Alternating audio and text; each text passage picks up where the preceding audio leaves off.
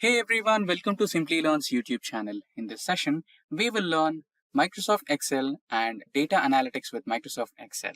But before we get started, I would like to take a quick confirmation from our viewers if my screen is clearly visible and my audio is clearly audible.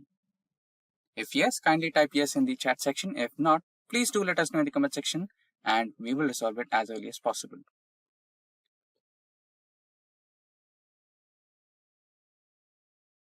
Great. I see a lot of positive responses from our viewers. I think it's clear to get started. So we have daily updates on multiple technologies, and if you're a tech geek in a continuous hunt for latest technological trends, then consider getting subscribed to our YouTube channel and don't forget to hit that bell icon to never miss an update from Simplilearn. Now, without further ado, let's dive into the agenda for today's discussion. At first, we will go into the Excel basic knowledge where we will understand some fundamentals of Excel about filters, etc. Then we will get into the column operations, which will have adding and eliminating the columns in Excel and how to summarize some elements in Excel. Similarly, the row operation in Excel. Then we will get into the spreadsheet fundamentals where we will understand how to lock a spreadsheet or password protect your spreadsheet, etc. Then we will dive deep into filters operations in Excel, and followed by filters, we will understand autofill in Excel and how to add watermarks in Excel, insert PDF image in Excel. Once we are done with the fundamentals, we will dive into using some critical functionality such as adding slicers into Excel, sumif functions in Excel, which is the conditional form of using sum function in Excel. Then we will understand the goal seek fundamentals in Excel, data cleaning for your data before analyzing your data, then converting numbers to words, sorting data for your spreadsheet, standard deviation, how to calculate standard deviation, then age and time differences in Excel, where we'll understand the fundamentals of calculating age, calculating time difference, etc. Then we will also understand date-oriented operations in that same segment. Followed by that, we will understand how to calculate percentage and average in Excel. So after this, followed by that, we will get into the print page setup where we will understand the page setup functionalities and page break functionalities in Excel. Then the DAX functionalities, pivot tables where we will understand how to create pivot tables, etc. Then we have various charts which we will be using for data visualization in Excel. Then we have some lookup function in Excel, the latest VStack function in Excel, and how to add hyperlinks in Excel. And finally, we will try to understand how to recover the unsaved folders or visualizations in Excel. And to make things interesting, we will also discuss some of the important shortcuts in Excel. With that, we are clear with the agenda. Now, over to our training experts. Now, let's look at a scenario here. So, one day in a startup, one professional speaks that their business is growing and they would need an efficient way to work with the data. They would have to find a way to work faster with storing and analyzing data. Now, to that, another colleague responds, well, we can make use of Microsoft Excel to do this job. The question is, will Excel be able to cater to their business needs? Now, the colleague responds, well, we can make use of Excel in several ways, and it also is a cost efficient option. Now, in that case, the colleague who posed the question says, let's go ahead with Excel and let's train our employees in Excel. And the suggestion is welcomed, which would make the job easier for them. And they would basically decide on using Excel. So they decide on taking a training right away and basically starting to learn Excel. Now, before we move to Excel, one of the question is, why should we use Excel? So let's look at some of the points here. So Excel proves to be a great platform to perform various mathematical calculation on large data sets, which is one of the biggest requirements of various organizations these days. Various features in Excel like searching, sorting, filtering makes it easier for you to play with the data. And Excel also allows you to beautify your data and present it in the form of charts, tables, and data bars. Now, when it comes to reporting, accounting, and analysis can be performed with the help of Excel. It can help you with your task lists, your calendars, and goal planning worksheets. Excel also provides good security for your data, Excel files have the feature of password protection. This way, your information can be safe. Now, when we talk about what is Excel and how it can be used, so Excel, or you might have heard as spreadsheet, can be basically used for a lot of different tasks than just storing the information in so-called tabular format. Now, Microsoft Excel is an application that is used for recording, analyzing, and visualizing data. It is in the form of a spreadsheet. Let's have a look at few of the functions and formulas used in Excel. And before we do that, we can also quickly take a small tour to understand how to work with Excel. Now, to do that, what we can do is we can type in our search, say for example Excel, and just select your Excel app which is installed. And here you see you have a lot of options which says take a tour, drop down list, get started with formulas, make your pivot table, going forward with pie charts, and much more. So we can click on this one which says take a tour, and that basically pops up a window which says welcome to Excel. And if you have always wanted to be better at Excel, you have this which can help you. So let's click on create, and that takes us to the store window. Now that says instructions for screen readers, which basically talks about 10 different steps in which we can learn Excel and using the spreadsheet app. So there are more than 11 sheets which we see here at the bottom end, and each one gives us a simple example which we can work on. So for example, if I click on add, now that takes me to this page which says how do we add numbers. Now you might be provided data which we can upload by loading a file from our machine, or getting data from a web source, or even connecting to a database. So there are various options which we will see in some time. So here we have an option which is called data. You can click on this one, and this basically has options where you can use existing connections. If you have created some, you can always click on from other sources, and you can get your data from SQL Server, from analysis services, from OData data feed. You can get in from XML, from data connection wizard, or also from Microsoft Query. You can be running in different queries here, which shows up in the option which says new query. There are connections which you can use, and that basically will display all the connections for this particular workbook, which we do not have as of now, but we can create them. But let's look at simple examples. Now you can follow these instructions here, which says basically adding up the numbers, and that could be easily done by just placing your cursor here. And what you could do is either you can type in the formula, that is from which row to which row you would want to add the data. So for example, I could just do a sum here, and that shows up all the different functions which are available. Then we can open up a parenthesis, and we can say I would be interested in totaling the amount from column D, and I would select, for example, D4. So I could be doing this, and then I could say D4 onwards till D7. So that's the data which I'm interested in. You can close your parenthesis and hit enter, and that gives you the total.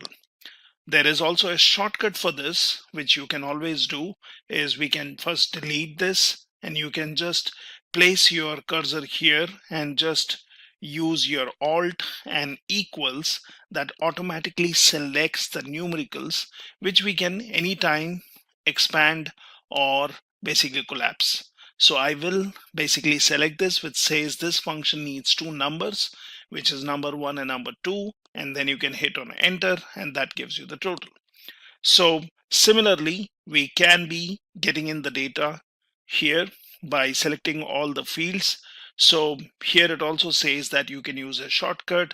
Now what we can also do is we can add numbers over 50 by selecting the yellow cell here, and then giving a condition such as, so I can basically use something like sum if, and then open a parenthesis. I can select I would be interested in this row, and then I can even drag and drop till here. So that tells me D11 to D15.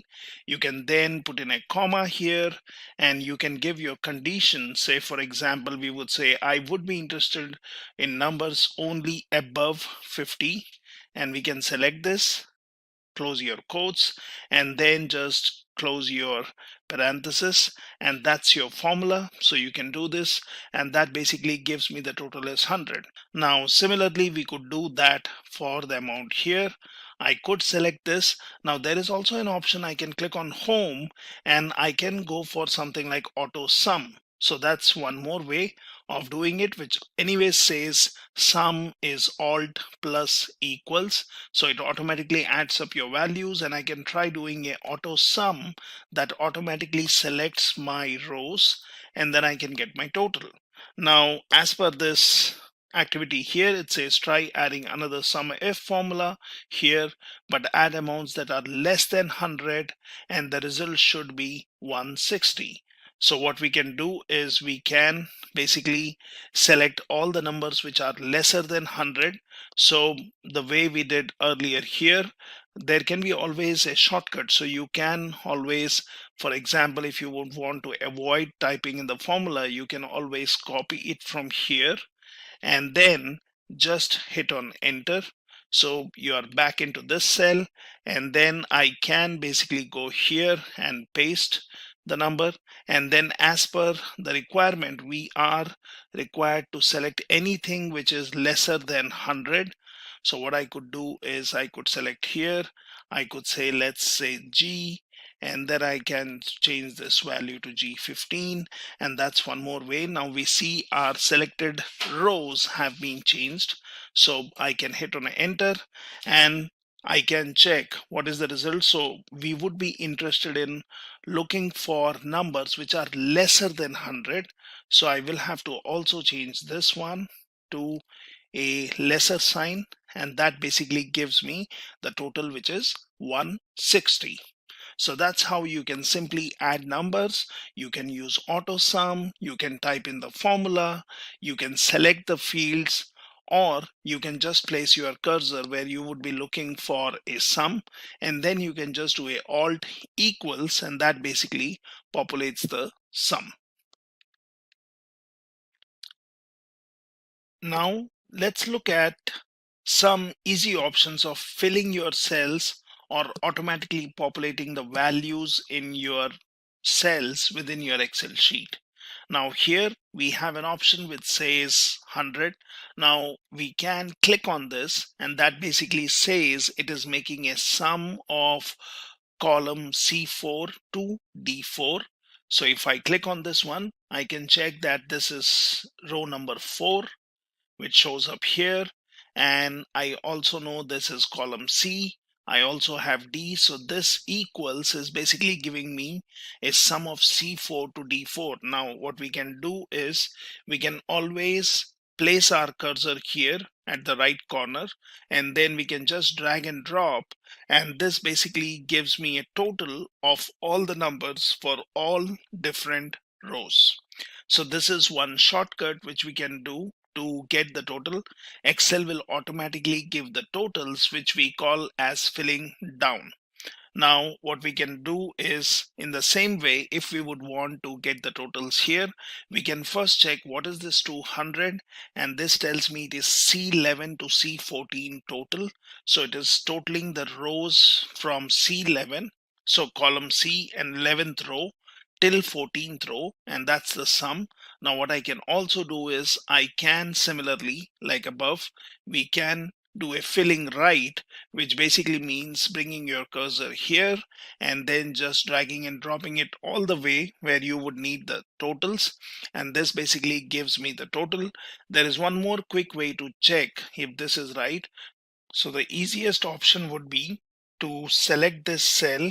Now what I can also do is I can just select all of these fields by just highlighting and selecting all the fields. Once it is selected, press on Control R, and that gives you the total.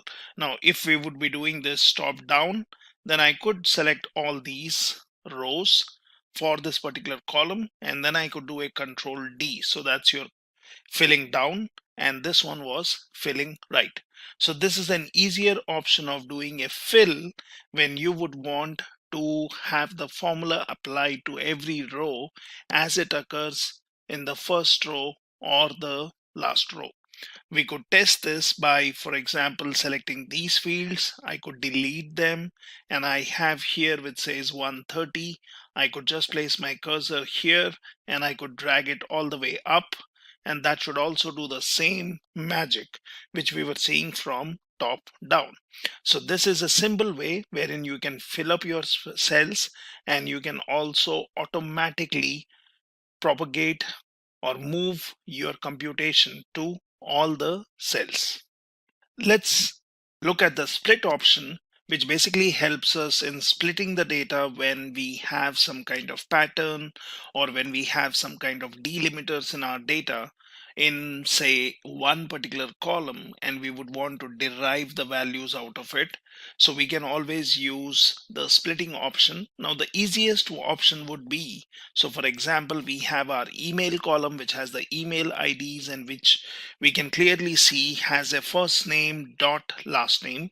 Now I see that there is a last name Smith filled up here, first name is empty. So what I can also do is I can just type in, say, Nancy here. Now that's the first name.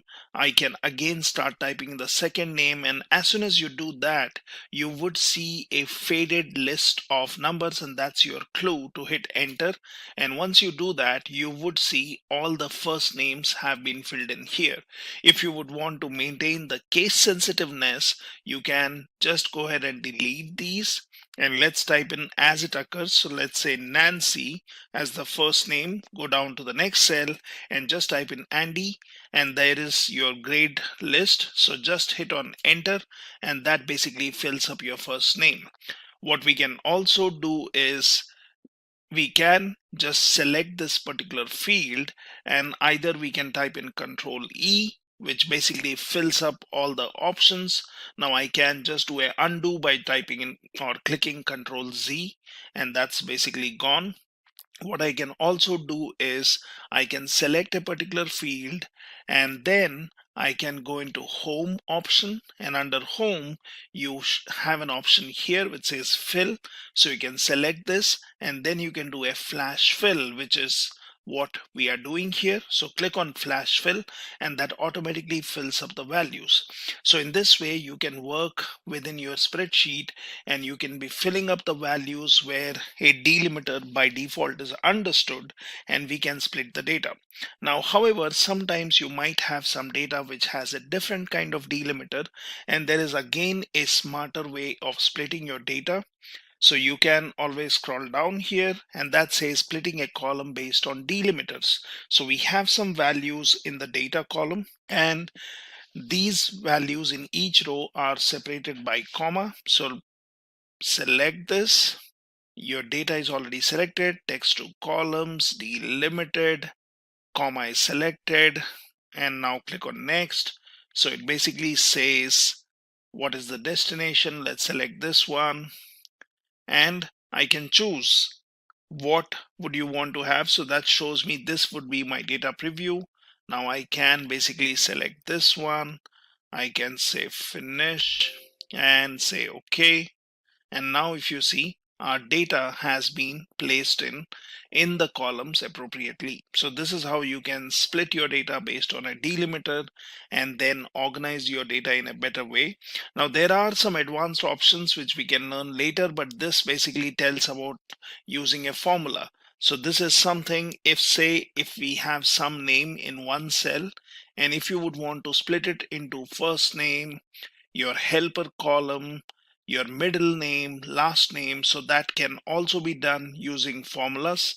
And this basically tells how would you extract characters from your left cell and how would you place them in your right cell. So you can try this activity, which is a little more of advanced option. The benefit is that you can always use this, wherein if you do some kind of transformation using your formulas, if your original data gets updated, then the split data will also get updated.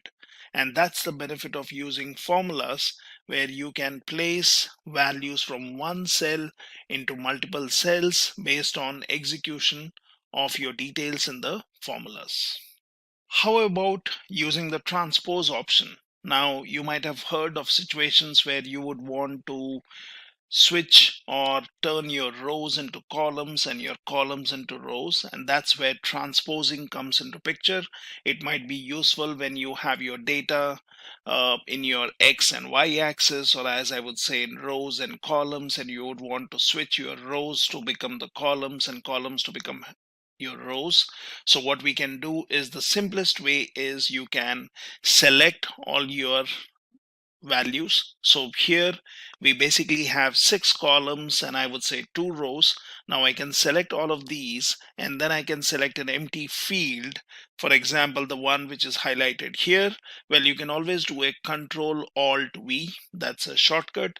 What you can also do is, once you have selected all your fields, you can just copy them. So just do a Control C and then click on an empty cell, and then what you can do is, you can do a special paste or paste special. So under your home you have the paste option, and here you can go for paste special. And once you do that, you need to select the transpose option over here and click on OK. And now you will see that the columns and the rows have been transposed. So your row name was item, and that has become the column heading. You had row name as amount, and that has become the column heading, and all your values have been transposed in this particular format. Now there is another way of doing that, and again, that's using your formulas. So what you can do is, you can transpose with a formula also, and that basically works when you have similar kind of data. So this has 6 columns and basically 2 rows. So you can basically do this. So you can select this, and earlier we were doing a copy, but now what we would want to do is, we would want to just look at the row numbers, which tells me it is C33, C34, and it starts with C and ends in with your H column. So what we can do is, we know that we have 6 columns and 2 rows. So transposing that would actually give me 2 columns and 6 rows. So what we can do is, we can select 2 columns and 6 rows in our Excel sheet. I can then basically start typing in the message, or I can just go to the address bar, and here I can say transpose. Let's go for C33, H34. It basically selects my data, and now I can just do a Control Shift and enter, and now if you see, all the values have been populated. Now you can just place your cursor in one of the cells, but if you see the address bar, the formula remains the same. This is because this is an array formula. So we can read more about an array formula here. It's basically something which performs calculations on more than one cell in an array. And in the example here, the array is the original data, that is C33 to H34. So your transpose is just changing the horizontal orientation to the vertical orientation. So this is a very simple way in which you can basically use the Excel's capability to transpose your data and convert your rows into columns and columns into rows. Apart from working on additions, subtractions, filling up your data, sorting the data, or basically splitting your data, transposing your data, one of the other requirements is sorting and filtering your data. Now that can be very handy when you're working on huge data and you would want to sort it in a particular order, say ascending or descending, or might be based on a particular field, or if that field was, or if the cell was highlighted with a particular color, sorting the data. So let's look at how Excel can be used for sorting and filtering. Examples are pretty simple here.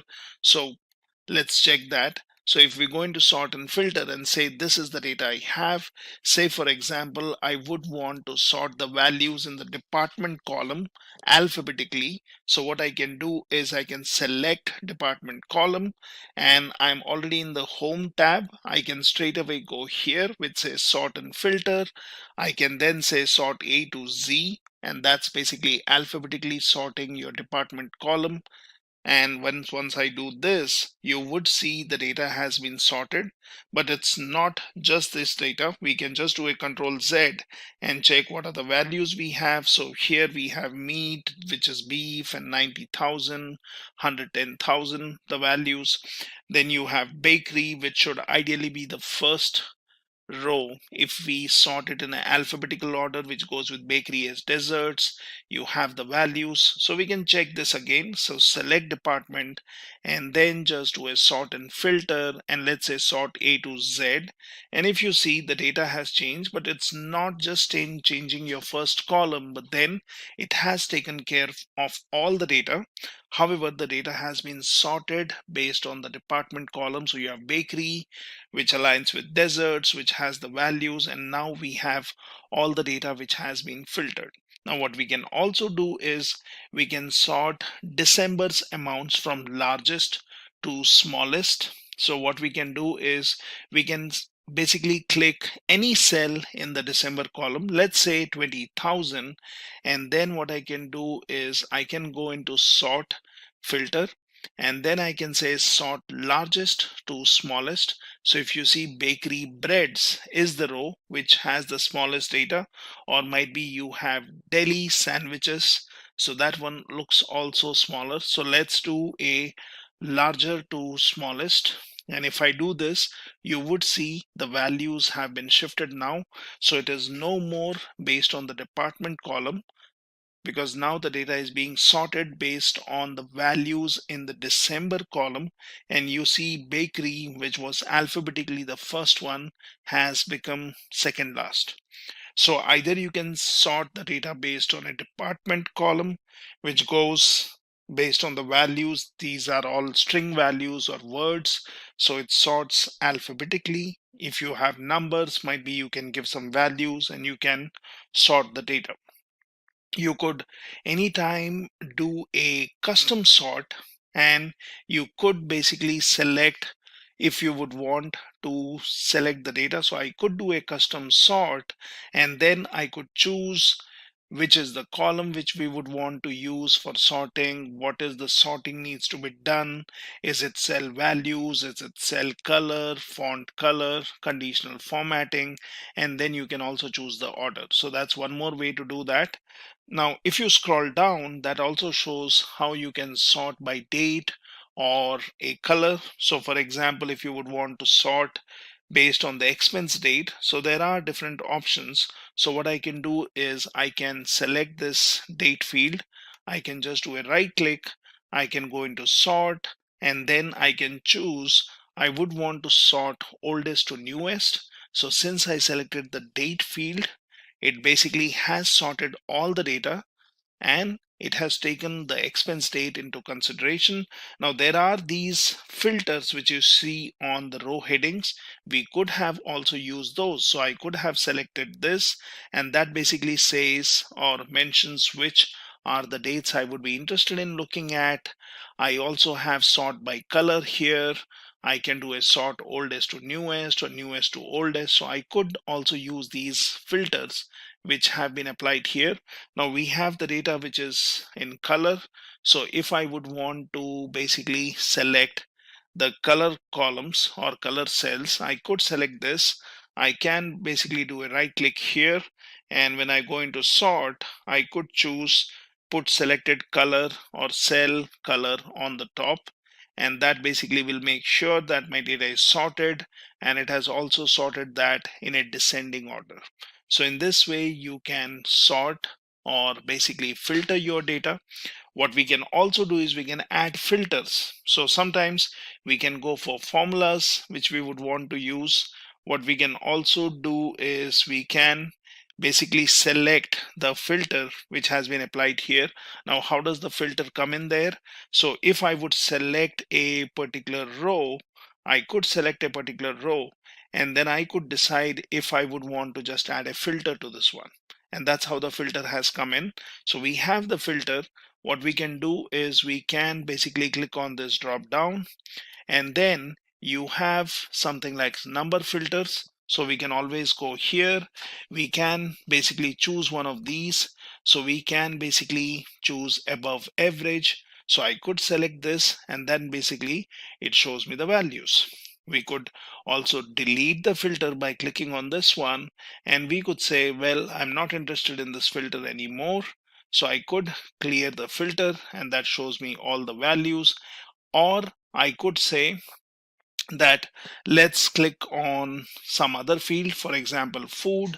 I can go in here, I can go into number filters, and then I could say, well, I'm interested in values which are below average, above average, might be greater than, and then I can choose what is the value. So for example, if we say I'm interested in food which is greater than $25, I could give a value here. I could say okay, and now I have applied the filter. Similarly, you can select this, and then you can just clear your filter and your data is back.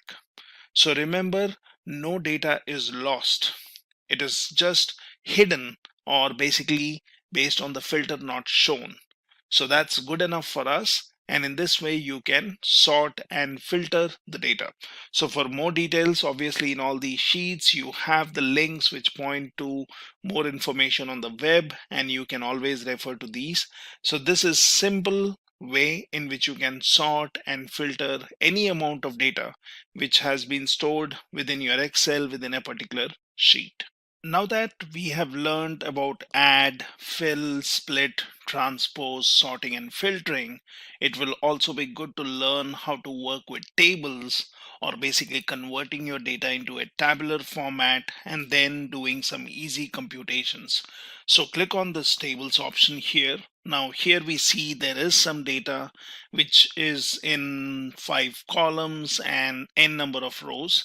So I can basically select this data, and then what I can do is I can insert, choose the table option, and then it says my table has headers, and we'll be okay with that. I'll say okay, and now if you see, this is the table created. It basically has different filters which we have learned earlier how to use, and this is basically my table, which is a collection of cells which has some special features. So we can easily add rows to this table, we can add columns to this table, and we can even do some calculations. So for example, here I can click on this one. I can basically enter some field, and then I can hit on enter, and we see that this row has been inserted, wherein we can easily fill in values. For example, I would say chocolates. I could give some value here, so 25,000, might be 35,000, and then basically I can give in some values here. Now what you can also do is you can continue adding rows in this way, and say for example you would want more columns, so you can select this option here in the top bottom right corner. You can just drag it towards the right, and that basically has automatically created columns for my next months, wherein I can feed in the data. So this is a simpler way wherein you can keep adding more rows and columns to your data if that has been converted in a tabular format. Now let me just do a Control Z, that basically deletes the columns. Again, Control Z deletes the last row which we added, and I can stop here, or I can even remove my values by doing multiple Control Z and removing my rows. So this is how I converted my data into a table, and then I can easily work on this. What I can also do is I can do some calculations. So what we can do, we have a table here, we have a total field, and what we can do is we can just select one cell here. Now as we have learned earlier, we can do a alt and then equals, and that basically says what is this doing. So it says it is calculating the sum of the last 3 months, and if that's what you would want to do, just hit on enter, and it has automatically calculated the totals for all your rows for these 3 columns. So the sum formula is getting filled up. Now I can select any particular cell and I can look in my address bar. So it has already given me the formula where it has started calculating the sum from the October column till the December column and has given me the calculated values of the columns. What we can also do is we can get total rows in the table. Now that's a simpler option. So what we can do is we can select any cell in this particular table, and then we see that there is a table tools design option showing up here. Now I can select this, and then it says, well, let's get a total row. So let's select this, and it automatically populates the total here. And if you would want the average, then we could select this, and from the drop down I can select what I'm interested in. So for example, I would want the average values and not the total. I could just select this, and that gives me the average of these values. So we can always do simpler computations here by converting our data into table format. Let's learn about one more efficient way of working with the data, and that's using your drop downs. So let's see how drop downs work here. Now, say for example, you have this data which has the values in the food column and department is empty. And say for example, you would want to enter the values in department. However, you would want to select that department should either have produce or meat and bakery, and these are the only 3 options which should be available for any user to fill in the values. How do we do that? So we can basically create a table by pressing Ctrl D. So what I can do is under my department here, I can select one of the cells, and then I can do a Ctrl T that basically converts this into a table. I can say OK, and my table is created. Now what I can do is once this part is done, we can select all the blank fields here where we would want this drop down to be applicable. Now under your data tab, you can go in and select data validation, and this has an option called data validation. Click on this, which basically says allow any value. So here I will select I would want to give a list of values, and then I can type in my values here, which I can say produce, say for example meat, and then say bakery. Now these are the values, so we can click on OK. And once we have done that, we basically have a drop down here next to apples, which will only show us the values which we can feed in under the department column. So I can go into every cell, and then I can basically choose what is the department which handles this, and then basically I can select one of these from the drop down. So this is an easier option of creating your drop down and then feeding in the values from the set of values which you have defined here on the right. So this is a simple example of using your drop downs, working with your tables, working with your sort and filter, transpose, split, filling up your data, adding in some data here. And similarly, you can use Excel for more than one use case using its inbuilt features to easily work with your data. Let's see how we can import data or bring in data into our Excel from your local machine or from an external web source.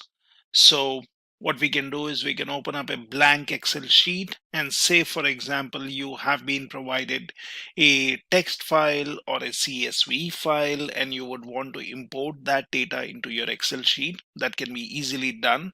So right now I've opened an Excel sheet. Now I can click on data, and here I have an option which says existing connections from other data sources.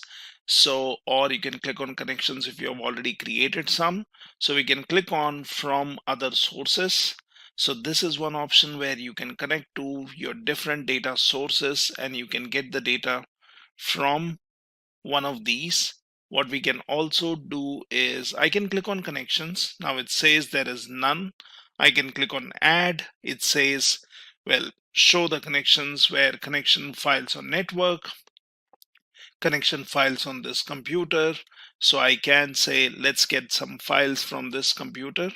Now, if that does not show up something, so say browse for more, and that basically shows you different options. So let's basically select a folder where I have some data sets. I'll click in here, and this is basically a folder where I have some data sets.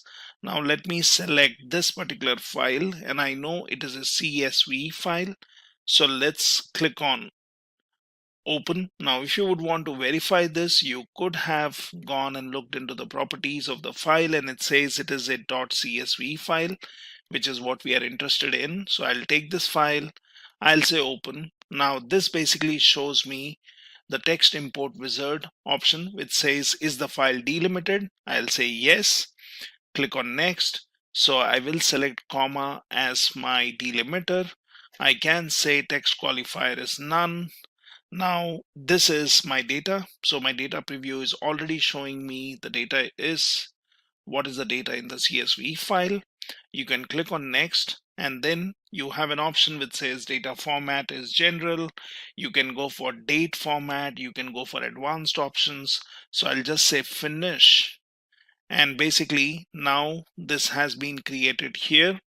So we basically have this, and now I can click on close. Now once you have done that, you can click on existing connections. It shows me the data which we have here, the connection which we have created, say open, and then it says, do you want to import this data or bring this data into existing worksheet?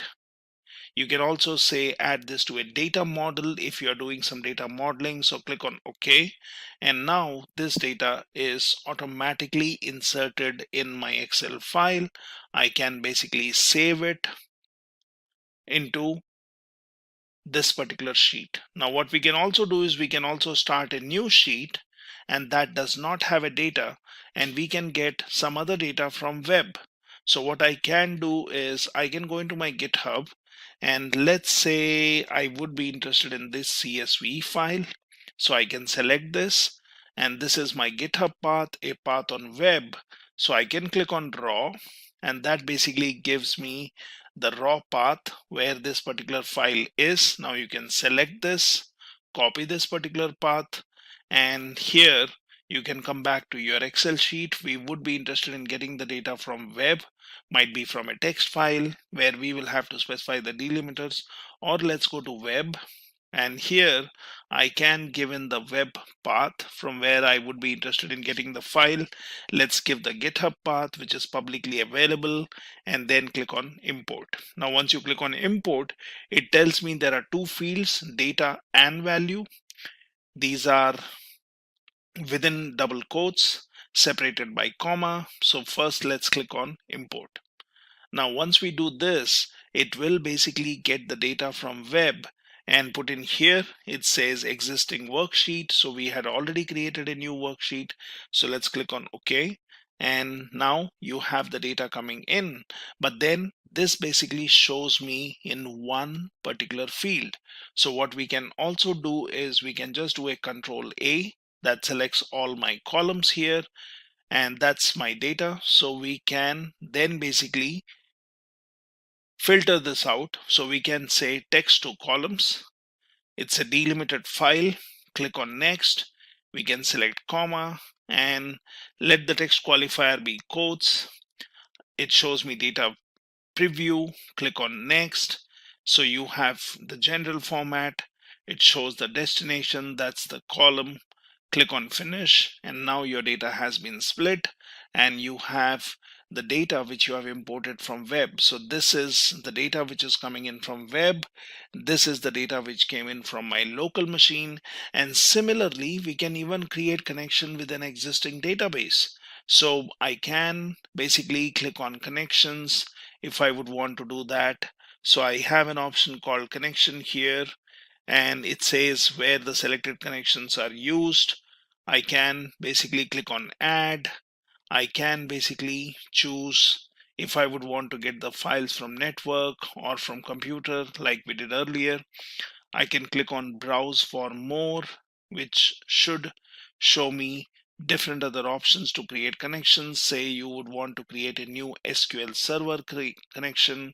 You can connect to a new data source coming in from different place. You could basically choose what kind of connection would you want. So these are all the different options which we can go for. And we can basically connect to a database. For example, if I have some database and say for example access database, I can see if there are some files with that particular database and I can import it. So similarly, we can also click in here which says new query, and that also gives you an option of getting the data from your files, from all these folders, from databases. So you can basically click here and then you can import data from a MySQL database, provided that is set up on your local machine or on a particular server. You can go from cloud, you can get it from online services, you can get it from other sources, which says from web, from your Hadoop file system, from Active Directory, from a blank query, and you can even combine queries wherein you can run a Power Query editor. You can get the data from different sources and then you can bring it into your Excel. So in this way, you can get your data from different sources into your Excel, into your spreadsheet, and then you can continue working on those data sets. We have already learned some basic operations which you can do in Excel, and let's implement our knowledge by working on this particular data which is coming in from housing data set. Now here, if we see some fields, we have agent, date listed, area, list price, and this is basically the data which has been sorted in newest to oldest order of date listed.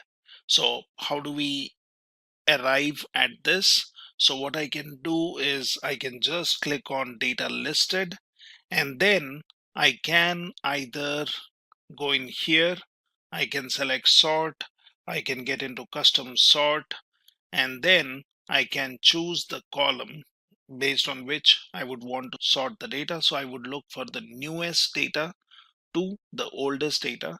That means that would be in a descending order of dates, or you could say the oldest date or the earliest month will be towards the lower side of your sheet.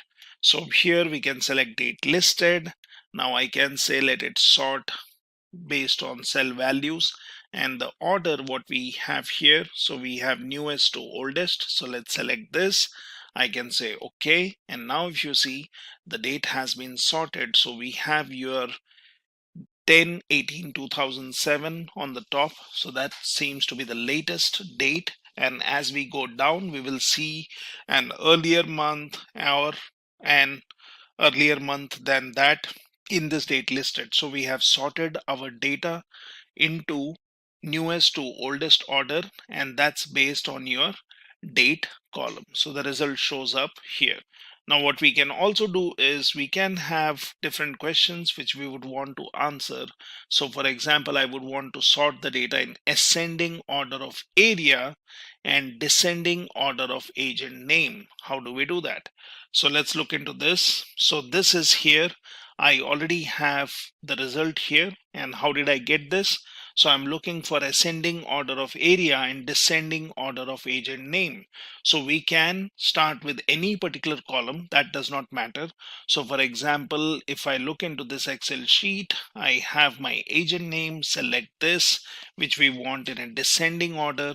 So we could either do a sort and then go for descending sort Z to A. We could also use the filter option here on the top right, and we could do it, or I could just say sort Z to A, and then it has arranged the data based on the agent column being in descending order. Now I can go into area and then I can again do a sort, and I wanted my area column to be used for sorting the data in ascending to descending.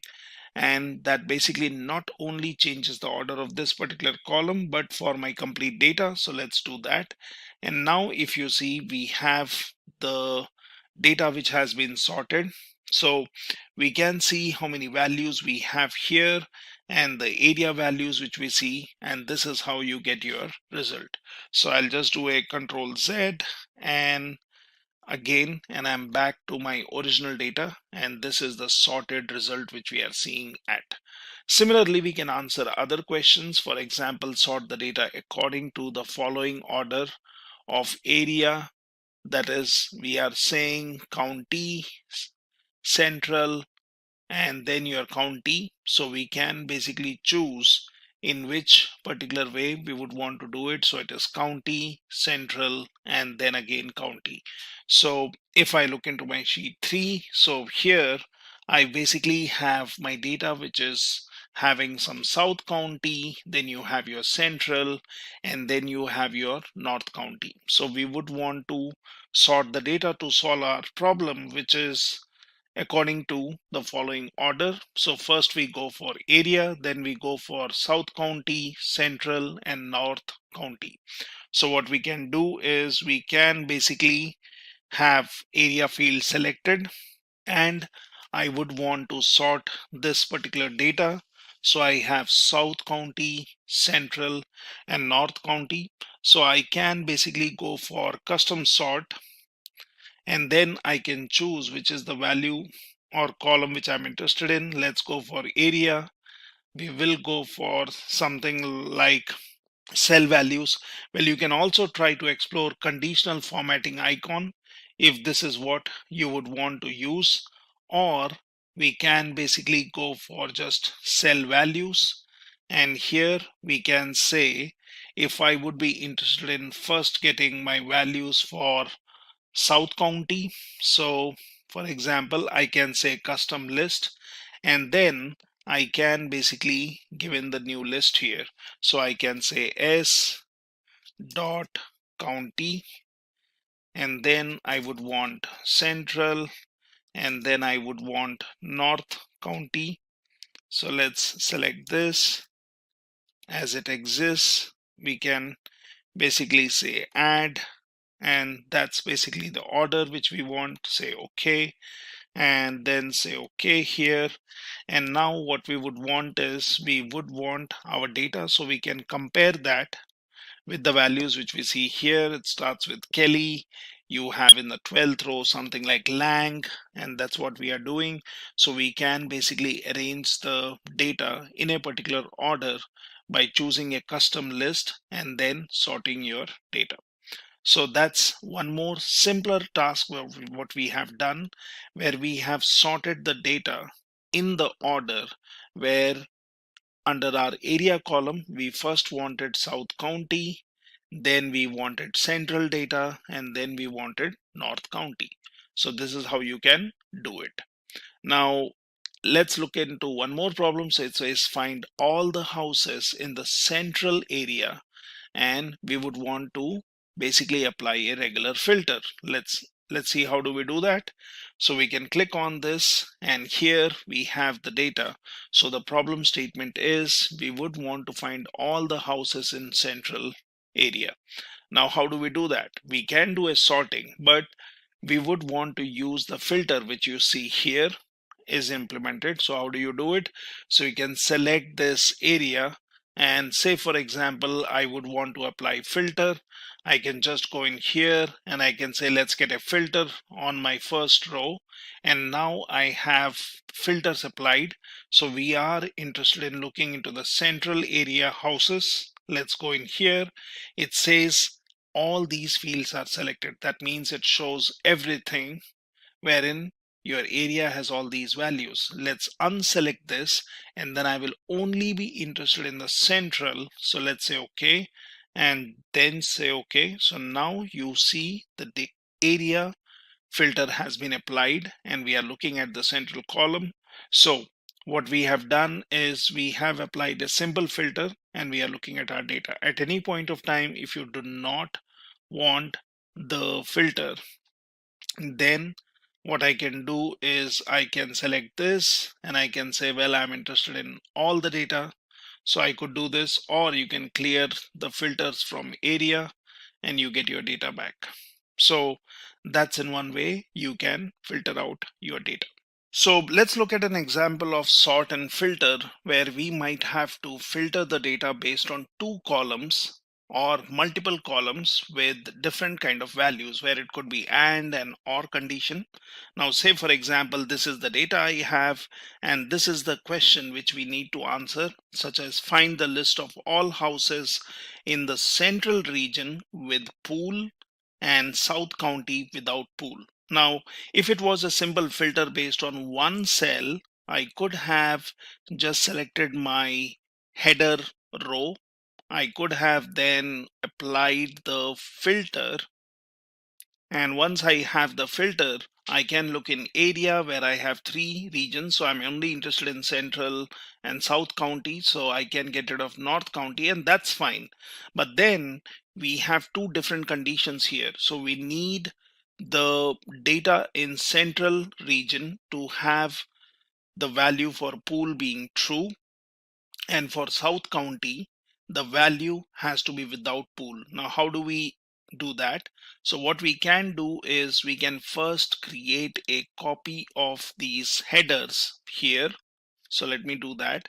Now the area has to be South County. So basically I can either just select this and I can choose this value, and then I can select this and then I can choose central. So that's the criteria which I have, and the pool value has to be, so central region should be with pool.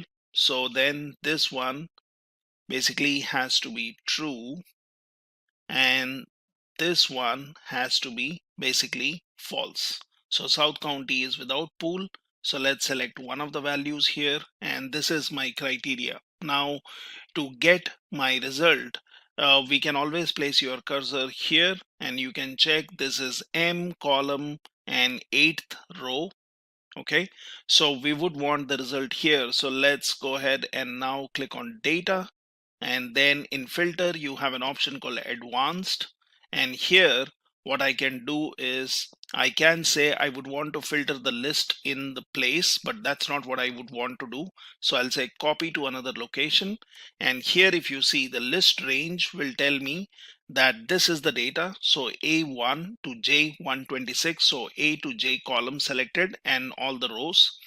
Criteria range is basically based on what I've given here. So that is M from 1 to V, which is 3. So I'm selecting these columns and then I'm saying all the way whatever criteria I've given, and copy to, I'm saying M8 to V8. So that basically will give me my filtered result.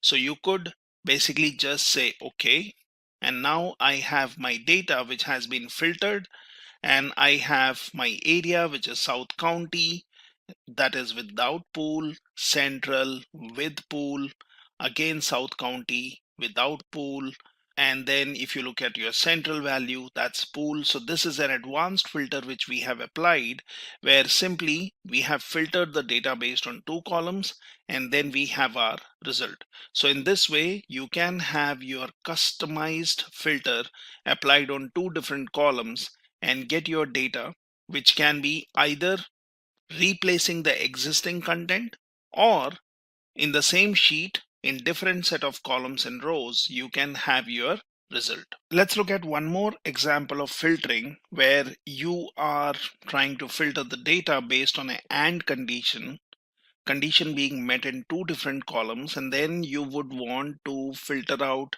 the data for only specific columns. So the situation is the agents with a house in North County, that should be county, area having two and a single type family. So we are talking about 2 bedrooms, and we would basically have a single type family, and here the criteria is that we would want to only populate these columns, which is agent, area, bedroom, and type.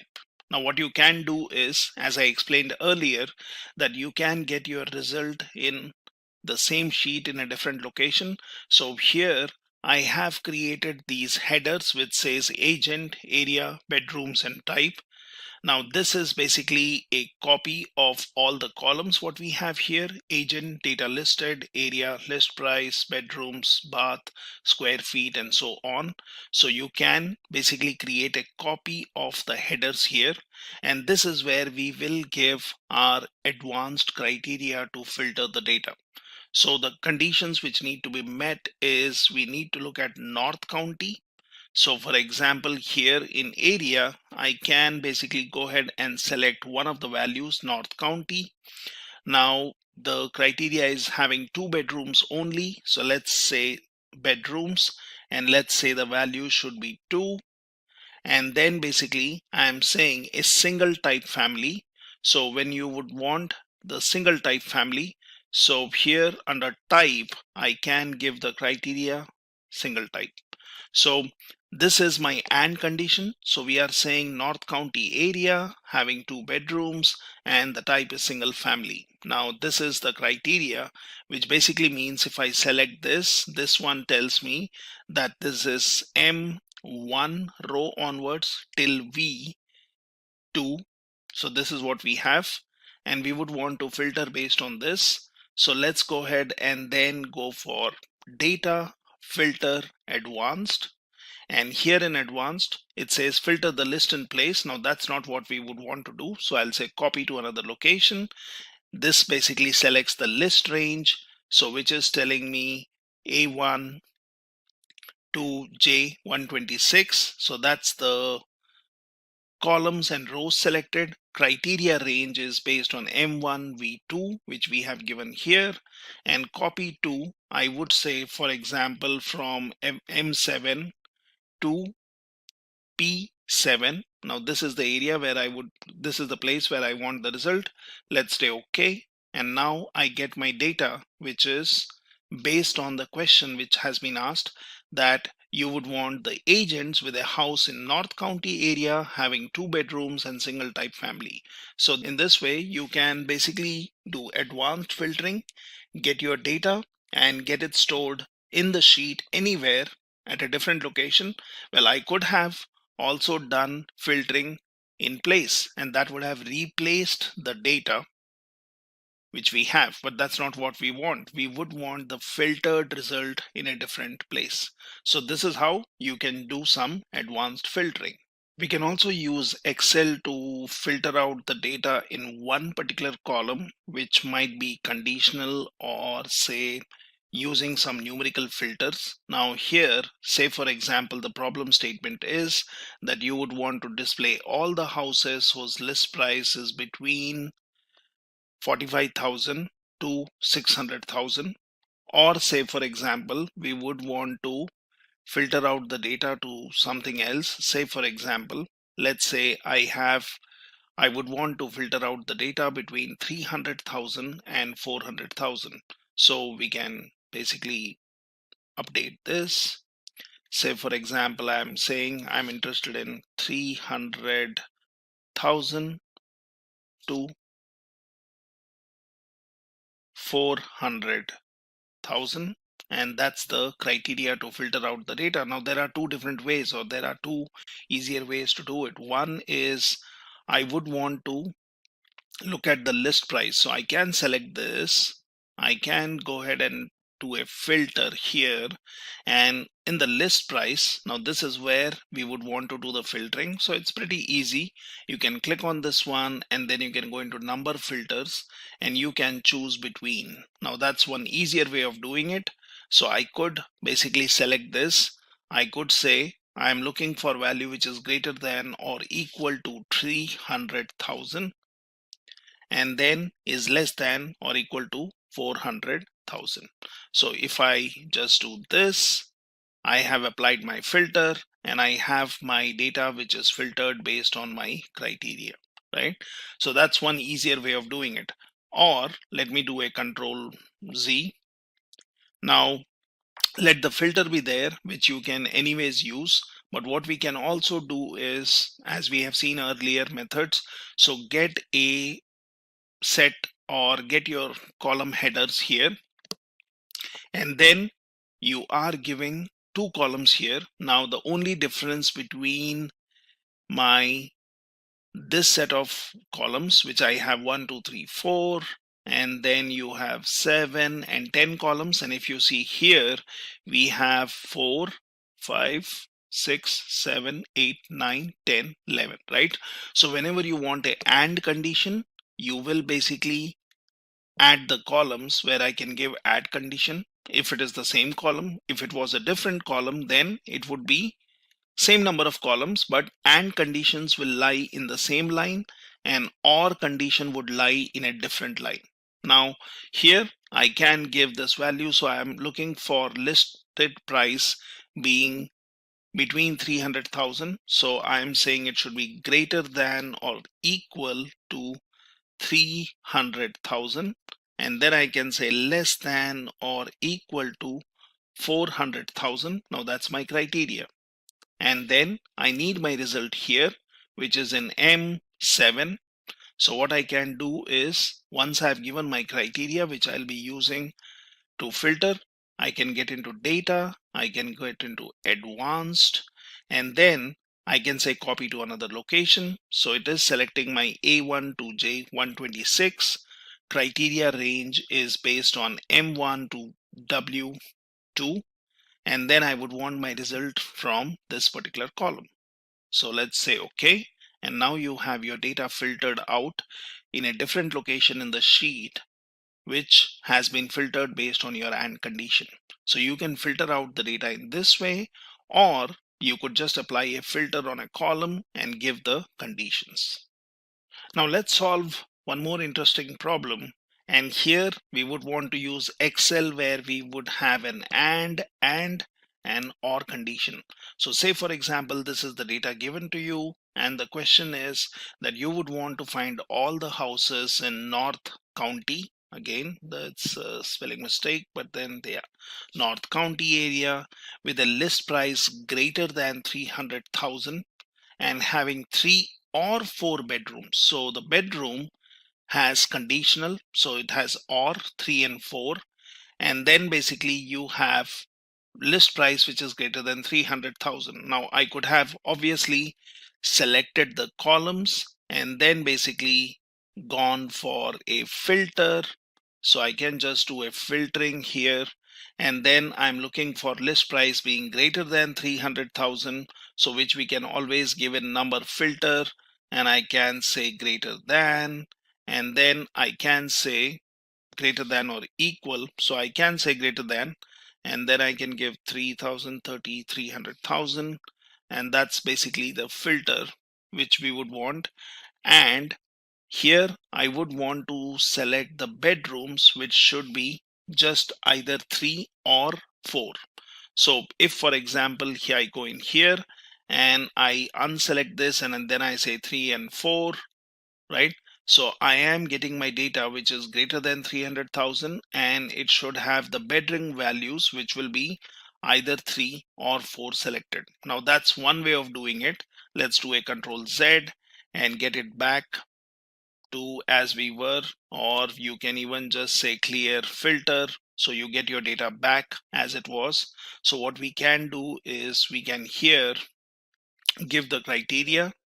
So for example, I have my list price. Now this is what I would want as a condition. So let's say greater than 300,000, and bedrooms should be 3, and then I can say greater than 300,000, and then I can say 4. So this one basically gives me a situation where your list price has to be greater than 300,000 and bedroom should be either 3 or 4. So we have given our filtering criteria. Now to get the result, what we can do is we can go into data, we can go into advanced, and we can say copy to another location. So our list range is selected, which is columns A to J, row number 1 to 126. Your criteria range is given in M1 to V3, where we have specified, and we are saying the result would be in M7 to V7. So if I do this, now I have got the same data which we were seeing earlier, and here the bedroom values are 3 or 4, and basically the list price is greater than 300,000. So this is a simpler way in which you can create your filters, and all this advanced filtering what we are seeing, it will be saved with your sheet. You can always go back and change this value, or you could do filtering where one person has to look into the filter to see what values have been selected. Now, let's understand what is a formula in Excel. In Microsoft Excel, a formula is an expression that operates on values in a range of cells. All formulas in Excel return a result, even when the result is an error. There are different ways to handling errors, which we'll see later. Formulas allow you to perform basic calculations such as addition, subtraction, multiplication, and division. You can also find out percentages and average for a range of cells, manipulate date and time, and lots more. Now let me open an Excel spreadsheet and show you what a formula is. So here I have my Excel worksheet. Now let's say I have some values under this A column, say 20, 30 and 40. Now I want to write a formula that will add the values that are present from cell A1 to cell A3. So I'll give an equal to sign and give my cell range, that is A1 plus A2 plus A3. Now if I hit enter, it will give me the addition of 20 plus 30 plus 40, which is 90. Now let's say I want to divide 40 by 30. If I hit enter, it will give me the division of 40 by 30, which is 1.33. Now let's see what a function is in Excel. When you're working in Excel, you will often hear the terms formula and function used frequently and sometimes interchangeably. They are closely related, but not exactly the same. Technically, a formula is an expression that begins with an equals sign. Functions are used to perform complex calculations that cannot be done manually. Functions have names that reflect their intended use. Now, let me take you back to the Excel sheet and I'll show you what a function is. Suppose now I want to add the values ranging from A1 to A4. Either you can use a formula like we did here. We wrote a formula using multiple addition operator, but there's another way which you can use, that is to write a function.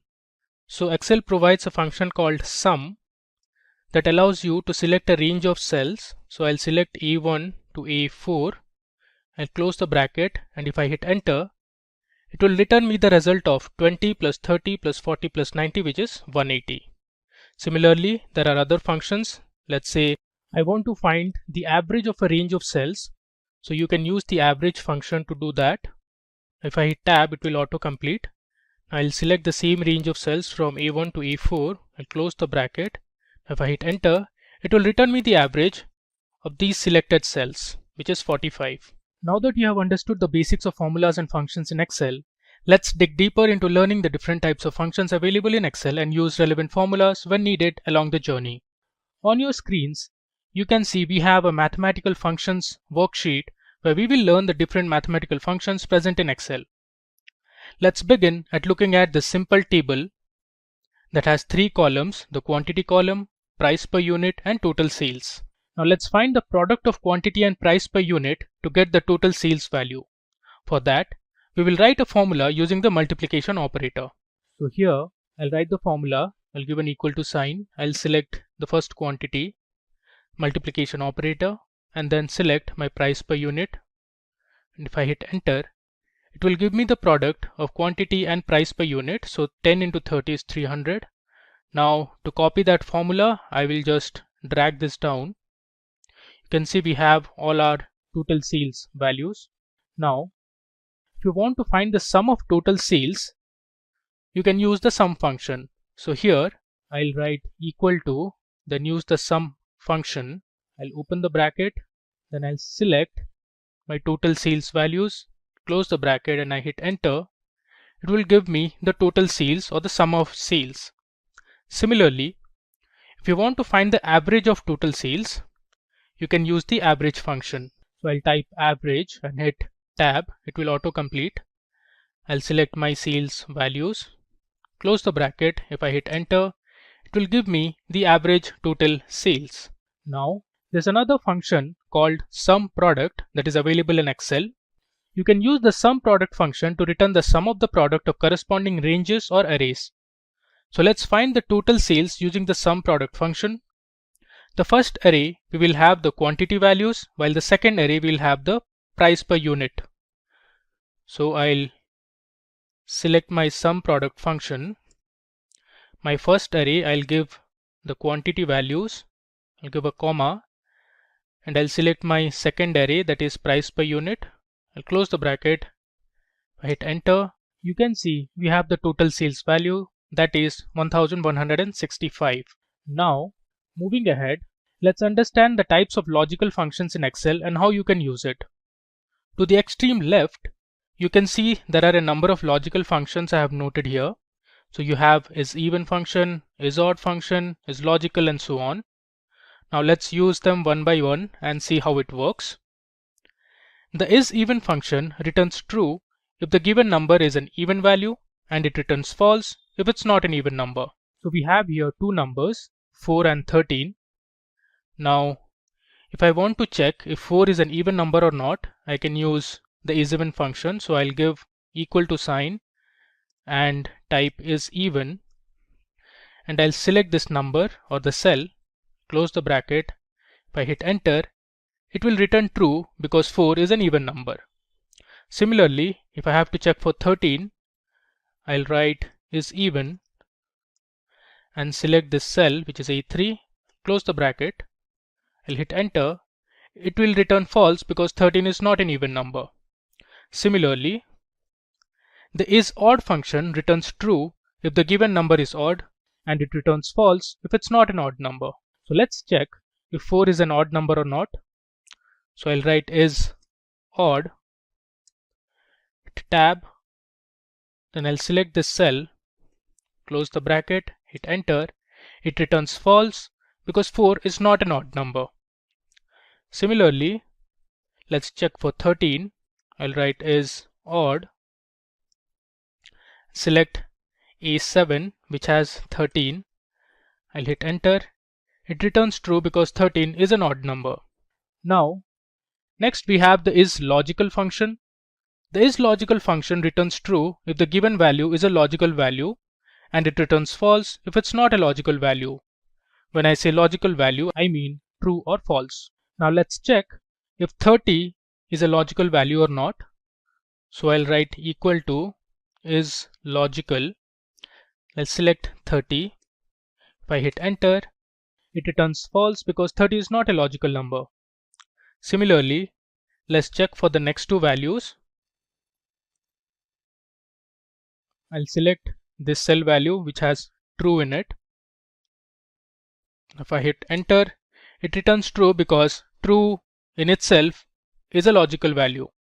Similarly, false should also return true because it's a logical value. You can see it here. Then we have isNumber function that returns true if the given value is a number. Numbers could be integers, floating values, or whole numbers. Now we have a number here which is 40.5. Let's verify if it's a number or not. So I'll write equal to, then select isNumber, select the cell, close the bracket, hit enter. It returns true. Similarly, if I have to check if 30 is a number or not, you can use the same function which is isNumber, select 30, close the bracket, hit enter. It returns true because 30 is also a number. Now, in the next cell, we have a text value. You can see it's CNN. So ideally, it should return false because CNN is not a number. There you go. It has returned false because CNN is a text value and not a number. Now, let's explore a few other functions that you can see here. So the round function rounds a number to a specified number of digits. So suppose I want to round up 35.316 to 2 decimal places. So I'll write equal to, and I'll give the round function. I'll provide my number 35.316, comma, since I want to round up to 2 decimal places, I'll give 2. I'll close the bracket. If I hit enter, it gives me the rounded value of 35.316, which is 35.32. Now the round down function rounds a number down towards 0. So let's see. I'll give the round down function and I'll provide the same number, that is 35.316. Let's say I want to round down to 2 decimal places. If I hit enter, the result is 35.31. Similarly, the round up function rounds a number up away from 0. So I'll write round up. I'll give my number 35.316. If I give the number of digits, say 2, it will return 35.32. So it rounds up this value. Moving ahead. Now if you want to convert a number into integers, you can do that using the int function. So suppose I want to convert 35.316 into integers, I can give my integer function, that is int, and provide my number 35.316. Close the bracket. If I hit enter, so you have the integer value of this floating point number.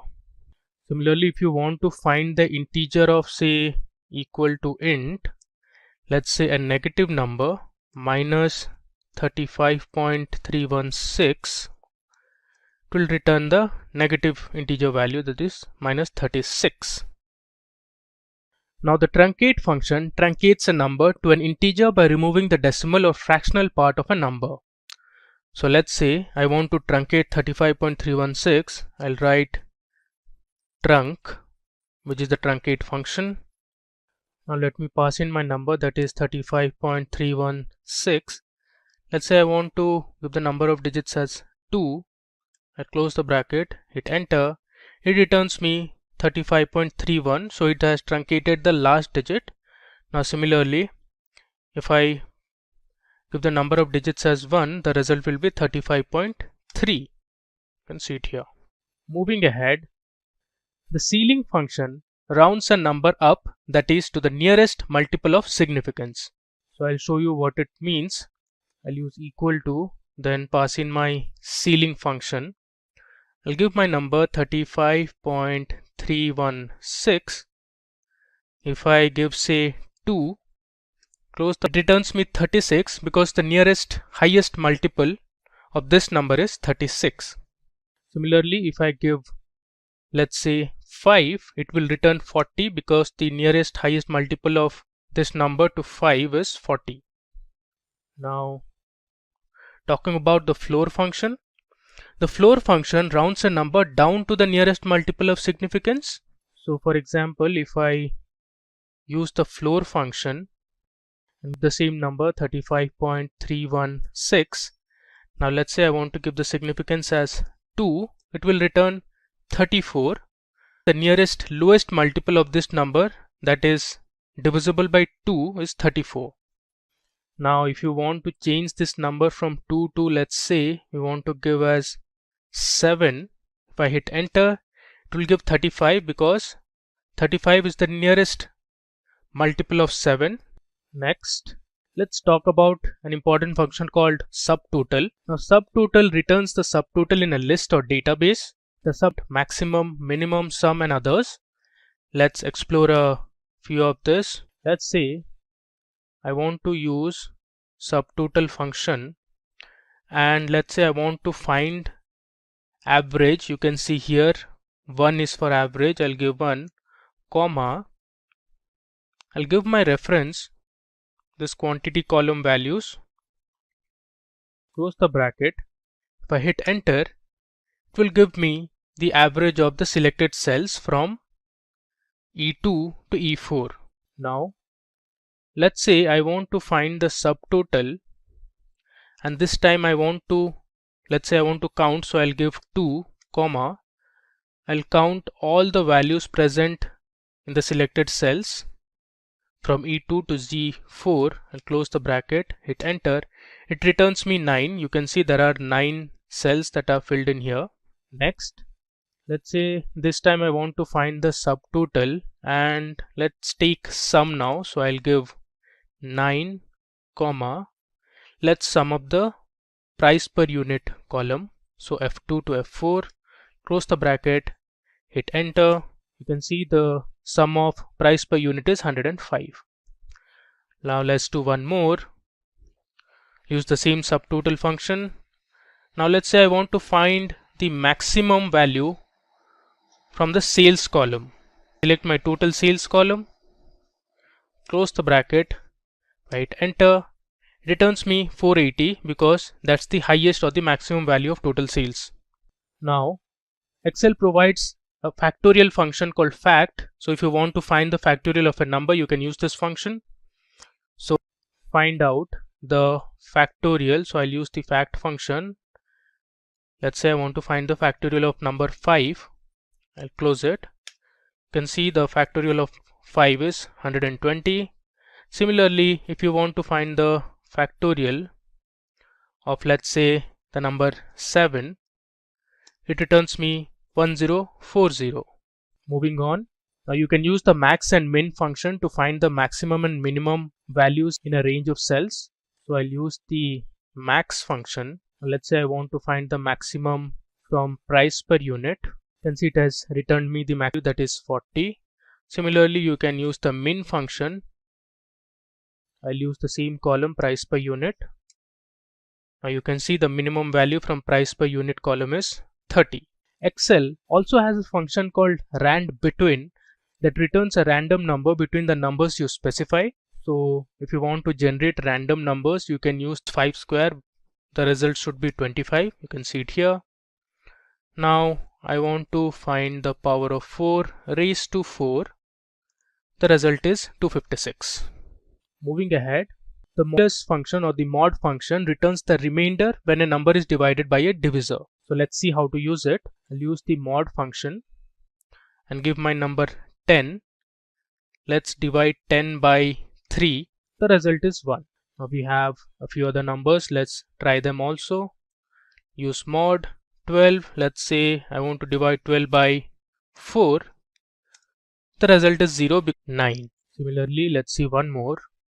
I'll use the count function. Now let's say I'll select from G1 to G4. If I close the bracket, hit enter, it returns me 3 because total sales, the first cell value is not a number. It's a character value, hence it's skipped the count of total sales and it counted the remaining cells. Now next, moving on to count A function. The count A function counts the number of cells in a range that are not empty. So for example, if I use the count A function, now let's say I'll select from L1 to L4, close the bracket. It has returned me 3 because we had an empty cell, so it skipped that count and it counted the remaining cells that were non-empty. Similarly, let's use the function once more and type count A. Now let's say I'll select from L2 to N4, close the bracket, hit enter. It gives me 5 because we have only 5 values that are cells are empty, so it skipped that count. Moving ahead, we have the count blank function. Now as the function suggests, it counts the number of blank or empty cells in a specified range of. So if I use count blank and let's say I'll select this range from L1 to L4, close the bracket, you can see it has returned 1 because we had one empty cell in this range of cells. Now let's do one more, count blank. Now I'll select from L2 to N4, close the bracket. It has returned 4 because you can see it here, we have 3 blank cells here, so total 4, hence it has returned 4. Up next, we have the AND function. The AND function checks if all the conditions or arguments are true. It returns true if all the conditions are true. If one of the conditions is false, then AND function will return false. Let's do this with an example. Suppose I write the AND function. So the first argument or the parameter has to be a logical condition. Let's say I'll select from E2 to E4 and my condition will be greater than 9. Let's say my second condition is from F2 to F4 is less than 45. Close the bracket, hit enter. It returns true because you can see our first condition from E2 to E4 all the values are greater than 9, while the second condition from F2 to F4 all the values are less than 45. So since both the conditions at one of the values is not less than 450, you can see we have a value 480 which is greater than 450, and our second condition F2 to F4 all the values are greater than 25. Now since one of the conditions is false, so our AND function returns false. Moving on to OR function. The OR function checks whether any of the arguments are true and returns true. If all the arguments do not meet the condition, it will return false. So you have to satisfy all the conditions in order to return a true value. I'll use the OR function. Now let's say I'll give my condition from E2 to E4 greater than 15, comma, from F2 to let's say F4 less than 25. I close the bracket, I hit enter. It has returned me false because both the arguments are not satisfying the condition. You can see from E2 to E4 none of the values are greater than 15, and similarly from F2 to F4 none of the values are less than 25. Now since both the conditions are false, our OR statement false. Let us take one more example. I'll use the OR function again. Now the condition will be from G2 to G4 greater than equal to 300, comma, let's say from F2 to F4 less than equal to 40. I'll hit enter. There you go. It has returned us true because both the conditions are true. You can see if all the values between G2 to G4 are greater than or equal to 300. Similarly, all the values from F2 to F4 are less than or equal to 40. Now let's get to our second tab, which is character text functions. Here we will learn various character functions and how you can use them in Excel. So first you can see we have isText function. So the isText function checks if the given value is a text value and returns true or false. So if I were to check if this value is a text or not, so I can use the isText function. I'll give reference to this cell, close the bracket. It returns false because 10 is not a text, it's a number. Similarly, let's check the next one. I'll select cell E3. If I hit enter, you can see it has returned true though the value is 10, but still it's a text. The reason is, you can see on top we have given an apostrophe before writing 10. So I'll show it to you here. In case I write 90, hit enter, the numbers by default are right aligned. Now if I give an apostrophe and then write 90, hit enter, it is now a text. You can check that using the isText function. Select this cell, close the bracket, hit enter, it returns me true. So this 90 is a text value. Now similarly, let's check for the next one is equal to isText. I'll select this cell, hit enter, it returns me true because Excel is a text value. Now the next function we have is the length function. As the name suggests, the length function returns the number of characters in a string. So it will count the total characters including spaces as well as special characters. So let's see how many characters does this string India has. If I hit enter, it returns 5. You can count India has in total 5 characters. Similarly, let's check for this sentence. I'll write len, which is the length function. Select this cell, close the bracket, hit enter. It returns me 28 because it has counted the spaces also.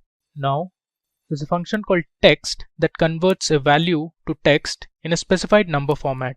So suppose I want to convert these date values into text values in a given number format. So I can write the text function. I can give the value by referencing this cell, comma, let's say I want to print the date value in the form of a text in this formats, let's say dd, mm and yy. Close the bracket. You can see this has converted the date value into dd, mm, yy. Now similarly you can change the date value to text in some other format like dd mm then 4y. You can see it returns 30 June 2015. Now if this is a text value or not, you can use the same function, that is text. I'll give reference to this cell. There you go. It has returned me true, which means it has converted the date values into text now. Moving ahead, next we have the replace function. The replace function replaces the part of a text string within a different text string. So suppose I want to replace cell A15 value, which is A101.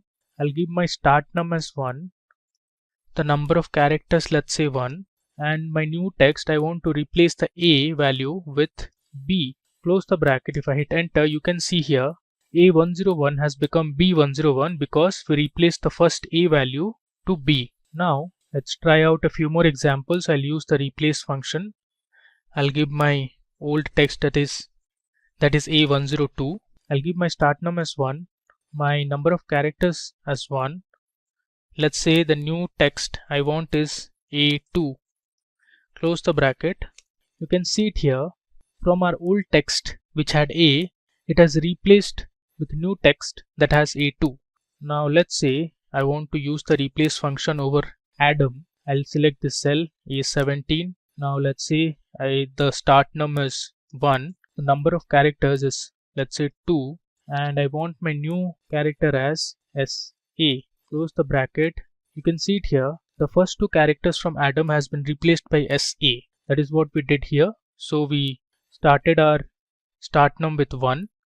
Then we chose the next 2 characters, that is AD, and AD we replaced it with SA. So the name becomes Sam now.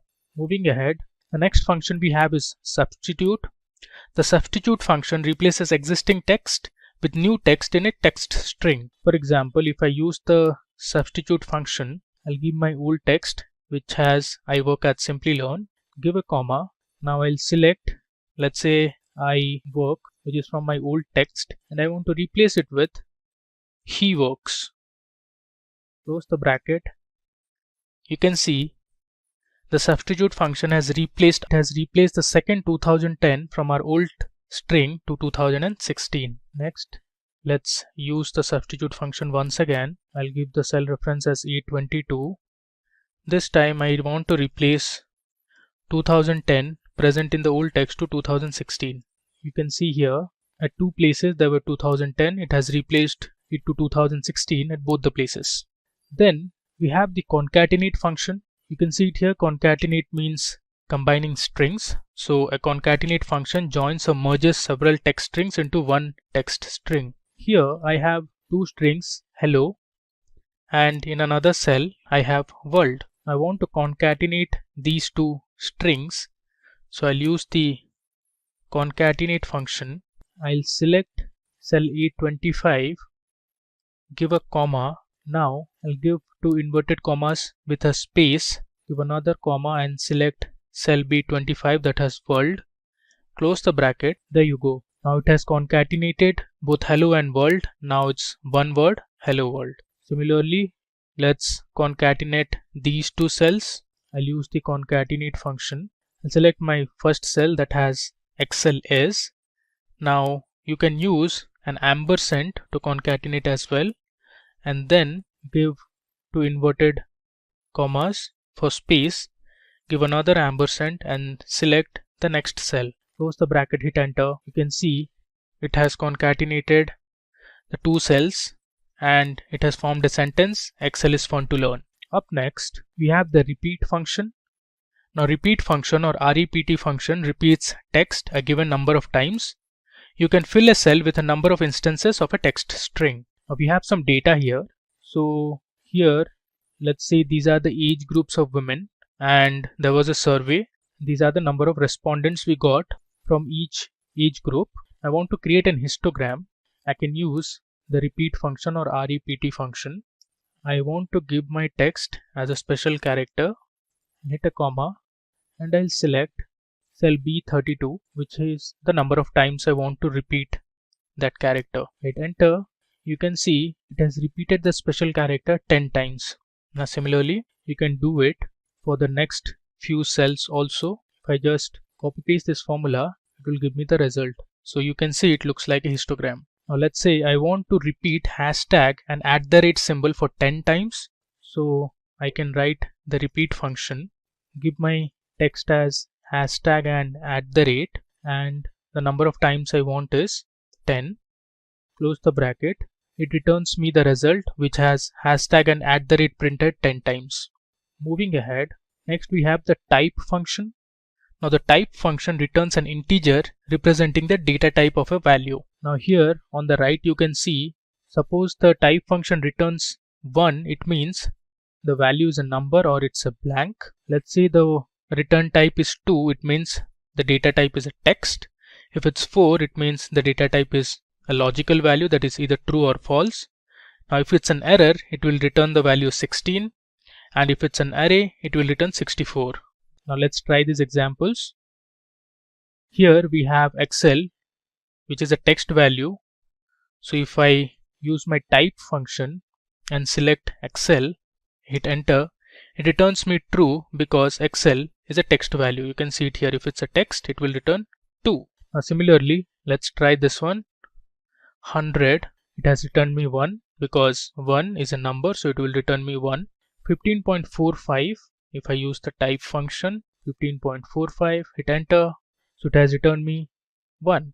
Now you can see these are some errors.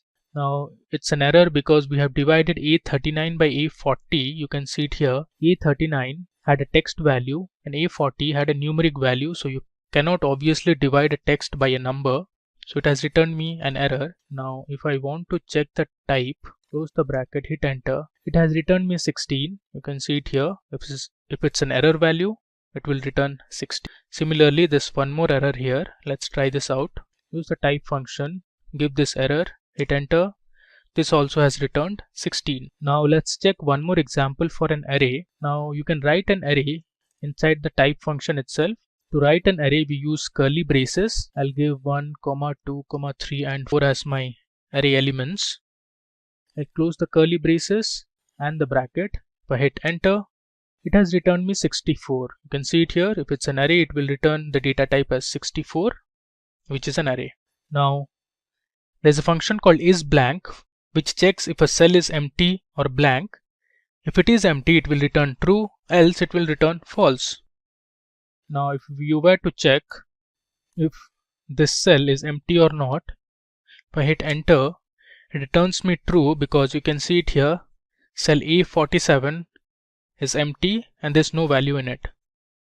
Now if I want to find out if cell A48 is blank or not, if I hit enter, it returns me false because there is a value 40 in it.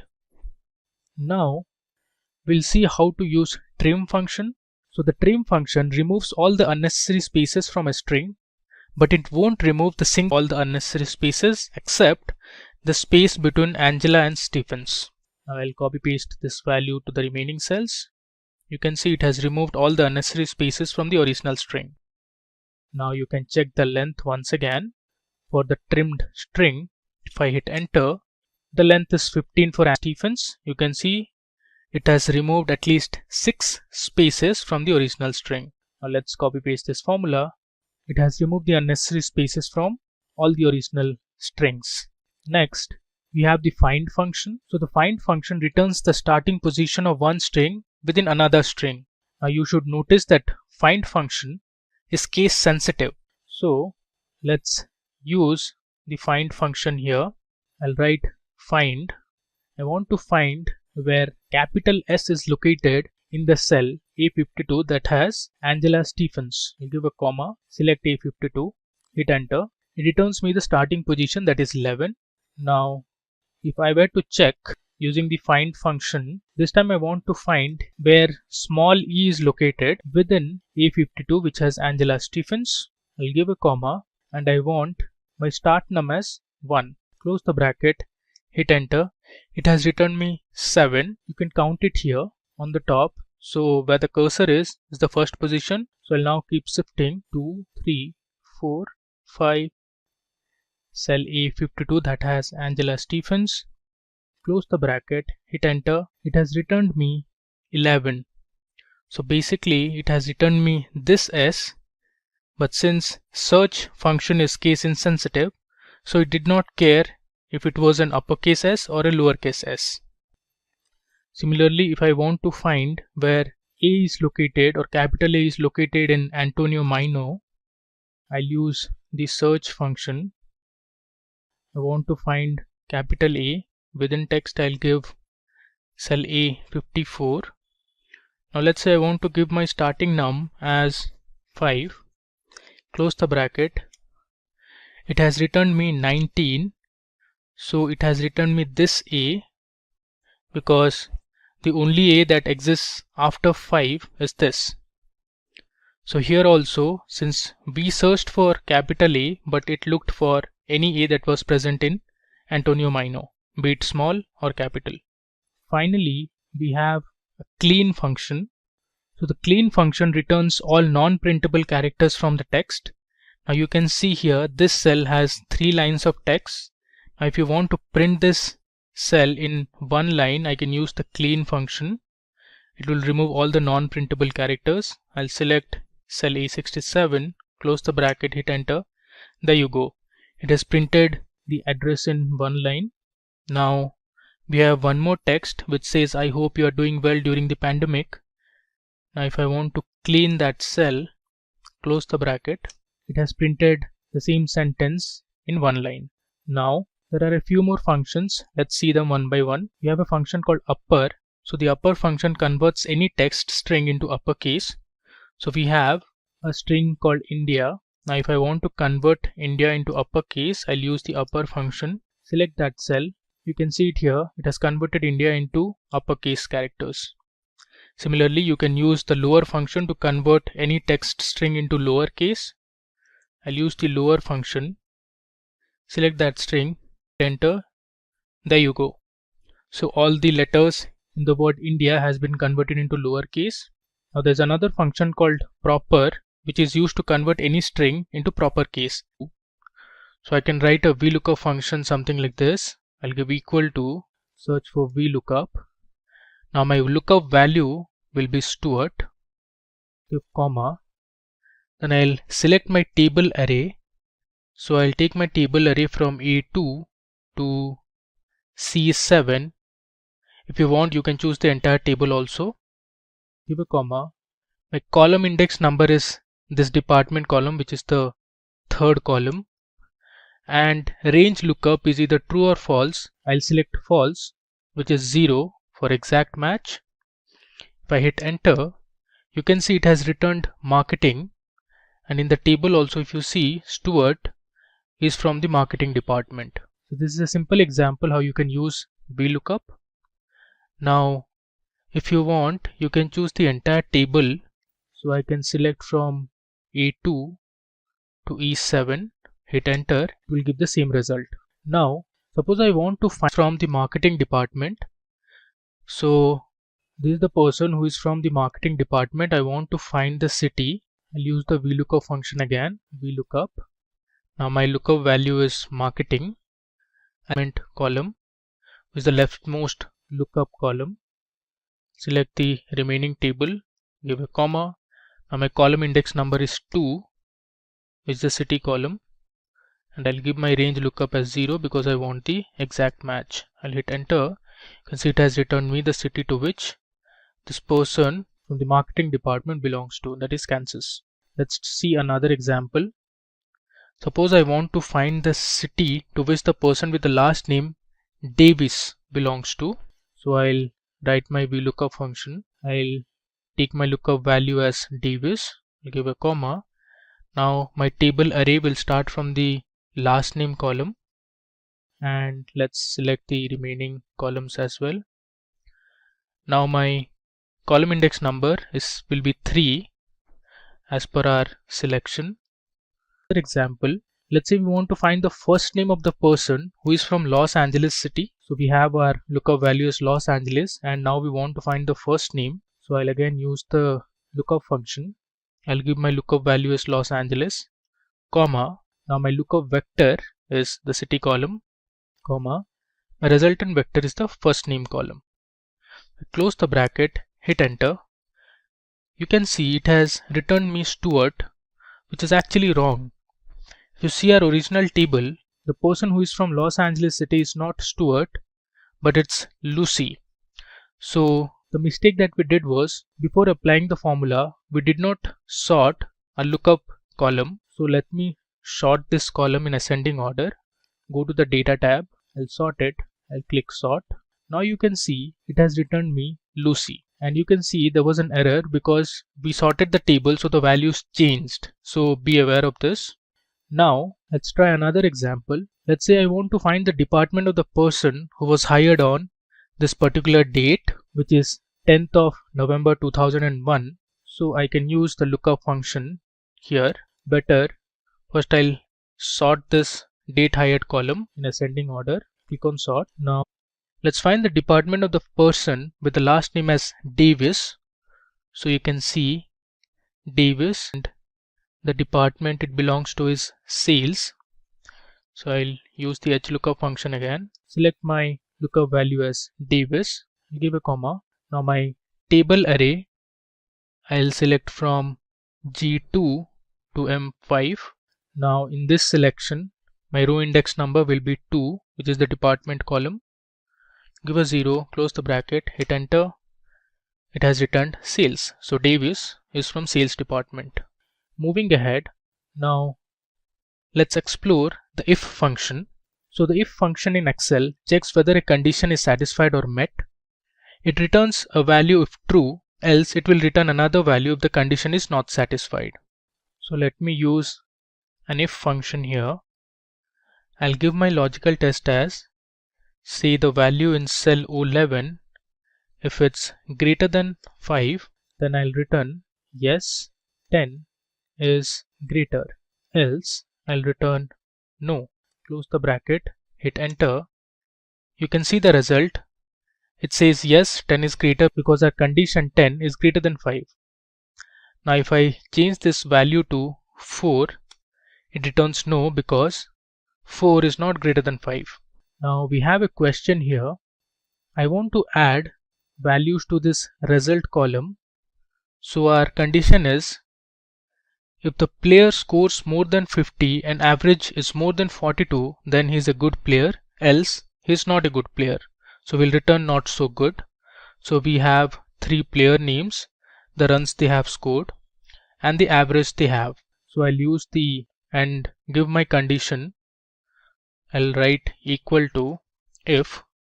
Now since I am checking for 2 conditions, that is the player should score more than 50 and the average should be more than 42, so I'll use and clause here. So I'll check if P22, which has the runs, is greater than 50 and Q22 is greater than 42, then we'll return is a good player, else not so good. Close the bracket.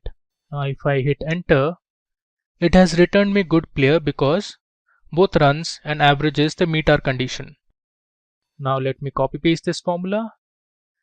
For this cell you can see Michael has scored 40 runs and his average is also 40. He's not so good because our condition was he should have scored more than 50 and average should be more than 42. So both the conditions was not met. The next function we have is if NA. Now the if NA function will return the value you specify if the expression resolves to any value, otherwise it will return the result of the expression.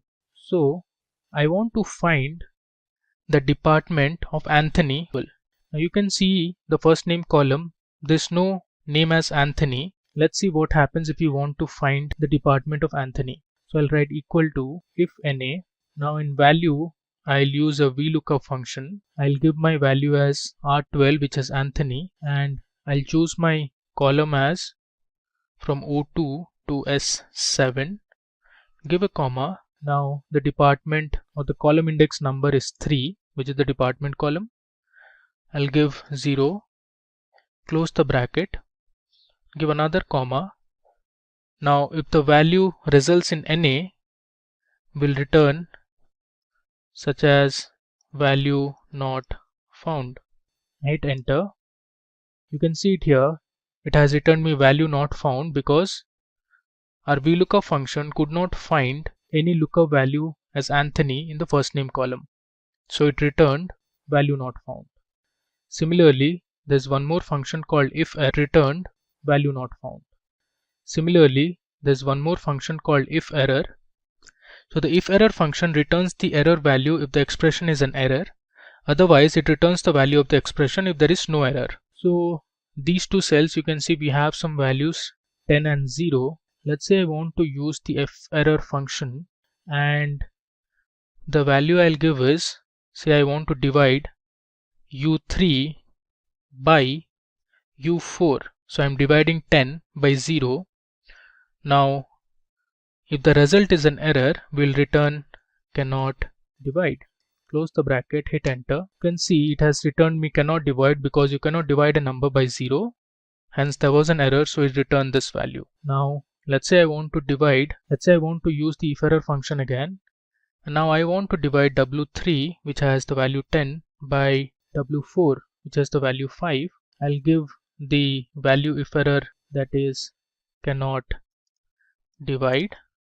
If I hit enter, it returns me true because 10 is divisible by 5. So it divided 10 by 5 and the result was 2. Similarly, let's say I want to find the city to which, again, there is no Anthony. Let's try this out. I'll use the index function. Now the array I will give is from Z2 to AC7, comma, my row num is 3 and the column number I want is 2. Close. It returns me Davis, which is this one. The reason being we skipped the header column. Our column was selected from this cell. So this is our first row, second row, third row.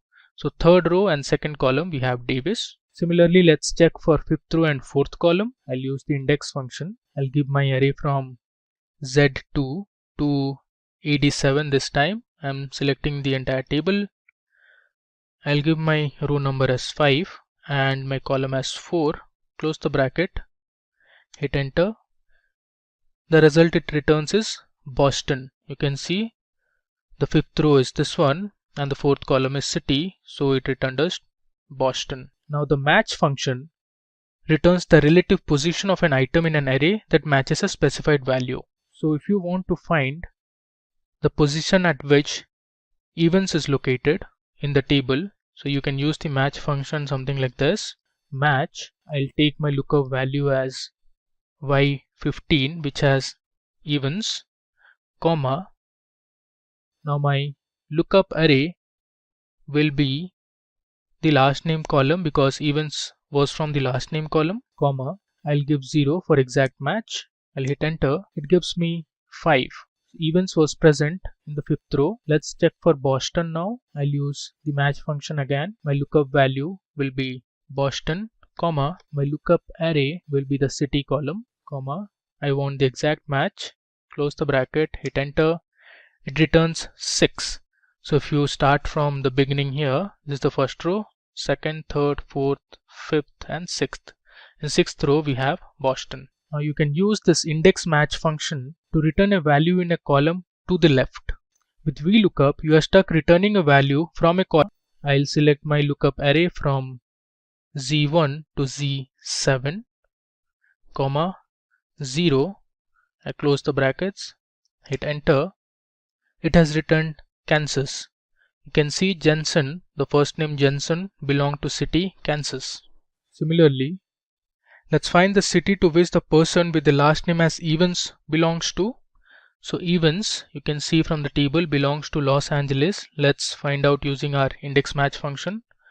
I'll write index and then array I'll give as AC1 to AC7, comma. My row num, I'll give my match function. Lookup value will be events, which is AB15, comma. Lookup array is AA1 to AA7, which is our last name column, and 0. If I hit enter, you can see it has returned Los Angeles. Now let's find out the department to which Zampa belongs to. So I'll use my index function. Now I'll select my array from AA1 to AC7, comma, I'll find the row number using the match function. So my lookup value will be Zampa, which is AB18, comma, the lookup array will be AA1 to AA7, comma, 0. I close the bracket, give one more comma. Now I'll find the column number. I'll again use my match function to do it. So this time I want to find the location of department. So I'll give department, that is AB1, as the reference, comma, the lookup array will be from AA1 to AD1, which are the column headers, comma, 0, and I'll close the brackets. If I hit enter, it gives me sales. So you can see here from the table, Zampa is from the sales department. So in this way you can use index match function to find the row number, the column number, and the value you are looking for. Now we'll talk about countif, countifs, sumifs, and averageif functions. So you can see I am here in a new tab. Now to check these functions, I'm using a coronavirus data set. You can see it here. It has a date column. Then we have divided the date into day, month, year, number of cases, deaths, countries from which these cases and deaths came from. We have the continent and few other information. So first let's see what countif function does. So the countif function counts the number of cells within a range that meet the given condition. So we'll see these functions by taking an example. So we have a question here. We want to count the number of times Afghanistan is present in the data set. So I'll consider my G column, that is countries and territories. So I'll write my countif function. I'll give my range from G1 to the end of this G column. I'll give a comma, go to the top. Now my criteria will be Afghanistan. If you want, you can use cell reference as well. I'm typing the country name manually. If I hit enter, it gives me 146. So in this column, that is the G column, Afghanistan is present 146 times. Similarly, let's count the number of times India is present in the dataset. So I'll use the countif function again. I'll select the same range. I'll give a comma. Now my criteria will be India. You can see here India is present 155 times. Moving on, the next function we'll talk about is countifs. So countifs function counts the number of cells specified in a given set of conditions or criteria. So our question is, count the total number of days in which the cases in India have been greater than 100. So to do this, countifs function, I'll select my criteria range. First I'll select the G column, comma. My first criteria is we want to check for India, and then my second condition is that the number of cases has to be greater than 100. So my next criteria range will be the cases column, comma, and my condition is greater than 100. Close the bracket, hit enter. The result is 68. So a total of 68 days India had more than 100 cases. The next example is we need to count the number of days in which the deaths in United States have been greater than 200. So for that, I'll use the countifs function.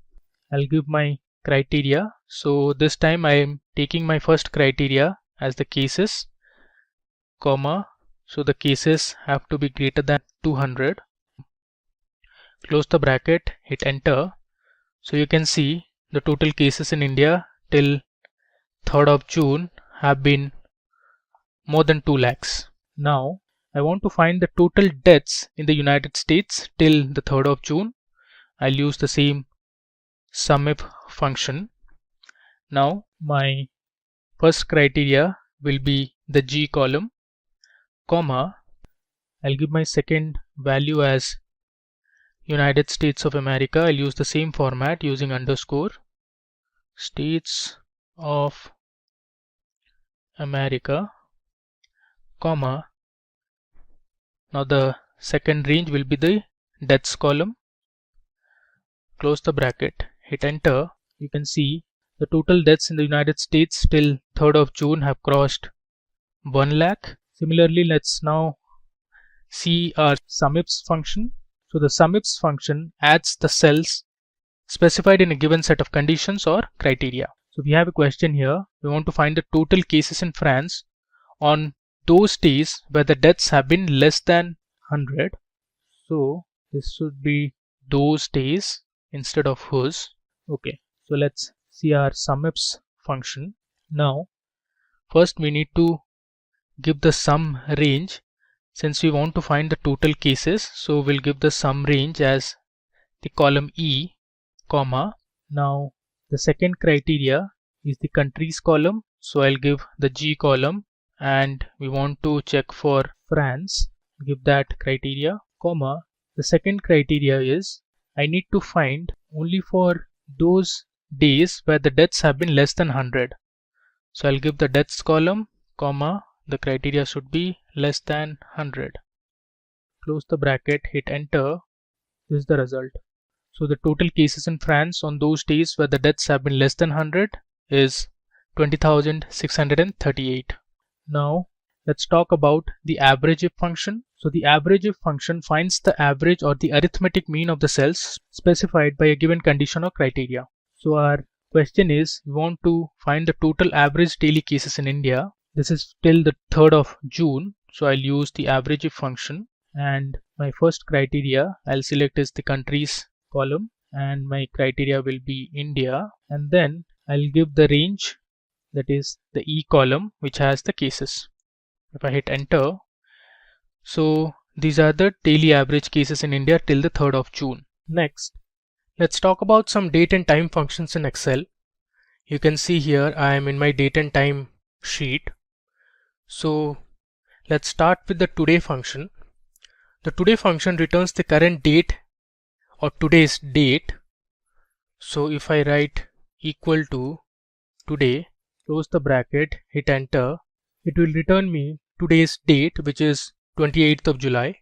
Now you can use the now function, which will return the current date and time value. So if I write equal to now, if I hit enter, you can see it has returned the current date and the time. So this is basically the system date and time. You can see it here. Now there's another function called time. The time function converts hours, minutes, seconds given as numbers to an Excel serial number formatted with a time format. So you can see here I'll write the time function. Now let's say I'll give my hours as 20. So it's in 24 hours format. Let's say minute I'll give 40 and seconds I'll give 20. I close the bracket, hit enter. The time is 8:40 p.m. Now you can subtract the now function from today function to return the time value. So let me show it to you here. I'll write my now function and I'll subtract today. If I hit enter, it returns me the time. This is the system time. Now there's another function in Excel called dateDiff function, which returns the difference between two dates in terms of years, months and days. Now here I have a date of birth, which is 30 December 1994, and we have today's date. I have used the today function.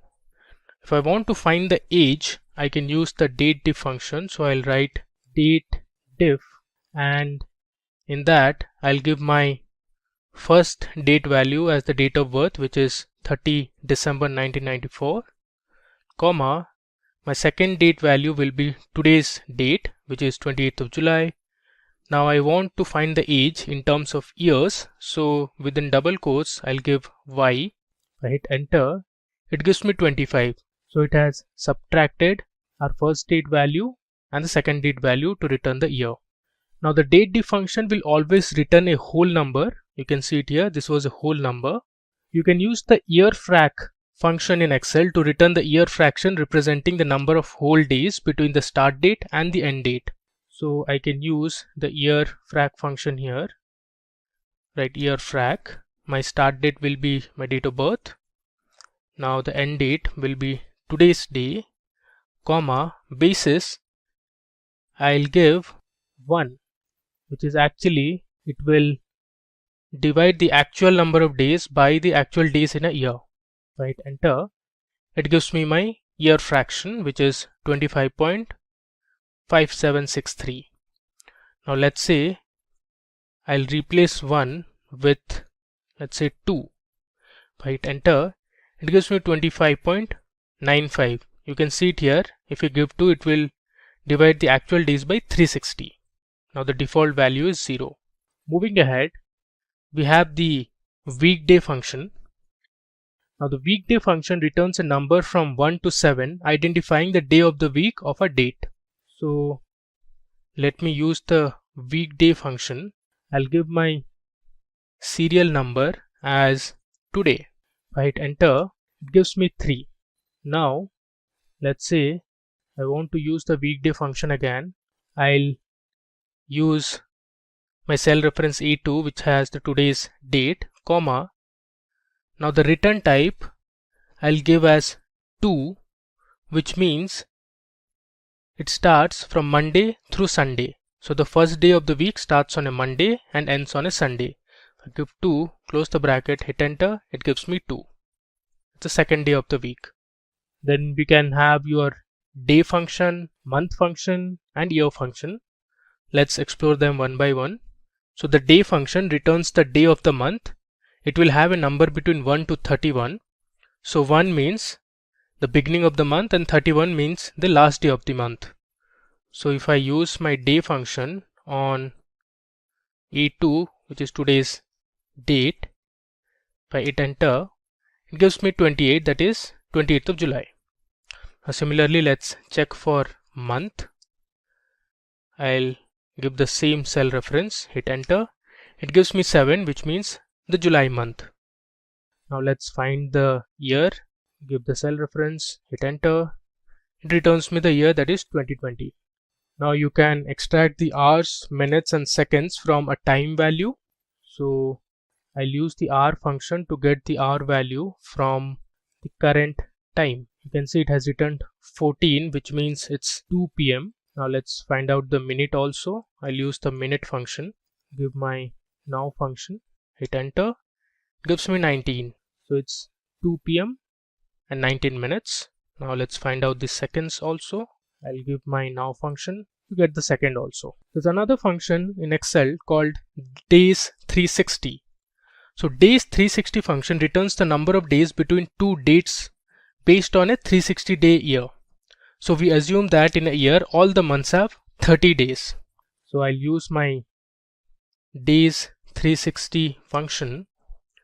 I'll give my start date as my date of birth, which is B12, comma, the end date I'll give today's date, which is in B13, and the method I'll use is true, which is European method. You can see what the European method says. Says the start dates and end dates that occur on the 31st day of a month will be equal to the 30th day of that month. Close the bracket, hit enter. It gives me the total number of days that were between my first date, that is the starting date, and the end date. Similarly, now let's use days 360 once again. I'll give my start date, let's say 25th of June 2020, and my end date will be today's date. So get the total number of days, that is 33. Similarly, we have EO month, which means end of month. So end of month function returns the serial number of the last day of the month before or after a specified number of months. So I'll use my EO month. I'll give my start date as B12, which is my date of birth, and then I want the number of months to be 10. Hit enter. You can see it has given us the next day when the month is ending. So it is 31st of October 1995. Coming to week num function, the week num function returns the week number of the year. So I'll use my weeknum function and my serial number will be today's date, comma, the return type I want is 2. So I want my week to begin on a Monday. So I'll give 2, close the bracket, hit enter. It gives me 31. So today's date, that is 28th of July, is the 31st week of the year. Let's explore a few more functions. We have network days and work days. Now these are advanced functions of date and time in Excel. Now the network days function returns the number of whole working days between two dates. So network days automatically excludes weekends, that is Saturday and Sunday, and can optionally exclude a list of holidays supplied as dates. Now I have listed down the list of holidays. This is from the US calendar, and the list of holidays are for the current year, that is 2020. So first let's use our network days function to find the number of working days between two date values. So I'll write network days, and let's say I'll give my first date or the starting date as 1st of July 2020, and I'll give my second date value as 31st of July 2020. Close the bracket, hit enter. It gives me 23. Now let me show you the calendar. Now this is the July calendar. If you can see, the first day of July starts on Wednesday and it ends on Friday, and in between we have 1, 2, 3, 4, 5, 6, 7 and 8. So total we have 8 weekends. So our next skipped counting these weekends. So since July is a 31 days month, it has subtracted those 8 days. Those were on weekends. So 31 minus 8 is 23. So in total we have 23 working days in July. Now let's say I want to include the holiday calendar also. So I'll use the network days function again. I'll give my starting. The workday function returns serial number of the date before or after a specified number of work days. The Excel workday function takes date and returns the nearest working day in the future or past. It can be used in logistics to calculate shipping dates, delivery dates that need to take into account working and non-working days. It automatically excludes weekends, that is Saturdays and Sundays. So let me use my workday function. I'll give my start date as 1st of July 2020 and the number of days I'll give is 5. Close the bracket, hit enter. It has returned me a serial number. You can convert this into a date value. So our next working date after 1st of July is 8th of July. If you see the calendar, we started on 1st of July. So counting 5 days after 1st of July. So 1, 2, 3, 4 and 5. So the next working day after 5 days will be 8th of July. So it has skipped counting the weekends 4th of July and 5th of July. Similarly, I'll use the workday function again. This time I'll give my starting date as 1st of July only, and now I want to find the next working days after 5 days, and I'll give my holiday list. Close the bracket, hit enter. I can convert this into a date value. You can see it has given us 9th of July because 5 days we had a holiday, that is 3rd of July, which was an Independence Day. Finally, let's move on to our next and the final section in this tutorial for functions and formulas. We have some financial functions. So these financial functions are commonly used in banking and financial sectors. Let's have a look at them one by one. First, we have the PMT function. Now the Excel PMT function is a financial function that returns the periodic payment for a loan. The PMT function can be used to figure out the future payments for a loan, assuming constant payments and a constant interest rate. So I'll just show you the arguments the PMT function takes. You can see it takes rate, NPR or NPER, PV, FP and a type. So rate is the interest rate for the loan. NPER is the total number of payments for the loan. PV is the future value or the total value of all loan payments now. FV is the future value or a cash balance you want after the last payment is made. By default it is 0. Type, it is optional when payments are due. So 0 means end of period, 1 means beginning of period. Now let's use the PMT function to find the future payments for a loan. So I have my data here on the top. I have my rate as 5%. I'll use cell reference A2, comma. Then I want my NPR or number of period. So I'll give my cell B2, comma. The present value is my loan amount, that is 2 lakhs, comma. I don't want any future value, I'd give it as 0. Close the bracket, hit enter. You can see it has returned us the PMT amount or the principal amount. Now you can see it has given us a negative number. The reason being the amount is getting deducted from our present value. So to solve this issue, you can give a negative sign here. So if I copy paste the formula again, let me put it in this cell, equal to, I'll paste it. Now if I give a negative sign, now I can edit this. Instead of 4, I'll give 12 because we want to find it monthly. So we'll convert our annual interest rate to monthly interest rate now, and I'll multiply the NPR or the number of periods into 12 and I'll hit enter. So this is our future value or the PMT monthly. Moving on, now we have a table here. You can see there have been a series of cash flow over a period of time. Now using this table, I want to use my IRR and XIRR function. So the IRR function in Excel returns the internal rate of a series of cash flows. So if I want to find the internal rate of return, I'll use the IRR function and I'll select my values from B16 to B21, close the bracket. So this is my IRR value, that is 22%. If I want to find the XIRR value, I'll use the XIRR function that returns the internal rate for a schedule of cash flows that occur in irregular intervals. Now for using the XIRR function, I'll use this table. Now you can see it has irregular cash flows over a period of time. So let me use my XIRR function. I'll give my values ranging from F22 to F27, comma, the dates I'll give from E22 to E27. Close the bracket, hit enter. This is my XIRR value.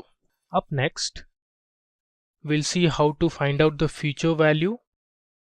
So for using the future value, we use the FV function in Excel that returns the future value of an investment.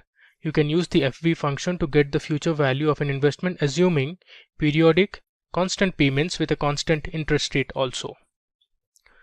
So this is my table. So we have an annual interest rate of 10%, years we have 8, and yearly payment we have 1 lakh.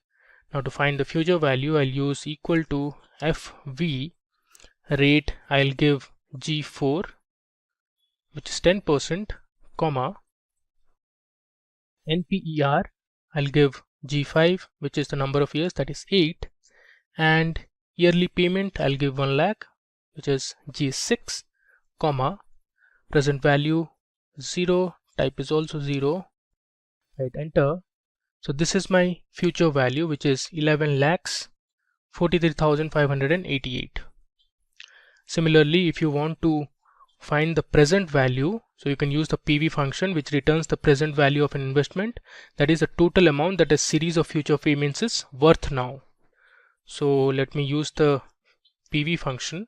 I'll give my rate as 8%, which is G13, comma, my number of periods is 5, or you can assume 5 years, comma, my PMT or payment per period is 10,000, comma, future value is 0, type is also 0.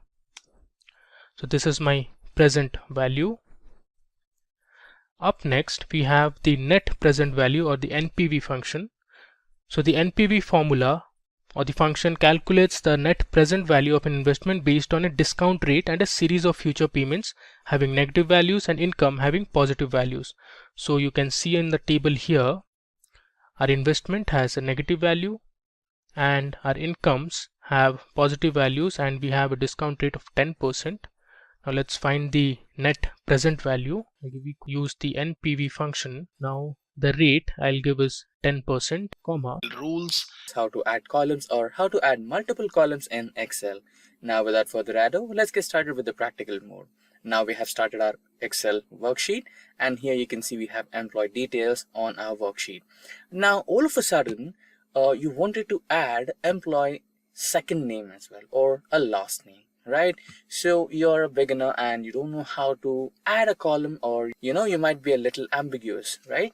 So instead of using this simple step, you might end up creating a whole new sheet, or maybe other approaches as well, which are time consuming. So let me give you this simple step. All you have to do is select the column. So here you wanted to add a last name, right? So B is your column with the first name, and here you wanted to add a second name or the last name, which is in between the columns B and C. So remember that Excel adds a column always towards the left side of a column.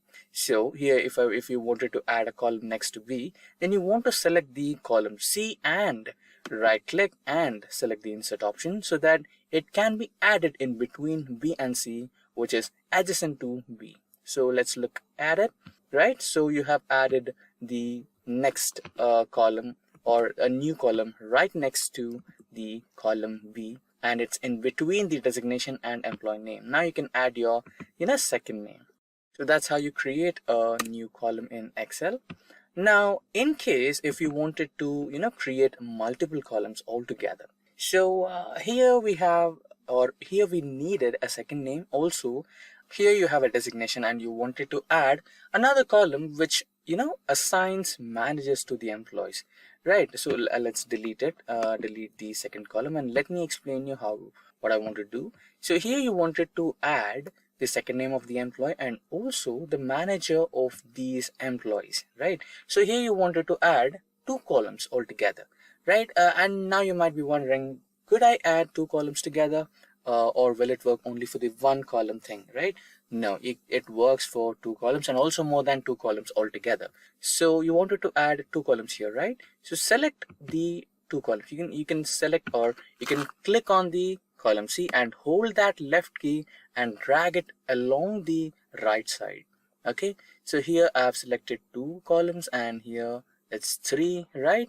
So you can see here it's 10485676R cross 3C. That means you have selected three columns. If I navigate out of the four, you can see we have selected four columns, right? Now right click and select on insert, and you'll have four columns in between employee name and designation. Now you might have to add your second name, manager's name, manager's employee ID, and the department, everything, or you can add anything or any number of columns in between the existing columns. Comparing two different columns or multiple columns happens to be an important job when you're working in data analytics, as you have to come up with some decisive decisions based on the data. Now, if you had to do it manually, then you might end up taking hours or even days based on the dataset you're working with. But if I say that you can do it within minutes, then it would be interesting to work with, right? Now, we'll be doing the same. Now, we'll work on a sample dataset right on my screen. So here we have column 1 and column 2. Now, our job is to compare the column 1 and column 2 and come up with the result. Now the first and the simplest way to do it is use the built-in conditional formatting which comes with Excel by default. Now all you have to do is select all the data and navigate to Home, and in the Home go to Styles group and select conditional formatting. And in conditional formatting you can see highlight cells. So in that you can use duplicate values. When you click on duplicate values, a small pop-up window will come on your screen. And here you have an option of choosing whether duplicate or unique. So duplicate means you're comparing the cells, and you can see there are some duplicate cells which are present in column 1 are also present in column 2. Now you can also check how to find out the unique values which are only present in column 1 but not in column 2. So you can just press unique and there you go, you can find it. Now you can also try to change the color by filling with green for the unique columns and duplicate cells with color red. Now this was the first method, and you can also work out some different ones, like you can just directly press equal to and select the cell, and equals to and the next cell. Press enter, and if there is a match, it will give you true. If there is no match, then it will give you false. Now you can drag it down and see which all are matching and which all are not. Now you can also make some minute modifications to this.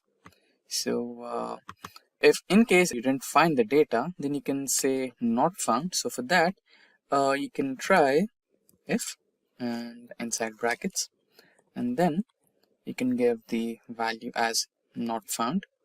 If true, it's found. First you have to give the true values. So for true, you can write it as found. And in case if it's not found, then you can write it down as not found.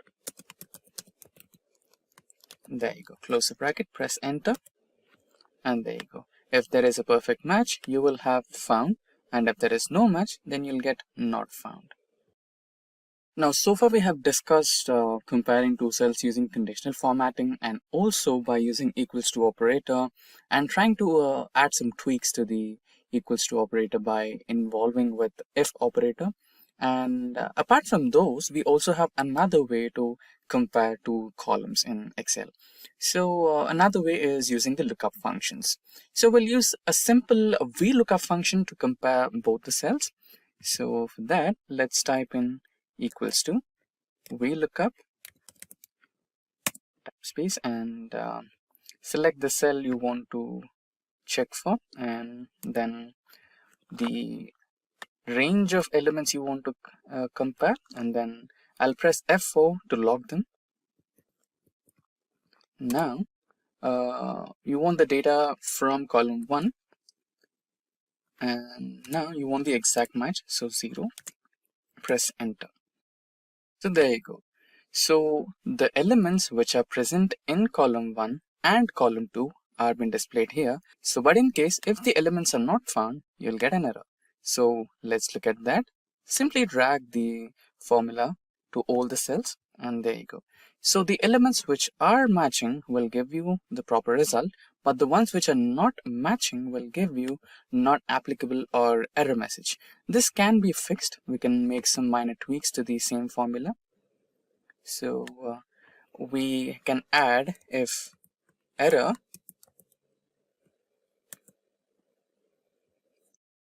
comma simply written as not found.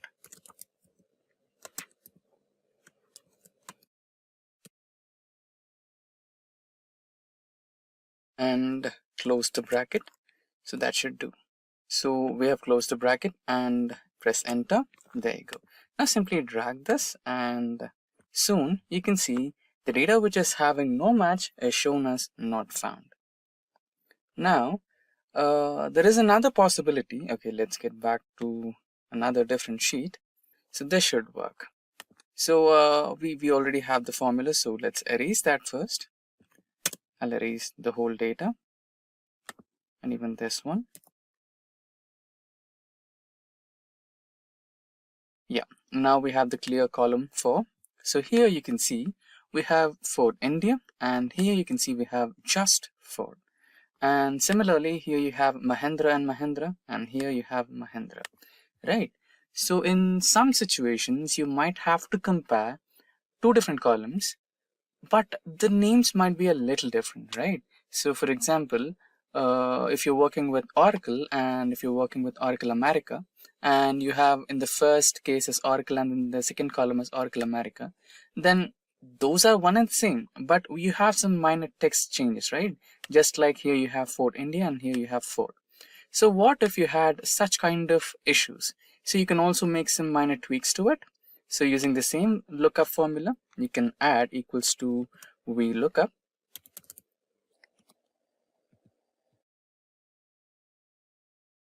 and also the comparison cell, which is this one. And you're not stopping there.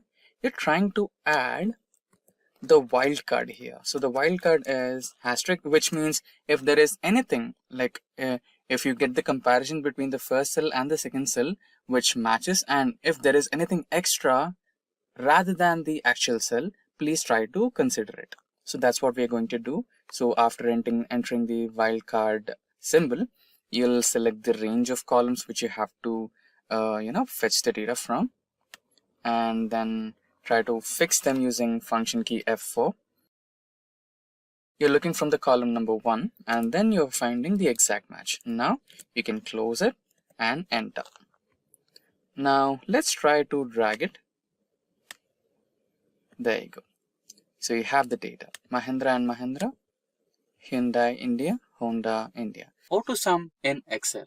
For that, let's get started with the practical mode. Now on my screen, you can see the sales of 4 quarters from different regions, that is East, West, South, North and Central. Now you might want to calculate the sum of sales happened from all the regions in Q1, or you might want to calculate the sum of sales happened in one region of all the 4 quarters. That is, either you want to calculate the sum of all the regions from quarter 1, or you might want to calculate the sum of all the quarters in one region, right? So to do this, you have some simple functions in Excel. So you might say you have some function, etc., right? For that, you might want to go into the, equals to mode and fetch sum option and subtotal or sumifs. You have to select the function from here. But what if I tell you that there is one simple, easy shortcut where you just have to make one single click and you'll have all the sum, right? So that seems interesting. So on the top in the home bar, select home, and on the top right corner, you have the editing group. In editing group, you have aggregation function, that is summation. So you have different aggregations here, sum, average, count numbers, maximum, minimum, more functions. Here you might want to select the sum and you can get all the summation numbers here. So I'll select one cell. So the second query where we wanted to calculate the sum of all the sales happened in East region with all the quarters included, that is this one, C2 to F2, right? So let us select G2 and select the auto sum option, and here it will automatically select the range for you, that is C2 to F2. If you want to change it, you can also change it, like minimize the number. If you just wanted to calculate the sum of 3 quarters, you can do that. So now we want 4 quarters, so select enter, and there you go, you have all the sales of all the 4 quarters of East region. Now if you simply drag it, you will have the sum of all the 4 quarters of all different regions. Now let us calculate the summation of Q1 of all the regions, that is this one. Select auto sum and it will automatically select all the cells for you, that is from C2 to C6, right? Press enter and you'll have the summation. Similarly, you can drag it and you have the numbers here of all the Q2 sales of all the regions, Q3 sales of all region, and Q4 sales of all region.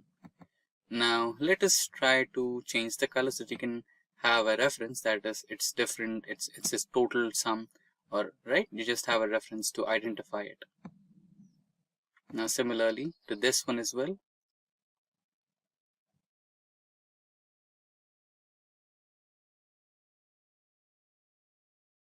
So that's how you implement auto sum in Excel. How to add 2 columns in Excel.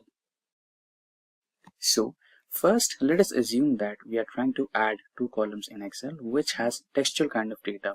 This type of data can be added using the concat function, which is a string concatenation function in Excel. So type in concat, press tab key to select the function, the first cell, that is A2, and next the second cell, that is B2, separated by comma. Press enter and there you go.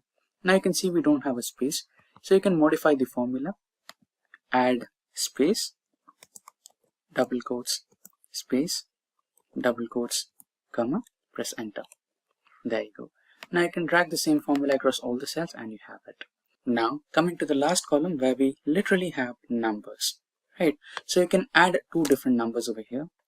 Either you can select the first cell, that is D2 plus E2, and press enter and you get the number, or you can use the sum function, tab to select, and 1, 2, press enter. Or another simplest way is select all the blank output cells. So these are the cells where you're expecting an output of 2 cells, that is entire column D and entire column E, right? Now after selecting the blank cells of F column or the resultant column, press the shortcut key, that is Alt equals to. So this is the shortcut method to call the sum function and assign the cell values of individual columns, that is D and E, and get the resultant cell in F column, right? So remember the shortcut key, that is Alt E. That is how to add rows in Excel. For that, let's get back to the practical mode. Now we are on the Excel spreadsheet. Now here we have some sales data based on a store. Now what we are going to do is we are going to add some multiple rows or a single row in this particular data. So here you can see the region wise, category wise, state wise, subcategory wise, and there are sales and quantities, right? Now let us imagine that you must start to add a sale data here, right? So let us imagine that on the row 7th, you were supposed to add some detail. For example, some technology related sale happened on that day and you missed out to add it, right? So how do you create a new row now? So for example, if multiple sales happened on the same day, like 3 to 4, and you missed out them, so how do I add 3 to 4 rows in between the existing data, right? So don't worry about it, it's completely simple. All you have to do is select the row and right click and press on the option insert. Now this will insert one single row if you wanted to add one single row or tuple. And if you wanted to add multiple rows, for example, you wanted to add 3 rows altogether, then it's also simple. All you have to do is select 3 rows and right click and press on insert. And then you have 3 rows. So there you go. So that's how you add multiple rows in a Excel spreadsheet, or that's how you add one single row in an Excel spreadsheet. How to freeze rows in Excel. Now we might want to start our practical mode. So currently we are on Excel and this is our spreadsheet data. So here you can see columns and rows. So especially the 4th row and the column C, right?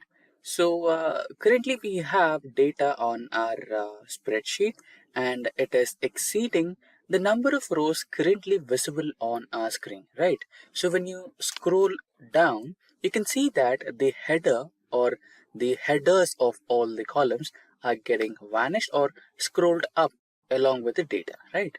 And you might want to keep that so that you'll have reference to every single aspect of or every single cell data you're referring to, right? So for that reason, you might want to freeze this. And also you might have a doubt, what if even I had this data in the column section, right? And what if I had to freeze that, and when you scroll this and keep that data set on the column as it is, right? So we can also do that. Let's look at both of them. So there is a simple process to do that. All you have to do is select the cell for which you want to set the or freeze the column adjacent to it or the row adjacent to it, right? So currently I want to, let me expand it. So currently I want to freeze this particular row, right, and this particular column. So the cell I would be selecting is the first cell here, that is D5, right? So when I select this particular cell, I can be able to freeze this particular row and this particular column. So now you need to navigate to the toolbar and then select the view menu, and inside view option, you can see there is an option of freeze panes, right? So click on the drop down. So you can see 3 different options. As we discussed earlier, we can either choose to freeze an entire row, that is the second option, or you can freeze the entire column, that is the third option, or you can freeze both, that is the first option, right? Freezing rows and columns. So let's select this one and see if our rows and columns are frozen or not, right? So now let's scroll down and you can see our row is successfully frozen there, right? And similarly, scroll towards right and you can see our column has been successfully frozen, right? So this is how you freeze rows and columns, or you can freeze panes in Excel. So with that, we have come to an end of this tutorial on how to freeze rows or how to freeze columns or how to freeze both the panes in Excel spreadsheet. Lock or protect cells in Excel. Now let's get back into the practical mode and start our Microsoft Excel. Now we are on the Microsoft Excel and this particular spreadsheet is related to employee details. Yeah, now the screen is visible a bit better. Now let us imagine that this is our confidential data and you want to edit only two columns, that is the designation column and phone number column. Now let us imagine that the company has finished one annual year and now there are some promotions happening in the company, and let us also imagine that the phone numbers of the employees provided by the company have undergone some changes. So now the minor edits that you want to make are related to the designation column and phone number column. Now you can see that all the columns, that is the blood group, new salary, salary hike, current salary, and name of the employee, serial number, employee number, everything is editable. So in such kind of scenarios, when you pass on this data, there might be a possibility where your colleague or subordinate might end up making some mistakes, right? So you want to avoid that. So you can do that by locking the cells. Now let us rename this sheet.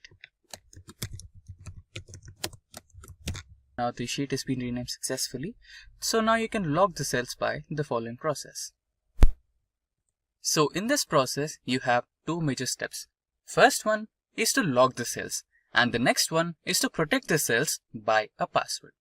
Now when you select all the cells in this particular sheet, you can just click on this edge here and you have all the cells selected, and now right click somewhere on the sheet and you can see an option called Format Cells. So in this particular option, you have some options provided, which is number, alignment, font, and you want to go into the protection part. So you can see by default, Excel keeps all the cells locked. Now we want the phone number and designation to be unlocked. Okay, so let's cancel it for now and get back to the sheet and select the columns D and I. And now let's right click and go into Format Cells, and in the protection option, make sure that you uncheck the locked icon. Now select OK, and now okay, so you cannot include the merged cell. Fine, we have a cell here which is merged. Okay, let's remove that.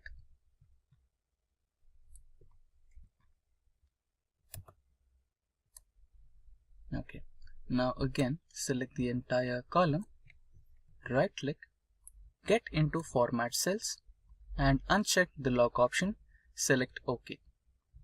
Now we have finished the first part, that is locking all the cells which you don't want to get edit and unlocking the cells where you want to make some edits. Now the second stage is protecting the sheet. Now right click on the sheet name and you can see an option called Protect Sheet. Click that. And now here you can see select locked cells and also select unlocked cells. So let us provide a password here. So let us use some simple password so that we don't forget that. So I'll be selecting 123 and now select OK. Re-enter the password to proceed. Now let us type 123 again. Now select OK and now the sheet is protected. Now we have successfully locked and protected all the cells in Excel. Now let us verify that the cells you wanted to protect are really protected and locked or not. So we have unlocked phone number and designation and everything else is locked. Now let me try and edit the blood group. So when I double click or try to edit this particular sheet, then I'll be receiving a warning from Excel. It says the cell or chart you're trying to change is on a protected sheet. To make a change, unprotect the sheet. You might be requested to enter a password. So it says that this particular cell is locked and you cannot edit it. Now let us try to edit the phone numbers which we kept as unlocked. So you can see I can really edit the unlocked cell here. Now let me try to change this phone number. Let me enter some random phone number. So you can see the cell is editable. Now let us go through the designation column and try to edit this particular column. Now since I said that there's a promotion happening in the company, so the deputy CEO is now the current CEO of the company, and software developer happens to become the senior software developer, and the tester as well. Let us imagine that he will become the senior, and so on. Okay, so this proves that this particular sheet is editable. Not the entire sheet, but only the cells that we kept in the unlock mode.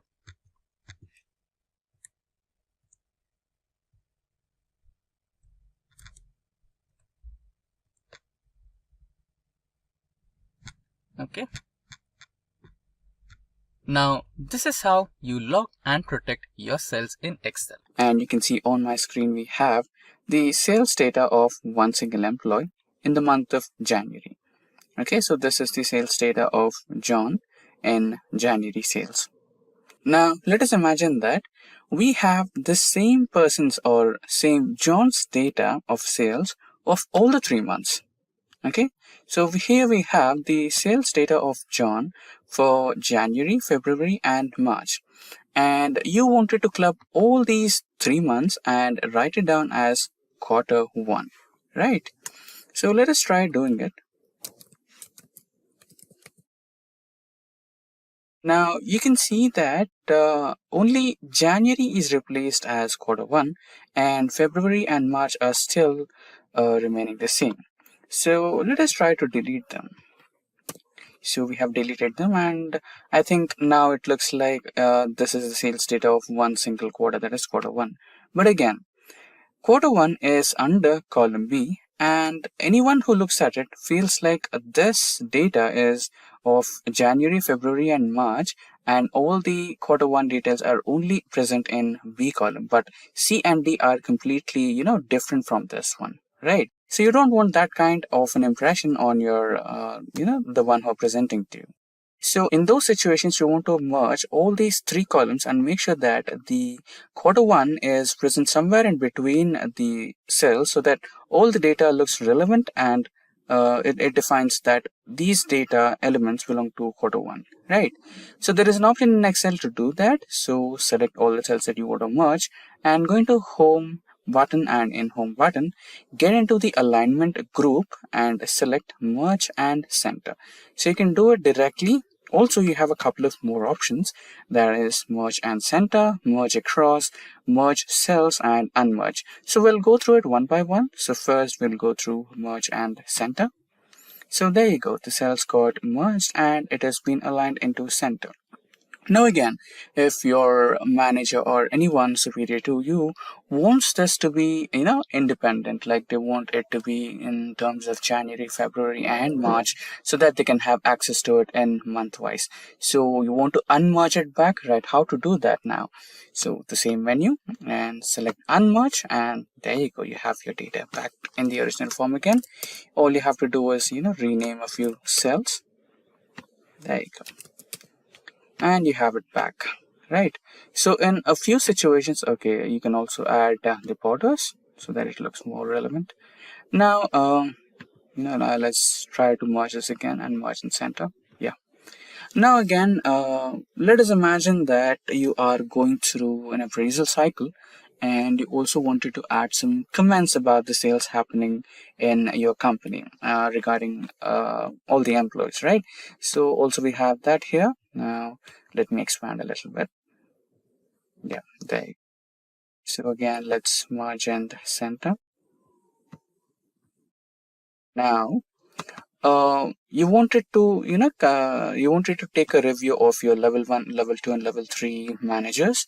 So you have all the 3 rows here, but you can see the cells are not merged, and you wanted to merge every single row. So merging and centering everything row wise would be a little time consuming. I mean, 3 columns is okay, but what if you had you had to take a review from a couple of more managers, like 5 to 10, right? Or imagine you wanted to write some random comments. Apart from review, you wanted to write some random comments based on month-wise sales or something like that. So it would be time consuming, right? So apart from that, you have another option where you select all the cells and come over here and select the option of merge across. And all the cells will be merged all together at once, and you will be having those individual rows where you can write down your reviews, like review 1 and so on, review 2, right? So this is how the option of merge across works, and we already have been through the merge and center, and merge is completely similar to merge and center. So this is how merge and center merge cells and merge across and unmerge cells in Excel. That is how to convert rows to columns in Excel. So for that, we might want to get started with our practical mode. Now you can see I'm on my Excel worksheet and I have one table on my worksheet right now. So you can, transposing or, converting rows to columns is a very simple task. I'll explain you in two different ways. So the first way, select all the cells that you have on your sheet and press on Ctrl C, so it will give you the copy option, and then you can also paste in the same sheet, or if you want, you can go to a whole new sheet and select the paste option over here.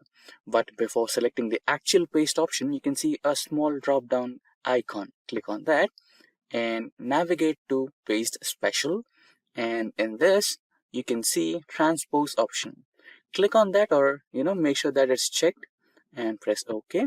Now you can see all your columns are been converted into rows and all your rows are converted into columns. So this was the first way. And what is the second way, you ask me? So it's really simple. Select one cell somewhere and you can, or let's create a new sheet as well. So here you can write down the formula as transpose and select the array which you want to transpose. So this is the array. So transpose is basically an array function in Excel. So once you are done with selecting your data, press enter. There you go. So all your rows are now columns and all your columns are now the rows. So you can see that I've got some data, which is first name of the employee, last name of the employee, and phone number. And let us assume that your manager has given you a task to identify all those employees which did not give an phone number. So you wanted to identify them using a checkbox, right? Like you will be providing a check for all the employees that we have received the phone numbers, and you will not be checking the employees which did not give the phone number, right? So let's try to do that. So to include a checkbox, you might want to get into the developer option. But for few reasons, Microsoft has disabled developer option by default. To enable developer option, all you have to do is just navigate anywhere on the ribbon here and right click, and then you can see customize the ribbon option. When you click into it, you will be redirected into the ribbon option, and here you can see the developer option on the right side, right? This one. So by default, you can see that your developer option is not enabled. To enable it, you have to check in it, and there you go, you have it now. So press OK and you'll have the developer option. Now go to the developer option and select the insert option, and there you can see the checkbox. Now draw the checkbox anywhere. I'll draw it over here, and there you go. You have the first checkbox, right? Now if you want, you can even customize this. So carefully click it.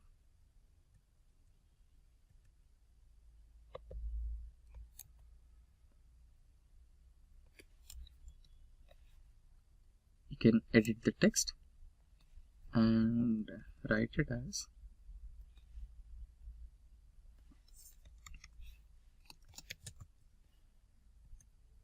done. Okay. Now you can even copy this to all the cells. Just select and drag, and there you go. Now you can go ahead and check all the employees which you have received the phone numbers, and you can eliminate the ones which did not provide you with the phone numbers.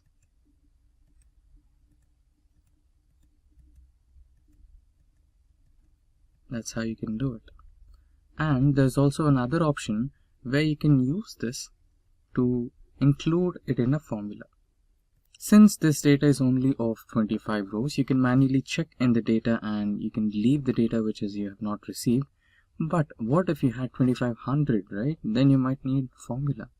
So in such scenarios, you can use a formula.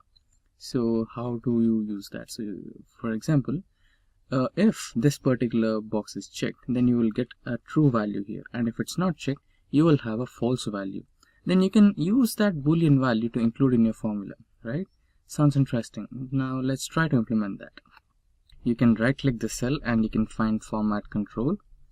Then you can see here you have an option called cell link. Here select the cell link and press OK. So here you can see if you have checked this, the value is true, and if you uncheck this, you can see the value turned false.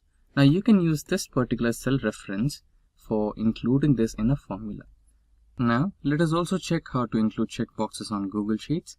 In Google Sheet, it's really simple. All you have to do is get into the insert option and you can see a readily available checkbox. You don't have to use any developer options over here. And there you go. You can just check and uncheck it. That is how to add filters in Excel. Now it is really simple to add filters in Excel. So we are on a practical mode right now. So on my screen, you can see an Excel spreadsheet of sales data. So here you have various columns, regions, category, state, subcategory, sales, quantity, and much more, right? So now let us imagine that we want to add filters on the region part. So we have south, west, east, etc., right? So we want to, let us imagine that you want to extract the data of only west region and you wanted a filter. So doing it manually could take a lot of time. So using filters will be helpful. Now select one cell on the headers part and select the filter option in the data toolbar. You can see the data option in the toolbar, right? So click on the data option and navigate to sort and filter group, and in that select the option of filter. Now you can see the filters are being added to all the column headers: region, category, state, subcategory, sales, quantity, right? Now we wanted the west category. So when you see or when you click on the drop down icon, you can see all the options are selected, right? The central, east, west, south, everything, right? But now we just want west one, so click on west and select OK. There you go. So you have everything from the west region. Now let's imagine that you wanted to look into office supplies only or technology only, right? You can do the same with technology and press OK, and now you'll have all the technology related sales in the west region, right? So that's how you use filters in Excel, or that's how you add filters in Excel. Autofill in Excel. Now, autofill in Excel is a feature where you can add some series automatically using Excel. For example, let us imagine that you wanted to add index numbers, right? So starting from 1 to 10. So manually you will be typing in the numbers and you'll be doing it, right? So instead of this, what if I said you there was a simple way where Excel will fill all the data for you, right?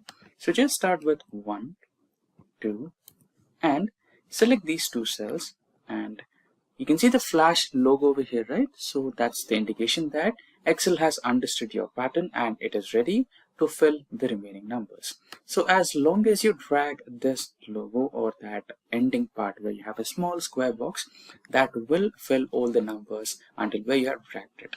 So that's how autofill works.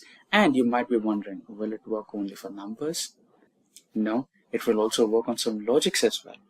Okay, this was the first part. Let us also look at some other tricks with autofill.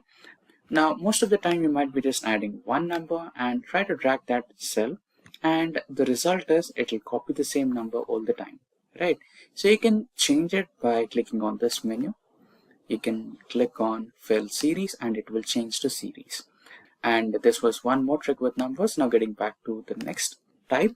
So let us imagine now the next type of series you want to add is weeks in a day, right? So you'll be having Monday, Tuesday, Wednesday, right?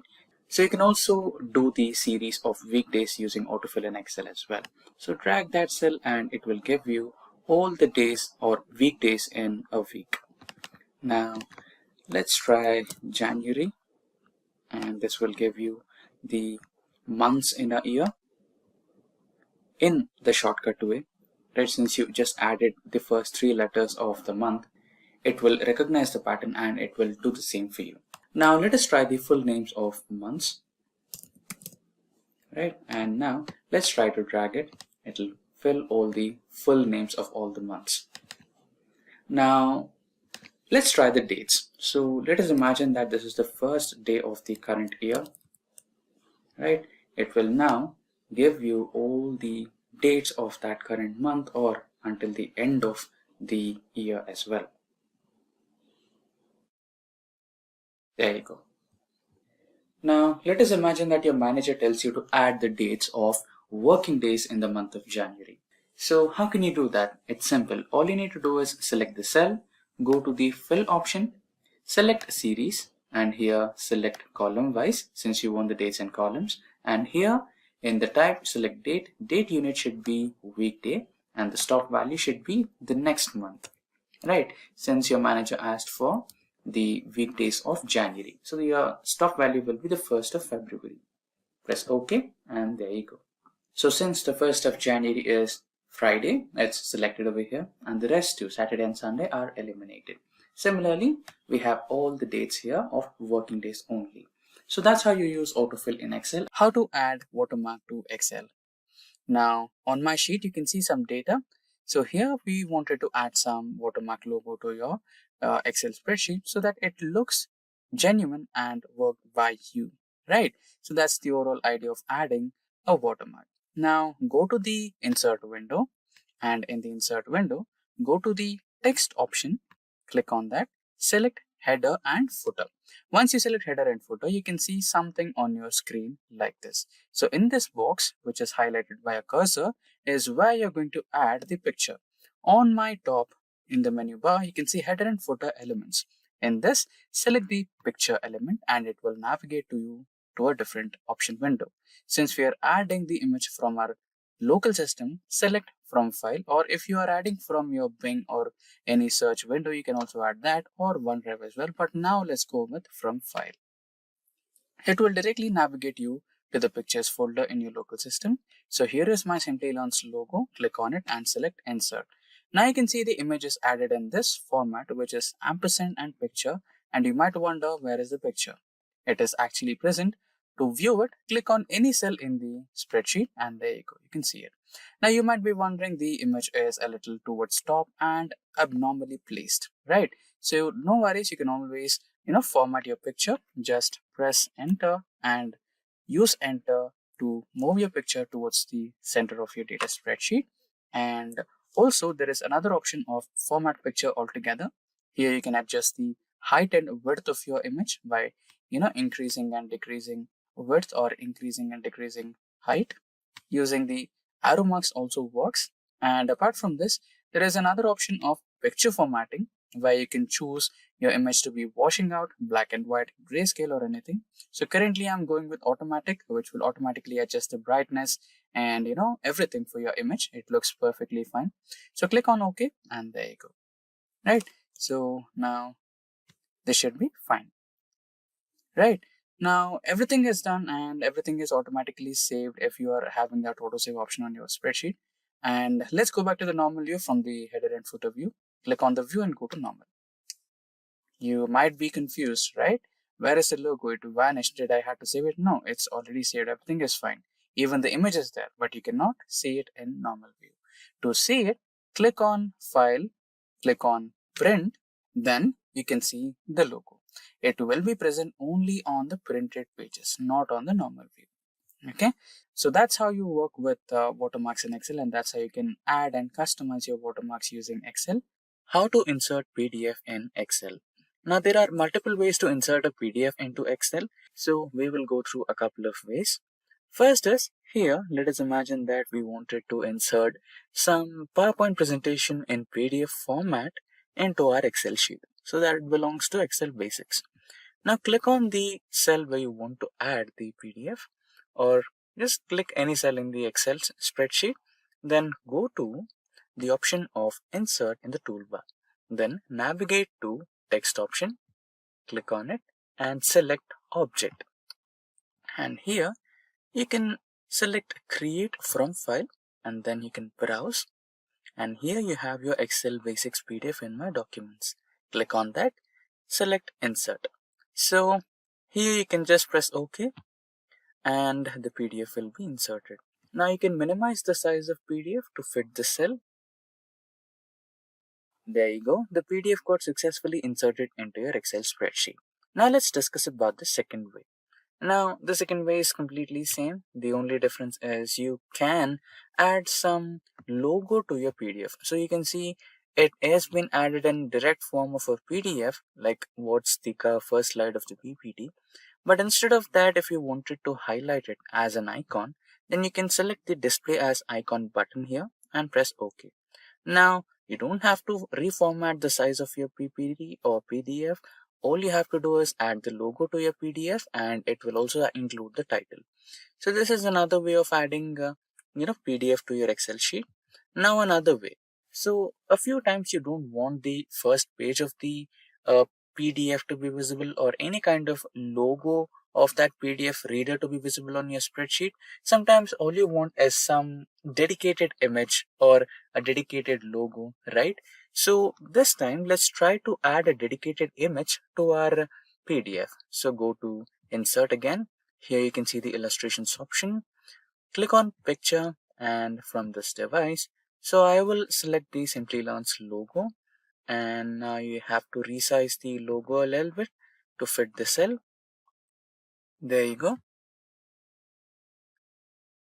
Now you can click on the right click button and select the option of link. Now select the existing file or web page option. So if you are interested to learn more on hyperlink in Excel, we have a dedicated tutorial on that. Please go through hyperlinks in Excel by Simplilearn, which will explain you everything about hyperlinks in Excel, how to insert them, different types of documents to be inserted, and how it works in real time. For now, let's try to insert the existing web page, and go to documents, navigate to documents, and inside this you have the Excel basic PDF. Click on OK, and it has been added to your image. So when you click on it, it will open the PDF document attached to it. So when you hover over to the cell, you can see it will ask you a permission. Do you want to continue or not? Just click on this, ignore the warning. So you can see the PDF has been successfully opened. How to insert image in Excel. Now let's get back to the practical mode. Now we are on our Excel spreadsheet, and here I'm trying to insert some images onto my spreadsheet. So here we have company logos and company brand names. So since we already have the brand names, what we need to add here is the brand logos. Okay, so how do I add such kind of an image into an Excel spreadsheet? That you might be thinking that Excel spreadsheets are just for data, not multimedia image or files, right? So no, it's not. It's completely wrong. You can also add your images onto your Excel spreadsheets. It's completely simple. So click anywhere on the Excel spreadsheet, navigate to the insert button, select the illustrations option from the add-ins group. Click on that, and in the drop down you can see the pictures icon or the pictures button. Click on that and select from this device, or if you have an online stock image you can take that, or you can also check out from online pictures. For now I'll select the device, this device, and here I have some images. The images what we need are Simplilearn and Simplicode logos. Press OK or insert. So here you have them. Now you can also adjust the size of the image using the small buttons here. Press it over here and done. So you might be wondering, is it all done? Is there anything more to do, or just adding an image is done? No. Most of the times when you create or you work with Excel spreadsheet, you will not just add some data and add a relevant image to it. Most of the time you add some graphs, or most of the time you'll add some charts to showcase the data dashboard, right? So it will be something like this. So this is how you add the image or graph onto your dashboard, and sometimes you might not have enough place to display your entire dashboard. During those situations, what you do is you try to hide the row or column. So now let's try to hide this particular row. Let us imagine that you wanted to show only two charts and there is no space for your third chart. In such scenarios, you might want to hide or remove that third chart. Okay, so let's try to hide it and see if it gets hidden or not. When you try to hide it, you can see the column A has no data and the row number 4 has been hidden. So we have 3 and 5. But what about the image? It is still present, right? So if you want to make sure that the row also hides the image, then you might have to do a little formatting with it. So select the image, go to picture format.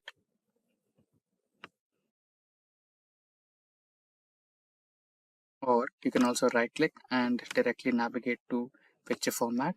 This opens up a set of options, and here you might want to go to the third one, which is picture format third, and select the properties, and here select the option of move and size with cells. So when you select this, when you try to hide this, it will also, the graph or the image will also hide along with the row.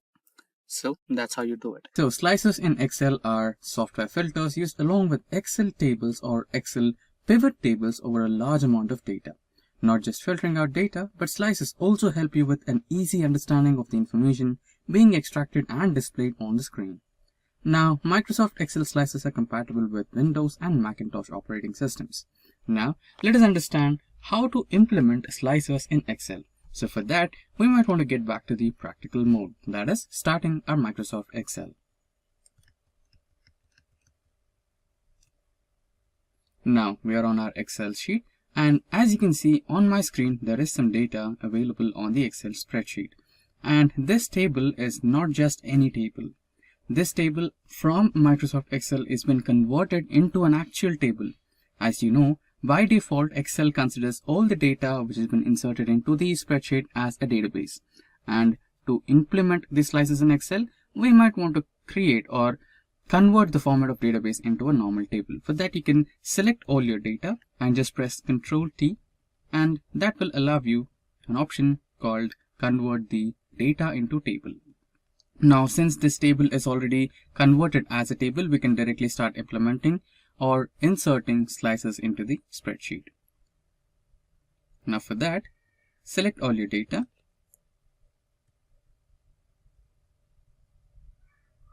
Then go into the insert option, and in the insert ribbon, you can see the filters group, and in the filters group, select the option called slicer.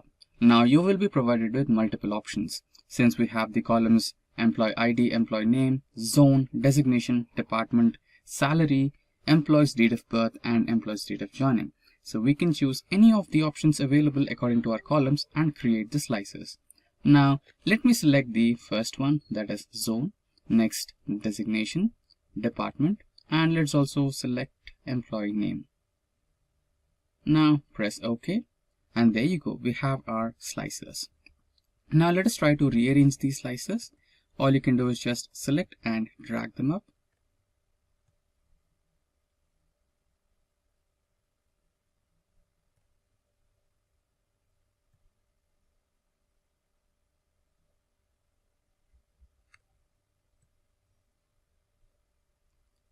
And done. Now let us imagine that we want to see or take a look at the employees who are working in the East zone. Then we have all the information displayed on the screen who are working in the East zone. They are Jack, Tony, Banner, Fred, etc. and their department, designation, etc., all on one single screen. So this really helps you while you're presenting your data in a presentation. Now for a change, let's try to select the department. Now if your client wants to select the data from only analytics department, then you might want to select on the analytics key on the department slicer, and there you go, you have an employee called Luke Hobbs who works in the East zone, and his department is analytics and his designation is contract based, and the salary he is getting is 65,000. Now similarly, you can see that we have only selected analytics, and your client also wants data from IT support. Now you can see that analytics is gone. But what if you want both analytics and IT support? Then you have an option called select multiple. Then you can select analytics and IT support, and if you want HR, you can also do that. And in the zone, if you want west along with east, then you can do the same, east and west, and you have all the employee details. And in the designation, let's try to select senior, trainee. Okay, select multiple, senior, trainee, and manager. So that's how you do it. So that's how it's done, and that's how you implement slicers in Excel to simplify the filtering options using slicers during a presentation. So what is sumifs in Excel? Now, you might want to calculate the total sum of sales, right? So let us assume that this is your entire store's sales data and you wanted to calculate the entire sum of sales. So there is a sum function in Excel where you just have to, select all the cells and apply sum function onto it, and you'll get the sum of all the sales, right? So with something like this, you'll select all the cells and then you'll apply a sums function and you'll get the sum here and average everything, right? So this is fine, but what if you just wanted to find the sales that are happening in only Western region? As you can see, our column F is based on region. So we have 4 regions: South, West, East, and Central. So your manager asks you to find the sales happening in, suppose, say, West region. So how do you calculate it? Would you manually go into each cell and check if it's West and calculate? That will be time consuming, right? So what if you had a method which could do it for you just in a matter of few steps or few clicks, right? So that's exactly sumifs. So it will basically add a condition, calculate the sum of sales where the region is equals to West. Simple to or similar to SQL query, right? So that is exactly what we're going to do in Excel today, that is using sumifs. Now let me add here sales of West region. Now in the next cell, let's add a sumifs function. Remember, there are multiple sum functions in Excel. So when you type in SUM, you can see so many options based on sum, right? You just have sum, followed by that you have sum if. It is just sum if, not sum ifs. Today we are concentrating on sum ifs. So not just sum if, we'll go to sum ifs. So we'll be having an option of placing multiple if conditions there. So let's also try that. More on that later. Now let's press tab to select our sum ifs function. Now, okay, we forgot another important step. So before we apply sum ifs, we need to convert our table into a table format. Yes, it looks table, but right now it's not in tabular format. It is in the format of database. We know that Microsoft Excel considers its data as a database by default. So to convert the database into table, just click anywhere on the data and press Ctrl T so that you'll have a new dialog box, and it will ask if your table has headers. Just make sure that you have ticked in it. Our table does have headers, so select OK. Now our database has been converted into a perfect table and it's ready for applying sumifs function. So now you can see our database has been successfully converted into a table. Now let's begin with our sumifs. Now again, remember we are using sum ifs here, not sum if or sum. So select sum ifs and press tab and we have our sumifs function. Now the first step, which column are we looking at? What are we finding out, right? Which is a sum range? What sum do you want?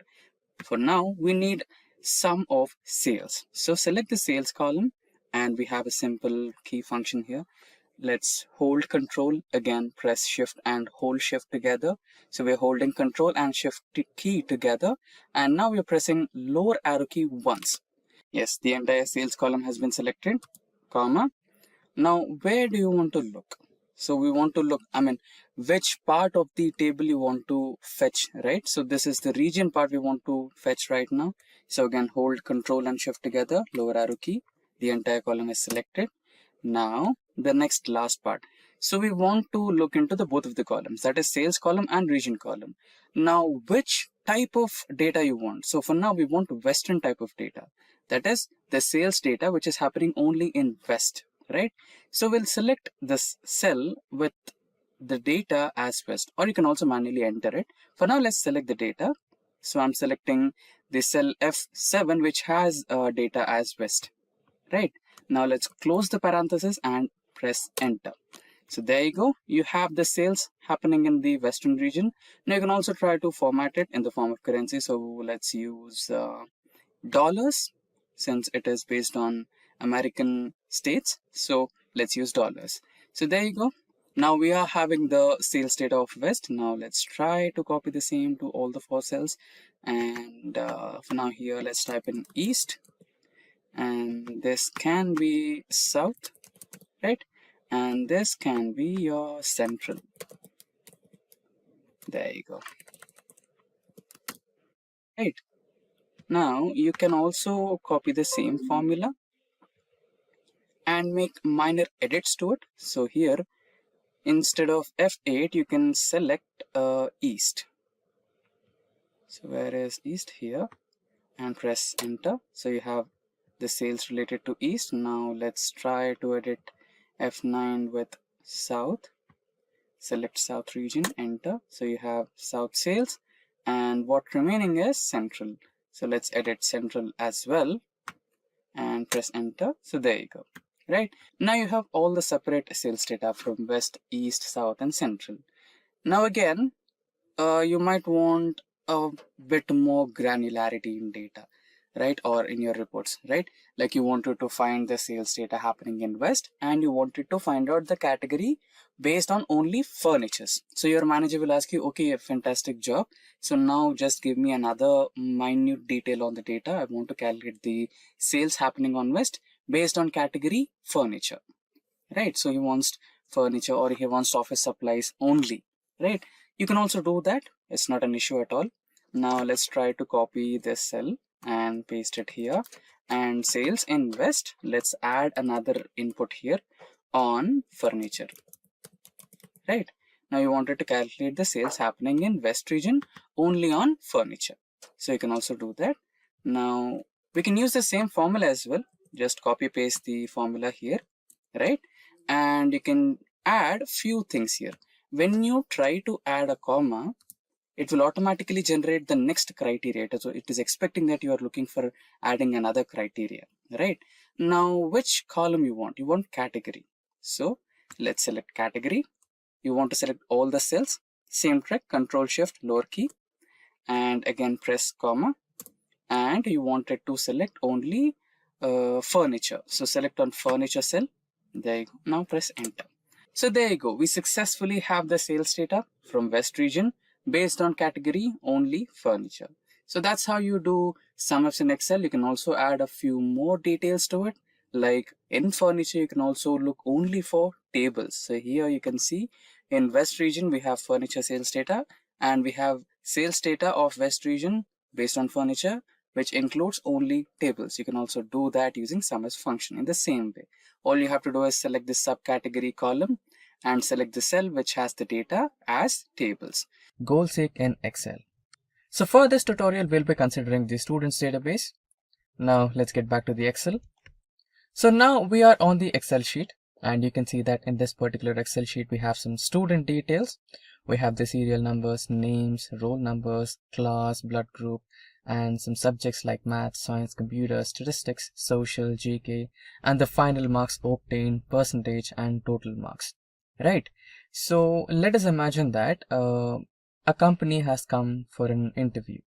So all these students are going to attend an interview, and the minimum percentage to attend the interview will be like 75%.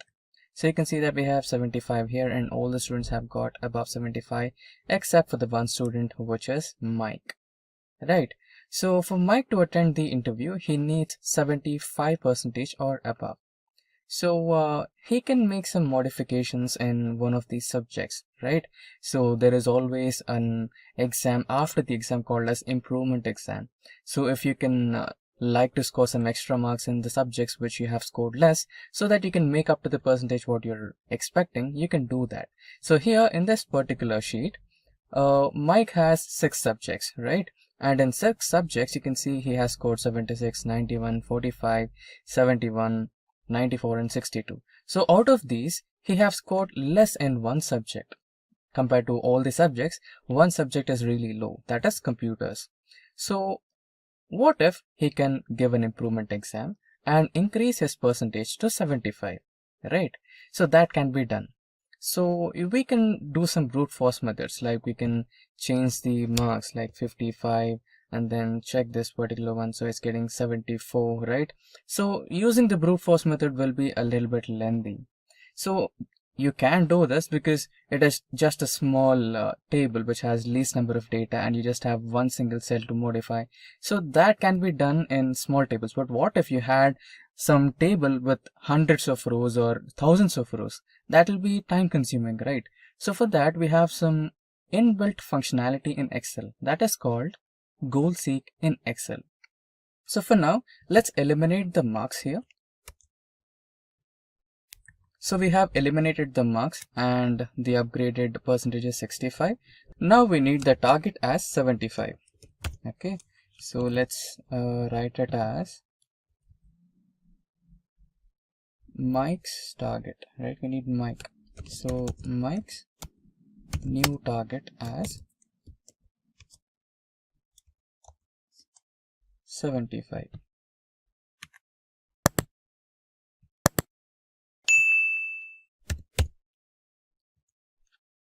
Okay, now to make sure that we need a mark here which can get Mike to 75%, we will use the data operation. So here on the toolbar, which has file, home, insert, etc., we have one other option called as data. So when you click on data from toolbar, you'll have this ribbon, and in this ribbon we have various options. So when you come into forecast group, we have an option called what if analysis. When you click on what if analysis, you'll have a set of options, out of which we have goal seek. Now for goal seek, we need to select a table cell, that is this particular table cell, that is M9. So we need the value 75 here, right? So what is the cell that you need to change here? For that, you need to select this one and select this particular cell here, right? And now you can select OK. Now you can see that Excel has automatically run all the permutations and combinations and has come up with a number, so that the overall percentage of Mike will be 75%, right? So the expected marks that Mike should be getting in his computer's improvement exam should be equal to 56 or greater than 56 to get the final target as 75, so that he can attend the company's interview. How to highlight duplicate values in Excel. Now for that, let's get started with the practical mode.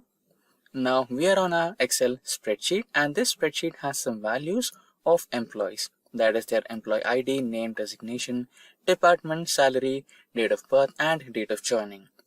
Now, our concern is to highlight some cells which are duplicate in this, or some rows which are duplicate. So for example, here you can see on row number 7, we have the details of Martha, and you can see the same details of Martha in the row number 14 as well, right? So you need to eliminate those cells, or you need to eliminate those rows. Now you can say there is a quick way, just few clicks and those will be eliminated, that is conditional formatting. Yes, that is also one way, but I'll show you what's the problem with that. Okay, so let us select the entire table and get into conditional formatting, and here you have duplicate values, highlight cell rules with duplicate values, and there you go, the problem. So here we have designation which is duplicated in certain ways, department and salary, state of joining, right? So there are certain conditions or scenarios where you cannot directly identify which is the duplicate row. Again, you can use the same for this, right? So you can select the entire column of employee ID, and you can identify the duplicate cells here, since the employee IDs are unique for everyone. So this is a way, but let's dig a little deeper and understand the way of highlighting duplicates with an advanced technique. So let me cancel this, and for that, let's create a new column, and let's name this as duplicate flag.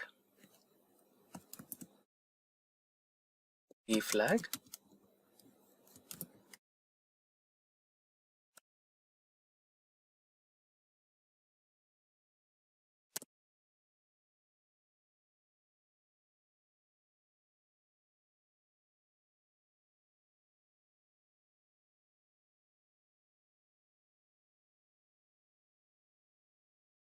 So the new column has been created, which is D flag. So here we will be using a simple formula, that is countif, and here press tab to select the formula.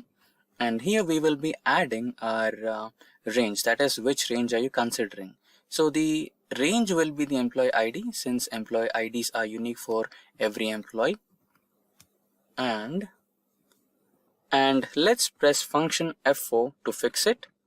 And now again the criteria, and the criteria will be the same cell, that is A2. And now close the bracket and press enter. Now let's drag the same formula to all the rows.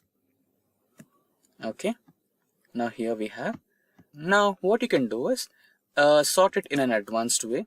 Go to sort and filter and custom sort, and here you'll be sorting by the D flag, and it will be smallest to largest. So now you can apply the conditional formatting to highlight it. You can select the column H or the D flag, go to conditional formatting, highlight cell rules, and here you can get into greater than and give the value as 1. Okay, so all the cells which are repeated multiple times will be selected here, and they will be highlighted with a selected color what you have given. So I've given red. So now you can select these cells and highlight them or delete them from your spreadsheet. And now all your data in the spreadsheet is unique and clean. So that's how you highlight duplicate cells in Excel. For this particular task, we will be considering the student database. Now, let's get into practical mode and start our Excel. So on my screen, you can see some data related to students. Now, let us try to duplicate some of the rows here.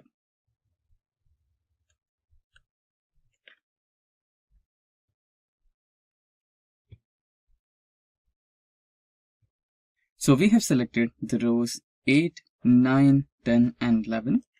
Now we shall copy them and paste them. So now these are the duplicate elements, right? Now there might be possibilities about the duplication of class because all the students, all the 10 students are in same class, so there might be a duplication. But we are not looking for such kind of duplications, right? We are looking for the duplication of the entire row. For example, we have the details of Mike over here in the 8th row, which has the roll number or serial number as 7, name as Mike, roll number, class, blood group, and subject scores, percentage, round of percentage, and total marks. So the entire 8th row is being copied here, and it is in the row number 12. We have the exact same details. So what if you have the exact same rows duplicated? So that's what we're going to deal with. We're going to eliminate the duplicate rows all completely together. Now to carry over this task, we have to select the data from toolbar. So you have various options, file, home, insert, etc. So you need to select the data, and inside the data toolbar we have the ribbon, and inside ribbon you have got the duplicate values or remove duplicates option in the ribbon. So select all the data, select remove duplicates, and now you can see that we have all our column names over here, and make sure that you have selected my data as headers and then select OK. And now you can see that Excel has automatically removed 4 duplicate values. So 4 duplicate values are found and removed. 10 unique values remain. Now another type of remove duplicates can also be done. So you can see that here we have another data set which has phone numbers or phone names, that is phone makers, that is Samsung, Huawei, Vivo, Oppo, etc. So there are some duplicate values in this. I've copy pasted them. So now you can also do that. So just select all the data and now go into home and select conditional formatting, and here select highlight cell rules, and inside that you have duplicate values. Selecting this option will help you identify the duplicate values in your dataset but not to remove them. So you can select that and you can see the duplicate values are highlighted over here in the red color. Now again, you can get back to data and select the option of remove duplicates and select OK, and the duplicate values will be automatically eliminated. So that's how you delete or eliminate duplicate values in data set. And you can also see that we have another duplicate in this particular row, and if you wanted to select a particular row and eliminate the duplicates, you can also do that. Now for that you need to go to the same process, remove duplicates, and here Microsoft Excel is asking you if you had to expand the selection to the entire dataset, or you want to continue with the selected dataset itself or selected column itself. So for that you need to select the continue with the current selection and remove duplicates and press OK, and you can see one duplicate value was found and it has been removed and 6 unique values remain. So that's how you use. That is how to eliminate rows in Excel. Now let's get started with the practical mode. Now we are on our spreadsheet, and you can see I have some sample data on my spreadsheet, and it does have some blank rows. Now how do I eliminate these blank rows? So one step is you can select the entire row and try to right click and delete it. Again, this sort of method might take hours to get rid of all the blank rows, and most of the time you might end up even selecting the rows with data in it, right? So if I want to select multiple rows, then I'll be selecting some rows with data as well, which might be a little troublesome in the future. Now let's try to use the easier way. Now for that, go to the find and select option, select the go to special option, and in that select the blanks option and press OK. Now hold Control key and press minus key, and you will have an option of deleting the cells. Now select the entire row. Now we are selecting the entire rows with blank data and press OK, and the cells will be shifted. Now this was simple, but let me show you another example. So even here we have some blank rows, but in between those blank rows, for example, take cell 17 or cell D17 or row 17, we have some data testing. And here in the employee ID, we have some data in A26. And again in B39, we have some data that is first name. Right. In such scenarios, how do I eliminate data? So we have a simple logic for it. So all we need to do is add another row, which is to count the number of cells in the row.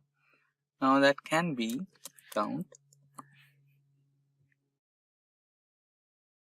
Now here equals to, the function is count A. Press tab, and the cells will be from A2 to G2. Press enter. Now you have 7. So now we are basically calculating the number of cells. So if you apply the same to the entire data set, let's drag it, and there you go. So there are certain places where you find 0, which are basically the empty columns, right? Now let's do some formatting if you need.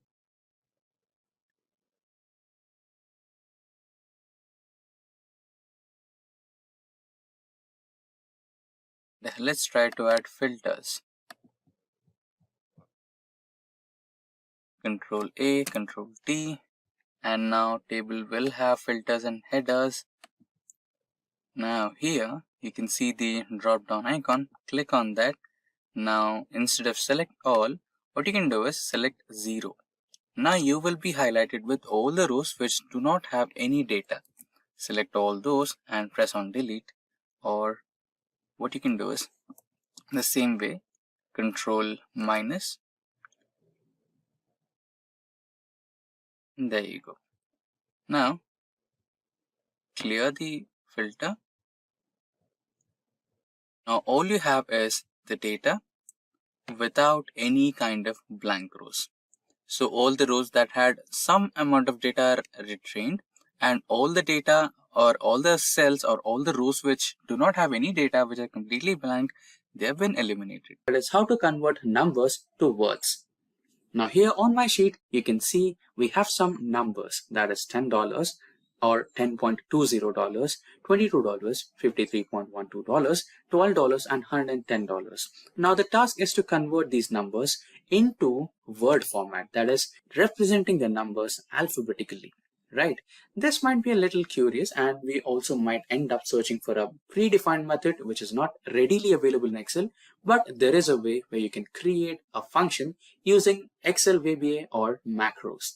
Now again, creating a macro is completely complex. Now identifying the trouble, Microsoft has already come up with a readily available macro code on their official website, which will support the various versions of Microsoft Excel, starting from Microsoft Excel 365 to all the way up to the older Excel version, that is 2010. Now you can scroll down and use this particular macro function which Microsoft has readily made us available, and use this to create our own macro in Excel VBA. Now let's get back to Excel, and you can create a macro using the developer option. Now developer options will not be readily available in Microsoft Excel. To activate developer option, go to Home and go to the options menu in the last, and here go to Customize ribbon, and here in the second drop down menu you can see developer option. By default it will not be checked. Click on the check option to activate developer options and press OK. Now you have your developer options ready. Click on developer options, click on Visual Basic, and here to insert a new macro, click on the insert button, click on module, and a new macro window is readily available for you. Now Control V to paste your code, and your function is with the name number to text, right? Now close the macro, and here your function will be readily available. Equals to, and the function name was number to text. Press tab to select the function and select the cell where you have the data. Close the function, press enter. Now drag the same formula across all the cells, and here you have the text converted from numbers. So here we have $10.20 and you have $10.20, $22 and no cents, $53 and 12 cents, $12 and no cents, and $110 with no cents. Now that's how you can convert numbers to words using the macro which is predefined for Excel in the Microsoft website. That is how to convert cells from lowercase to uppercase in Excel. Now let's get back to the practical mode, and now we are on our Excel spreadsheet. So here we have some text boxes on the column A, and on column B we have lower and upper.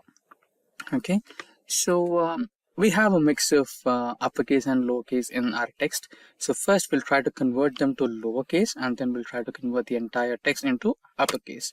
So for that you need to press on equal symbol and select the lower formula tab, and you selected the function, and now click on the cell A3, that's your cell address, and press on OK. Now all the letters are converted to lowercase. So we had J in the uppercase which is converted to lowercase. Now all you can do is drag the formula to all the cells and it will be applied to all the cells, right? Now let's similarly try to convert into uppercase and tap space, and there you go, you have selected the formula. Now the cell address, press enter, and drag the same drag the same formula to all the cell addresses, and there you go, all the cells are converted to uppercase. Now we are on the Excel spreadsheet. So you can see that I have 5 different sheets of the same data. So why do we have that? So I'll be explaining you how to sort data for multiple parameters. So firstly, we will try to sort data in the form of numbers, right? So let us imagine that this data is being shared with you by your manager, and he wants you to sort this data based on the salary numbers. So he wants you to arrange the data in the form of ascending order or descending order maybe, which will help him find the employee with the highest salary, right? So how could you do that? So it's really simple. You could sort the entire data just within a few clicks. So how would you do that? So since you're focusing on salary, select any cell from the salary column only, right? Select this particular column and select any cell in the salary column. Get into the sort and filter options, and here select this sort of arrangement you need, that is largest to smallest or the smallest to largest. Since the problem statement was to find the highest salary, click on largest to smallest, and there you go. So you have Tony, and the designation is senior, and he works in IT support, and he draws the highest salary of 80,000, right? And there's also another one which is Pepper, and she works for the analytics team. And now the next sheet. Let's get into the sheet 2.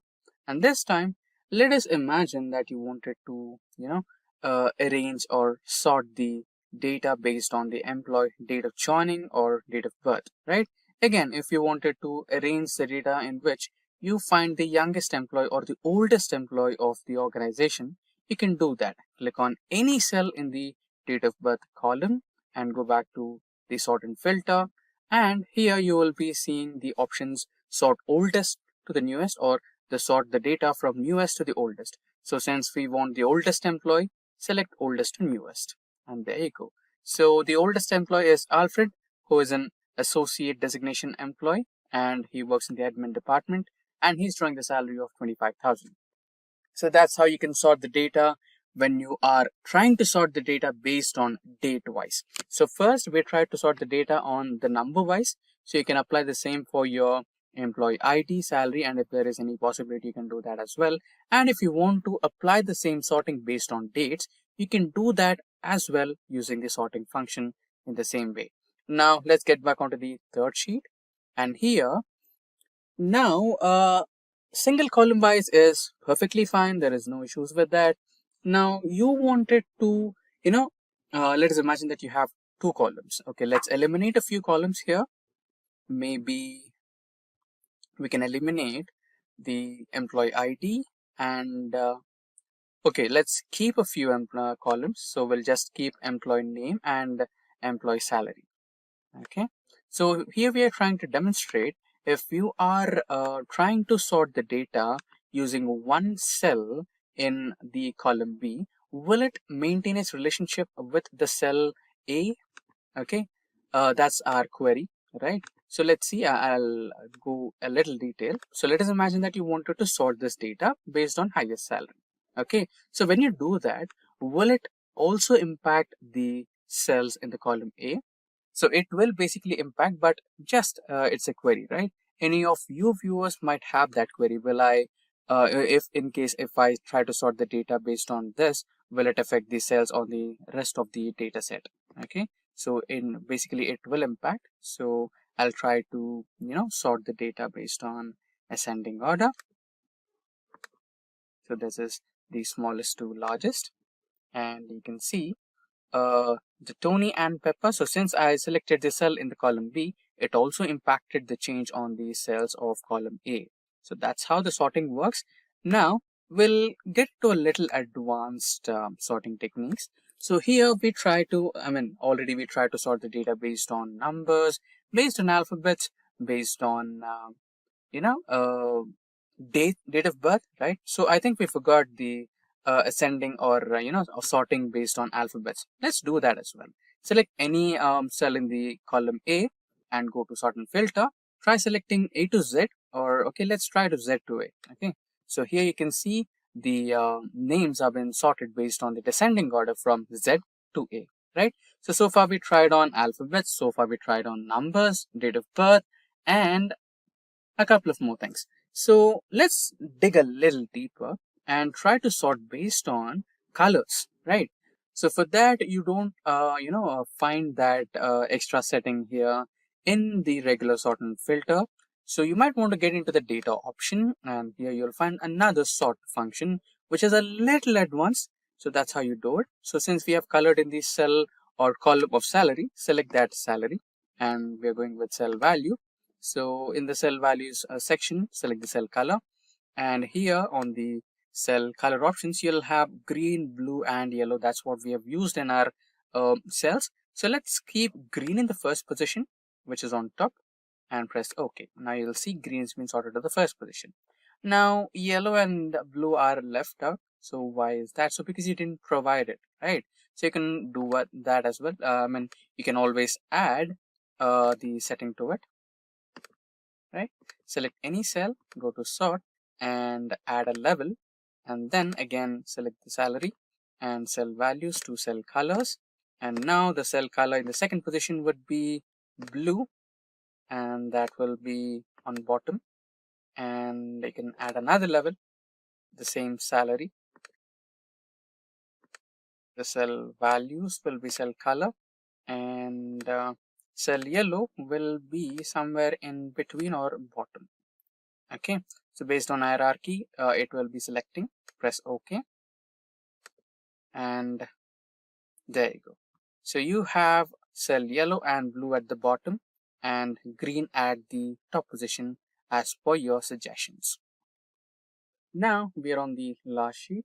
So here in this last sheet, we are going to, dig a little deeper into the advanced sorting methods. So previously we tried to apply the advanced sorting methods for colors. Now we'll try to apply the advanced sorting methods based on the data set we have here. I mean, the data we have in our data set, right? So select the sort option and let's add a few details, right? So firstly, let's sort the column employee ID. Okay, so let's have the smallest to largest, or yeah, now that would be good. Now let's add another level where we will sort. Okay, I think we will sort based on employee name. That would be a little better. So let's try to sort it on employee name here, and here will be employee salary. Okay, now the cell values, and this would be from A to Z, and the salaries will be from smallest to largest. So basically what we are trying to do is we are trying to sort the employee list based on employee names from A to Z. So the employee's name starting from A to Z will be ordered first, and another subset of the sorting will be done based on highest salaries, that is smallest to highest. So let us imagine that we have 3 employees with names starting from A and their salaries are 10,000, 20,000 and 30,000. So how would it sort? So it will sort basically in the alphabetical order first. So first 3 names will be sorted, and then it will also have another condition to sort the data with, keeping the lowest salary on top and highest salary in the last, right? So this is how the algorithm works for sorting. Now let's press OK and see the output. So there you go. The names are Alfred, and you have the highest salary here, smallest to highest. So this is 25,000. Next we have Banner, Barnes and Ben. So here you might be seeing why we have Ben in the 3rd position despite he has the lowest salary and name starts with B, right? So here it is trying to work based on the alphabets in the order, right? So B, A and B, E. It's not just comparing the first letter, it's also comparing the following letters as well, right? So N comes first, R comes later. So Barnes is pushed to the 2nd position. A comes first and E comes later. So B, A letters are pushed to the 1st position and Ben is pushed to the 3rd position. So that's how it works, right? So accordingly, the set for BA is created here, 35, 40. Next Ben, 12, and next you have Bobby, Brian, Brock, Chris, Clark, right? So that's how the data has been organized and sorted based on multiple levels of parameters you provide for sorting. So first we will understand what exactly is standard deviation. So standard deviation is a calculated square of variance. Now what is variance? Okay, nothing to worry. Let us also understand what is variance. Now the next part, variance. So what is variance? Variance is a measure of variability. It is calculated by taking the average of squared deviations from the mean. Now what are deviations? So slowly you can understand that we are getting into the topic of statistics and graphs. So before getting deep into it, let's understand what is deviation. So the deviation is a measure that is used to find the difference between the observed value and the expected value of a variable. In simple terms, deviation is the distance from the center point. So for example, when you are going through a graph, so you will be expecting some value, right? And if you get some difference that is above or below the expected point, that is called the deviation. What is the difference between the expected point and the obtained point? So that is the deviation. Now, next is the observed value. So the observed value is the value that you get in real time, unlike the predicted value. So now you might be thinking, to calculate standard deviation, we might need a few more parameters, and you're exactly right. So to calculate standard deviation in Excel, you need variance, and then you need deviation, and then you need mean, right? So all these parameters are supposed to be calculated first, and then you will be having the final formula to calculate standard deviation. Now that we understood the theoretical and formula-based explanation about standard deviation, it's time we calculate the standard deviation using one of the most popular business intelligence tool, that is Microsoft Excel. So let's get back to the practical mode. So now we are on the practical mode and we have some sample data on my screen right now. Let me expand it a little bit. Yeah, there you go. So as discussed before, to calculate standard deviation, we might require the mean, variance, deviation, and deviation squared, and then we can calculate the standard deviation. So let's go step by step. So the first one is calculating sum, right? So to calculate average, we might need sum of all the scores. So we have the index values, that is 1 to 10, and scores of each index value, that is 1 to 10, right? Now let's calculate the sum of all values here. Press tab to select the function, select and drag these cells, press enter, and then you have the scores. Now you want number of indexes. So clearly you can see we have 10, but still let's count them. COUNT, tab space to select and select the number of cells, press enter, and you have count. Now what's the mean? So mean is simply the average of all the numbers, right? So you can either divide the sum by count or you can simply use the average function. So let's try to use the average function so that we also have an idea of how the average function works. Press tab to select it and select all the cells. Press enter. Now you have the average or mean value. Now we have the mean value, and now after finding the mean value, we are supposed to find out the deviation. So remember the deviation, that is the difference between the obtained value and the predicted value, right? So the obtained value is this one, which is here in C2, and the predicted value is this one, that is 82.6. That's our mean, right? According to formula, we are supposed to eliminate the value of obtained minus the mean, right? So select the cell equals to C2 minus the obtained value, that is mean. Now press F4 to freeze the value, and now press enter so that you can freeze the value and drag the formula across all the cells. Now you have the deviation, right? Now the next step is to find the sum of all the deviation numbers. So either you can apply the sum formula to all these numbers, or you can just drag the cell over here and the formula will be automatically copied. Now similarly, the count function to count all the values, that is drag it and you'll have it over here, right? Now the next step is to find out the square deviations or the square of the deviations, which is really simple. All you have to do is equals to select the cell and see that small hat kind of logo on the number 6, use that. Now into 2, press enter, you have the square. Similarly, drag the same formula across all the cells and you'll have your square numbers. Similarly, drag this summation function over here, so you'll have the sum of this and the count number as well. Now comes the final formula. Now we have the mean value, that is over here. Let's color it. And we have the variation square. Now that is, which is this one. Let's color it in a different shade. And we have deviation as well. Let's color it in a different shade. Now we need to find the variance, and after we find the variance, the last step is to count the standard deviation or to calculate the standard deviation. So what is the formula to calculate the variance? So for variance, you need the sum of deviation square divided by total number of values minus 1. Press enter, and that's your variance. Now the standard deviation. So the standard deviation is really simple. You need to calculate the variance to the power of 0.5, and that's your standard deviation. So that's how you calculate standard deviation in Excel. How to create a drop-down list in Excel. Now for that, we might want to switch to the practical mode.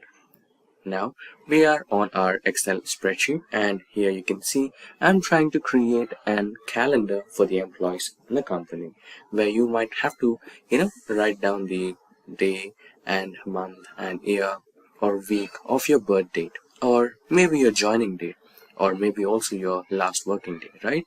This might be useful for all the employees to avoid them from writing it down manually. So how do I create it? So it takes a few simple steps. All it takes is some data validation methods, and also there is an exclusive video specifically made on data validation in Excel, link to which is in the description box below, or you can search it on our official YouTube channel.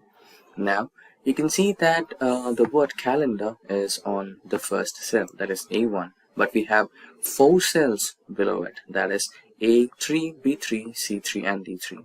So you might want to add this to all the cells, right? Like maybe in the middle. So for that you can do the option of merge and center. Also there is a tutorial on merge and center about all the options available in this particular thing, so you can go through that also. And yeah, we have done the first step. Now all we need is day, month, year and week. So in a calendar or in a month, you'll have days from 28, 29, 30 or 31 days, right? So let's create a list or the drop down menu for that, so that whenever you click it, right?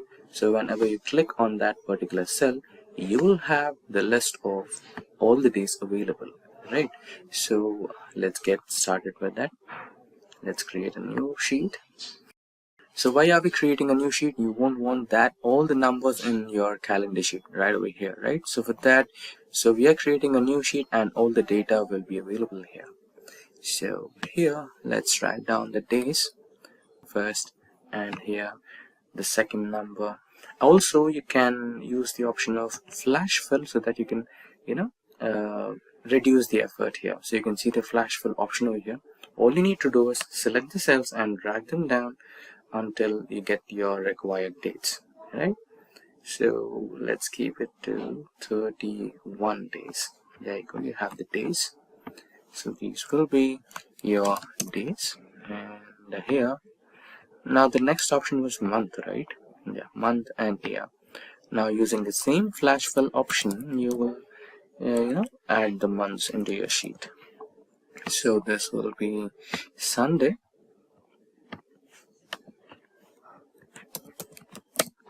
So Excel has this smart flash fill option where you can just drag the data and everything will be filled according to your requirements.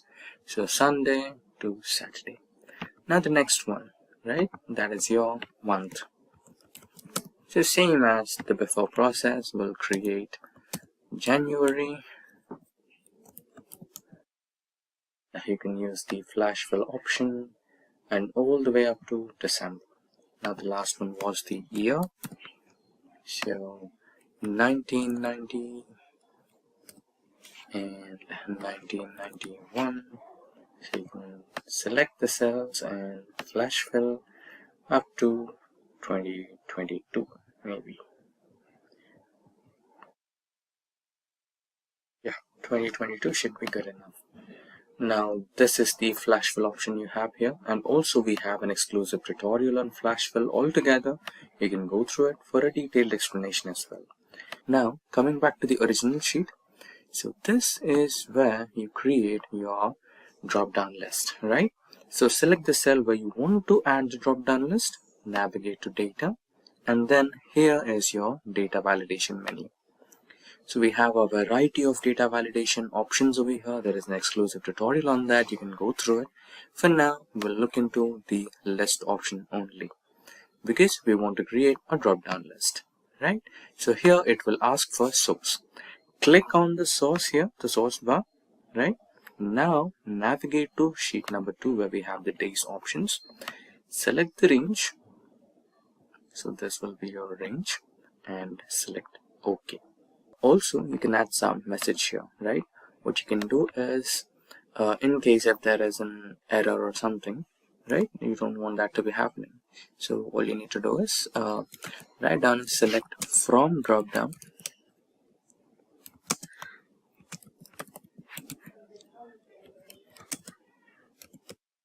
Select from drop down only,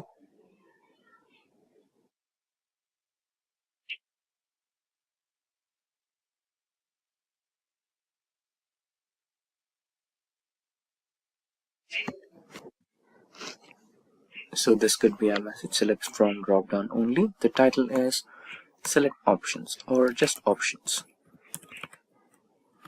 In case if there is an error, you can write down your title as invalid data, and you can write down a message as please select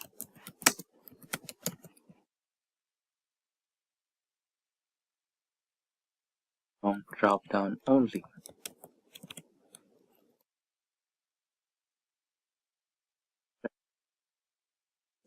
So in case if someone tries to write as 32 or 33 to check the integrity of your data validation, then they will encounter an error and an error message, and then they must be understanding what exactly they try to do and if it's correct or wrong, right? So this is to make sure that whatever the data you enter is correct and valid. So okay, and here you can see select from the drop down list only, options with option list as title, and let's try to enter 32, right? And when you press enter, you will see an error. So the error message is invalid data. Please try to select from drop down only. So you can go for a retry and select the drop down, right? So let's eliminate that and now select something from the drop down. So let's take it as maybe 10, right? So this is how you cleared the day one. Now let's try to do with the month. Same data validation option. Settings will be list and source will be this one.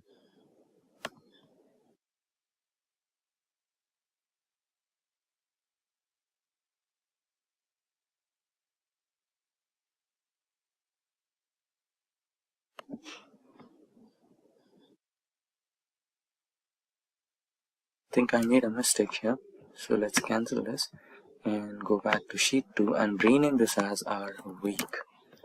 Yeah, now coming back to the month again, it will be a list and the source will be in sheet 2. Navigate to the sheet 2 and select your range and the input message the same. Options,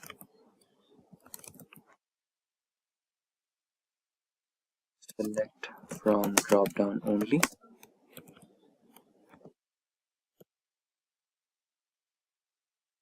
and error alert, title will be invalid data. This one will be please select from drop down only.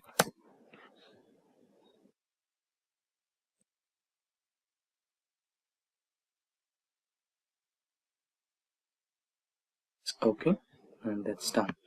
Now let's continue with year as well. Let's quickly do the same.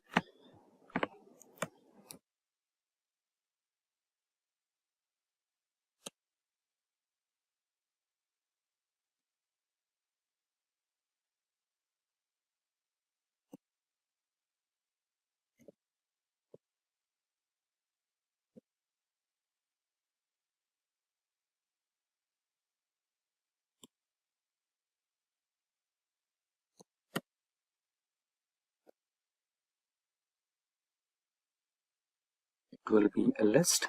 Source will be in sheet 2.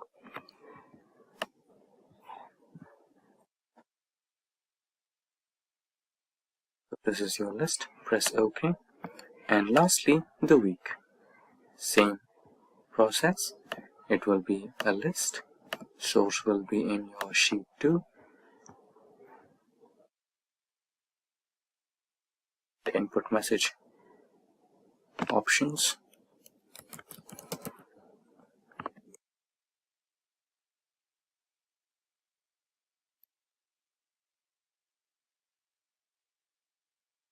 Title invalid data. It's drop down only. Right, so your drop down list is ready now. So the month will be anything. So currently we have May, and the year can be anything, anywhere. So let's take it as 1997, and week can be the adjacent week. And so what was 10th of May 1997? Let's check our calendars.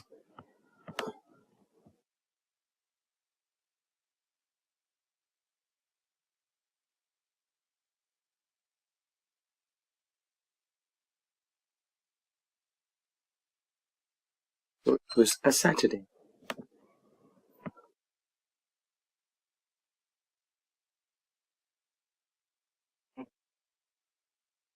So it was a Saturday, and that's how you create a drop-down list in Excel. And if you want, you can also add borders to your calendar, right? So that's how it's done. How to add date in Excel spreadsheet. Now there are multiple ways to add date to Excel spreadsheet. For example, equals to today. This is a shortcut method, and you can enter, done. You will have today's date. But again, there is some problem with this kind of approach. So today's date is 4th of September 2022. Now, if you open the same spreadsheet after today, that is tomorrow or day after tomorrow, then you will have a concurrent date, that is 5th of September or 6th of September, right? The date will always vary or get updated according to time. Now, you don't want to change that, or you don't want that to be happening with employee's date of joining, right? It should be stagnant. It should not vary, right?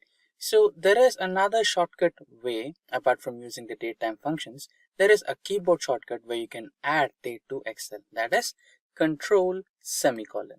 So this is the shortcut way to add date to your Excel spreadsheet, and this particular date will not change. This will remain the same constant date throughout the time.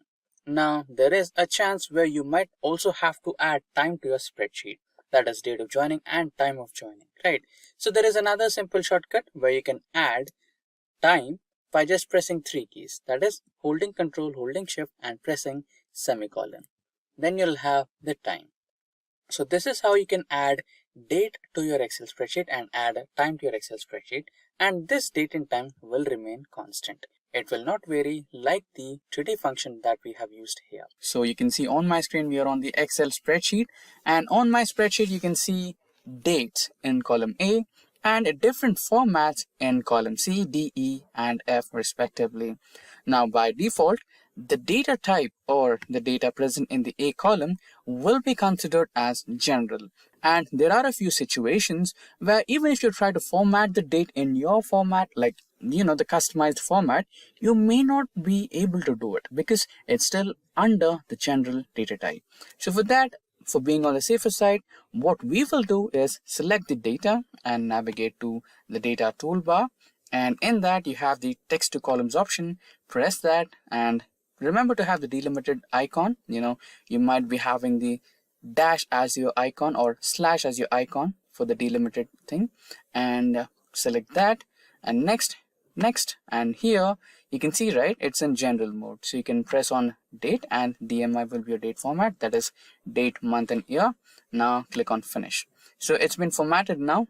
Now let's copy the same data and paste it in all the 4 formats, so that we'll see the different formats that we can change to or customize to, right? So there you go. Let's expand the columns a little bit. Now we have day, month and year. So now you might want to change a couple of things, right? For example, you wanted to change, okay, let's see the menu. So the way is to select the cells and right click and select the format cells option, and in here you can see the date function, and in here you can see different types of modifications that you can do to your data, right?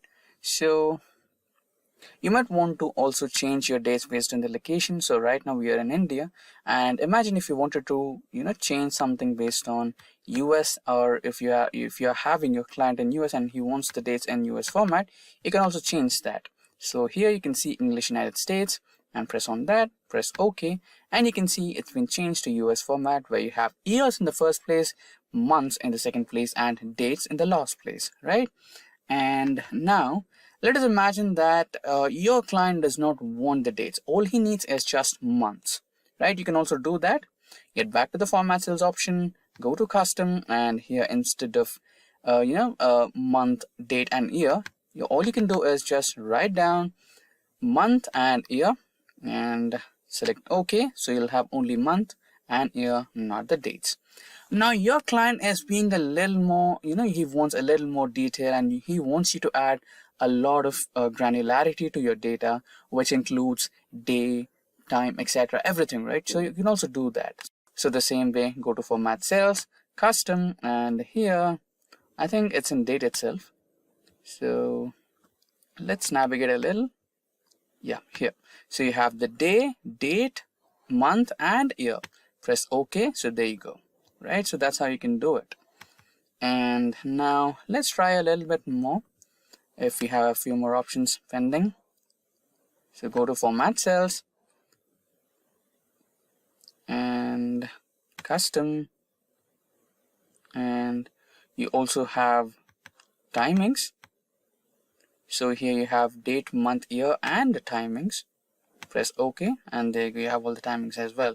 So since these dates are, I created them just a few moments ago to keep it simple, so I did not have to add the timings here. So if you are keen about adding the timings, you can also do that. For example, if you wanted to add the timings of the employees logged in and logged out, you can also do that using the same format. That is how to calculate age in Excel. So for that, let's get back to the practical mode, and you can see now we are on our Excel spreadsheet, and you can see we have a column of dates, and on the column B we have age. Now how do you calculate the age using the date of birth? So this is completely simple. All you have to use is the datedIf function, or if you also call it as datediff function based on your choice. We also have a specific entire tutorial based on datediff in Excel for further information. That video will be linked in the description box below. You can go through it, or you can use the end screens and iCards linked to this video to get back to the tutorial based on datediff in Excel. Now let's calculate the age of these dates, or these people with these date of births. So all you have to do is type equals to and type datedIf and open a bracket. We need 3 parameters here. That is the date of birth. That is the first parameter. Now the second one is the today function, because you're calculating the age of these people as per today, right? So we have a today function in Excel. Press on tab to select it and give a close bracket. Now comma, and if you wanted to calculate the age in terms of days, you have to give D as the input.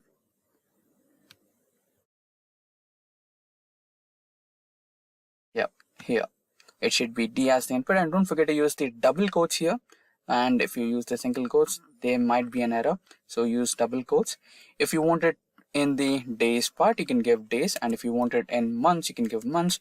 For now we want in years, so we will be giving Y as the third parameter, and press enter. There you go, you have the age here in 26 years. You can drag the same function and you have the ages here as you wanted, right? So this is how you calculate age in Excel. Now we have started our Microsoft Excel, and here we have our empty worksheet. So datedIf function is majorly used to find the differences between 2 individual dates. So it is also called as datedIf by a few people, and a few people also reference it to datediff, that is date difference. So anything is good.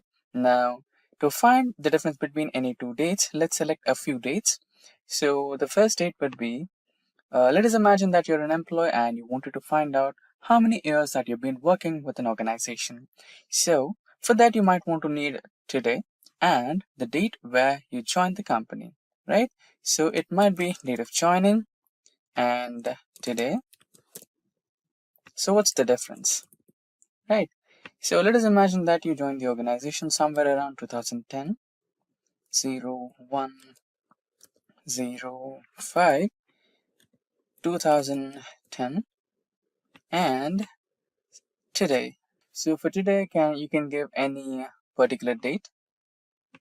Let us imagine that today is 1st of January 2021 or 2022.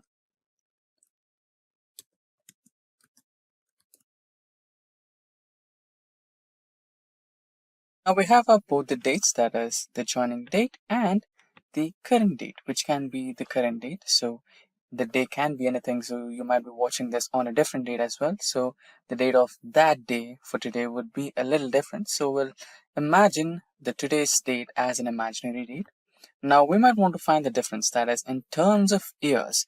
So you wanted to find the difference in terms of years. So here you can find the difference in terms of years, days, and months as well. So currently, let's try to find out the difference in terms of years. So for years, you might want to specify the third parameter in the dative function as y. If you wanted months, you have to give the m as the third parameter. And if you wanted to find the days, you might want to give d as the third parameter. So we have discussed the third parameter. So what are the first two parameters, right? So the first two parameters are the first date and the last date. So the first date in this situation is your date of joining, and the last date or the final date, which you want here as your today. So let's find the difference. So for that equals to, so it can be dated if or date diff. So date if and the first date, which is the A2, and comma the last date, that is B2, and your parameter, third parameter in terms of years, that is Y. Close the bracket and press enter. So there you go, you have your date here. So it's been like 11 years that you're working with your organization. So that's how you find out the differences. So we have 11 years because we did not finish the 12th year completely. So if we had given the month as maybe 6, where we have finished our total years, then it will automatically change to 12 years. So that's how you work with dated if. How to calculate time difference between two different timings using Excel. Now let's get on to the practical mode. Now we are on our Excel spreadsheet. As you can see on my Excel spreadsheet, let me expand it. We have two different timings, that is in and out. So here we are considering a scenario where we are calculating the total number of hours worked by an employee in an organization. So the in time will be the time where the employee logged in, and the out time will be the time when the employee logged out. So here we have made some minor cell formatting. So when you right click on any of the cell, you can get back to the formatting cells option, and in that option we have selected the AM PM. So there is also another option of choosing the 24-hour timing, that is 1320 1330. So this represents the 24-hour format, but since we are working on office timings, let's keep it as AM PM. Okay, so there you go. So we have our timings of in and out. Now to calculate the time difference between the in time and out time. So this particular calculation is completely simple. All you have to do is press equals to select out time minus select in time. So there you go, press enter, and you have the total number of hours the employee has been working in your organization. So here also we have made some minor cell formatting. So usually it comes out as AM PM, right? But instead of that, we have made a minor cell formatting. We have navigated into time and we have selected the 24-hour formatting so that we have just hours in our output. So that's how we have calculated the time difference between two in times and out times of an employee using Excel. That is calculating percentage in Excel. Now let's get into practical mode. So on my screen, you can see a simple spreadsheet with student names and their marks on my sheet. So we will be calculating what are the total marks obtained by the students in overall subjects and calculate what is the percentage. Now we will carry forward a few simple inbuilt functions in Excel to calculate that. First, we will be calculating the sum of marks. So here equals to sum function, and select the range of cells. Close the bracket, press enter. So you have the sum now. So we have to calculate it, repeat. So by clicking on the same formula, now we have the total of all the subjects for individual students. And now let's calculate percentage. So usually we use the divide by option, that is divide the total number of marks obtained by the total number of marks available, that is we will be dividing 407 by 500 and then we will be multiplying that into 100. So that's how we calculate the percentage. So cell G2 divided by cell H2, press enter, and you will end up with the decimal format. That's perfectly all right.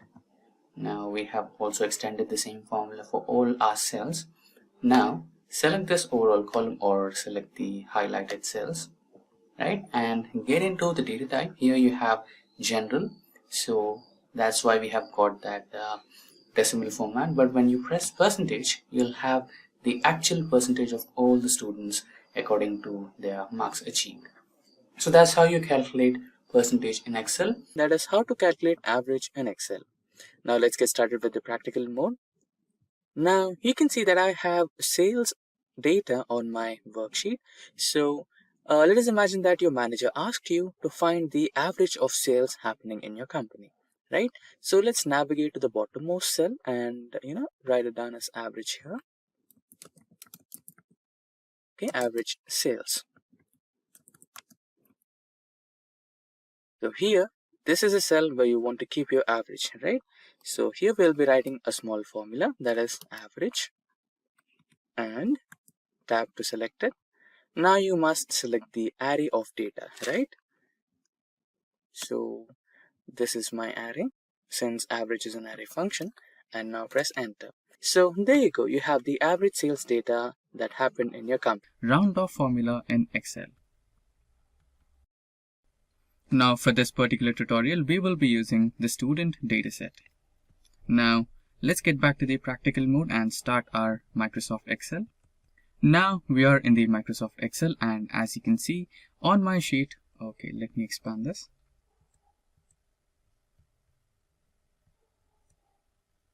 So as you can see on my screen, we have the dataset belonging to students. So we have 10 students and every one of them has name, roll number, class, blood group and marks, etc. And at the end we have the percentage. And as you can see, we have the percentage in terms of float values, and we have a lot of decimal values like 8 and above. So what if you wanted to just have 1 or 2 digits after the actual percentage, like 80.6 or 80.66, right? It would be a little bit more or good to read, right? So that's what a round off actually means. So now let's work on having rounded off values for the percentage. Now let's create a new column. Let's name it as round off percentage. Great. So to actually perform the round off formula, we do have a predefined method for that. For that, you just have to type in equals to round, and there you go. We have round up and a round down. So both of them perform the same operation. Let's select a round up, and this is the M column and the row number is 3. So we'll have to press M3 and the number of values after the decimal point. For now, let's select 1. And there you go. Press enter and the value should be rounded off. Now 80.66 is being rounded off to 80.7. Now when you drag the cell to all the rows, then you can see all the values will be rounded off. Here you can see 75.16 has been rounded off to 75.2 and 82.33 has been rounded off to 82.4. So we end up with having rounded off values. Now we are on the spreadsheet. So here, what exactly are page breaks? So page breaks are something which help you during you're trying to print your data or present your data in the form of a web page, right? In those times, you cannot fit your entire Excel data in one spreadsheet or one paper or one web page, right? So in those scenarios, Excel will try to eliminate a few parts of your spreadsheet, or it will try to split the spreadsheet. So how exactly it looks like? So go to the view option and click on the view and click on page break preview. Here you can see the dotted lines, right? So these are the things which separate your data in form of pages so that it can be printable on one single page.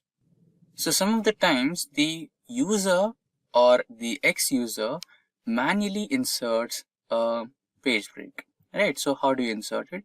Just go to the page layout and here you can see the page breaks, insert a page break, and you have successfully inserted a page break. Again, go to the view, go to page break view, and here you can see the solid line. So these solid ones are the ones which are inserted by the users or anyone who had the access to the data. Now how do we eliminate them, right? So we can eliminate them and we can try to get the sheet back to the normal way. So all you have to do is click on the cell which has the page break, which is right under the page break. Go to the insert page break, page layout menu, go to the breaks option, click on remove page break, and there you go, you have successfully eliminated the page break. And page break preview to make sure that the page break has been successfully removed, so you cannot see that anymore. So that's how you try to insert or eliminate a page break in Excel. DAX in Excel is a sophisticated formulas type language that comes in handy while working with relational data and extracting information via dynamic aggregation functions. DAX in Excel stands for Data Analysis Expressions. DAX functions are completely familiar to the general and default functions that are available in Excel. Now, DAX allows users to perform slightly escalated and advanced and custom calculations upon various data types like character data, date time, time intelligence functions, and many more. And in DAX, there are a variety of functions such as DAX table valued functions, DAX filter functions, DAX aggregation functions, time intelligence functions, date and time, information time, logical, parent, and many more. Now in today's session, we will look into one such type of DAX function in Excel, that is DAX date and time function in Excel. Now without further ado, let's get into practical mode. And we have started our Microsoft Excel. Inside Excel, we have opened a new blank worksheet. Now navigate to data option in the toolbar, and in that, go to the Power Pivot window. Now we have entered the Power Pivot window, and inside that you can see the option of Get External Data. Click on that and you can see a variety of options. That is, you can get the external data from a database, you can get from web servers, that is from data service, and you have also other forms of data sources and existing connections. For now, we will take other forms of data, that is a Microsoft Excel data which is in our local system. Select next. Now provide the location of your folder, just browse, and we will select DAX employee data, open, and there you go, we have our data connected to our Power Pivot window. Click on next, and there you go, you have the selected table and views. Click finish and you can see the data getting imported into your Power Pivot window.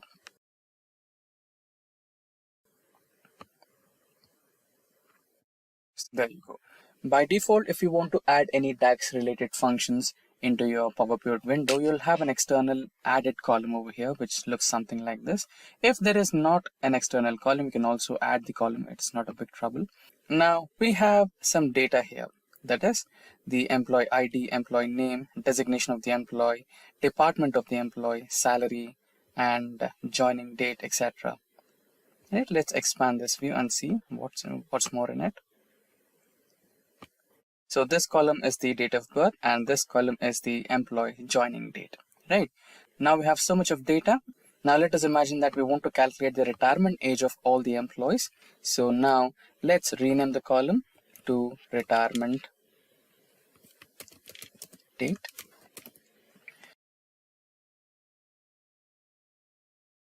So we have our new column, that is retirement date.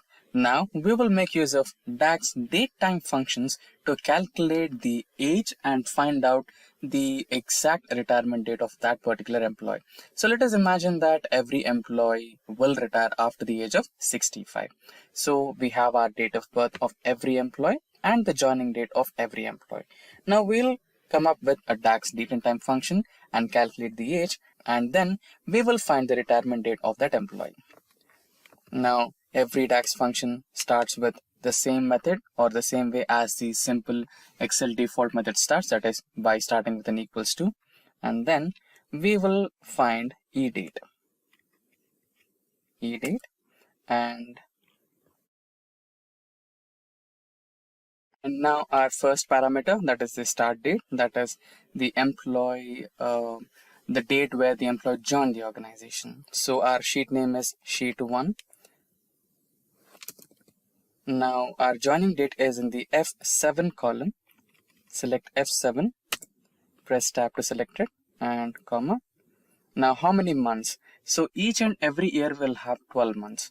So 12 months into the age, that is 65, star 65. And now you can close the function and press enter, and then you'll find the retirement date of that particular employee.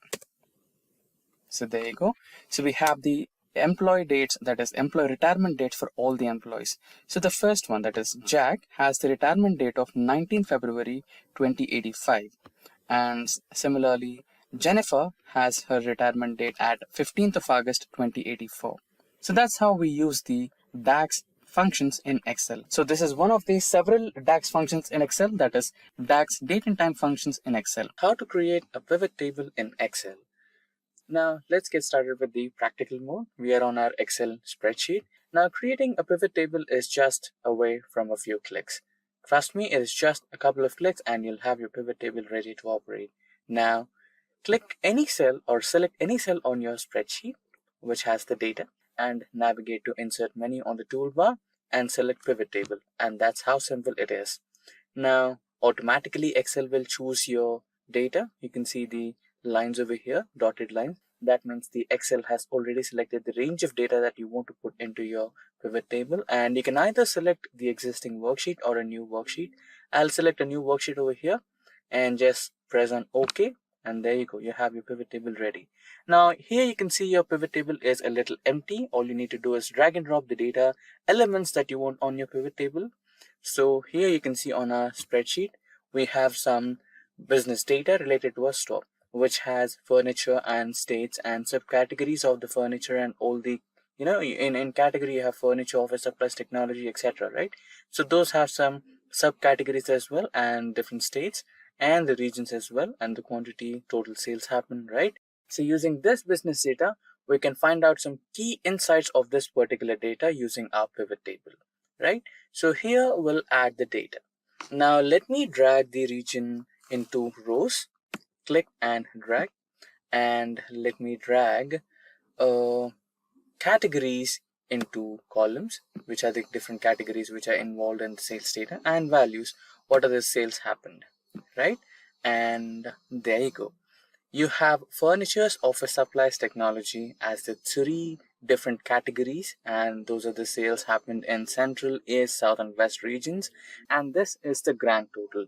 And instead of regions, you have all the regions over here, right? So central, east, south, west, or instead of all the regions, or instead of all the categories, you can place a specific category in your pivot table. For example, let me push the category into the filters, and here you can see the total sales happened in those particular regions. Now what if someone asks you to find the sales of only furniture, right? So your manager comes to you and he'll ask you, get me the sales of only furniture. So you can select that, and there you go, you have the furniture sales in all the regions, right? Or you can also do the vice versa. You can also drag regions into the filters, and if you wanted to find out the region wise sales of furniture, you can also do that, right? So here we have furniture, and here you have all the regions, and let us try to find the sales of furniture in the central region, and there you go, right? So this is how the pivot table works. And you can also remove the regions. For example, if you wanted to remove a certain element from filters or anywhere, if it is columns, rows, anything, you can just drag and drop it, right? So that's how it works. And also you can increase the level of detail or improve the granularity, right? So here we have categories on our columns, so you can also include subcategories into the columns, right? And you have the region wise sales.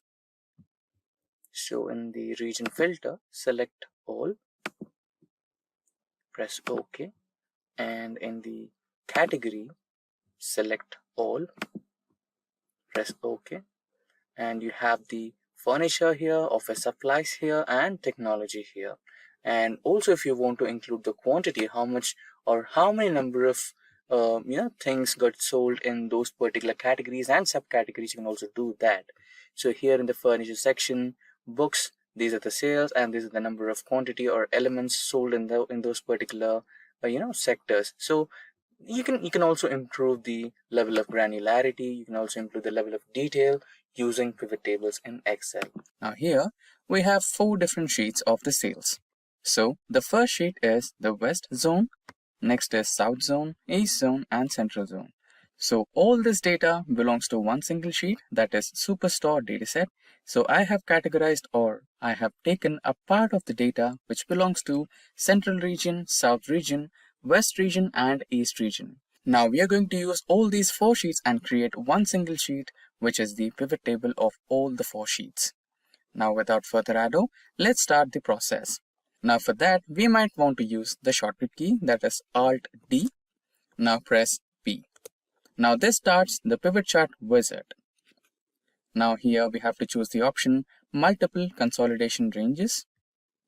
Then click on next. And here you can see the pivot table is clicked by default. Now we'll go to next. Now here click I will create page fields, or the pivot chart wizard will automatically create if you want that to create for you. Now click on next. Now here let's select the range. Now I'll be selecting the range. Add it. Now next we'll select East.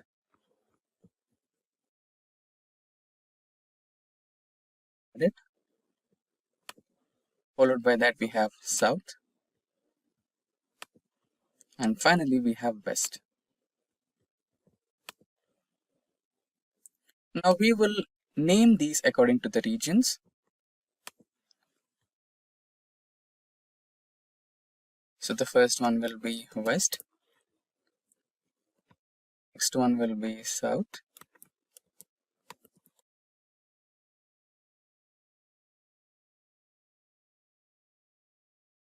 Next one will be East.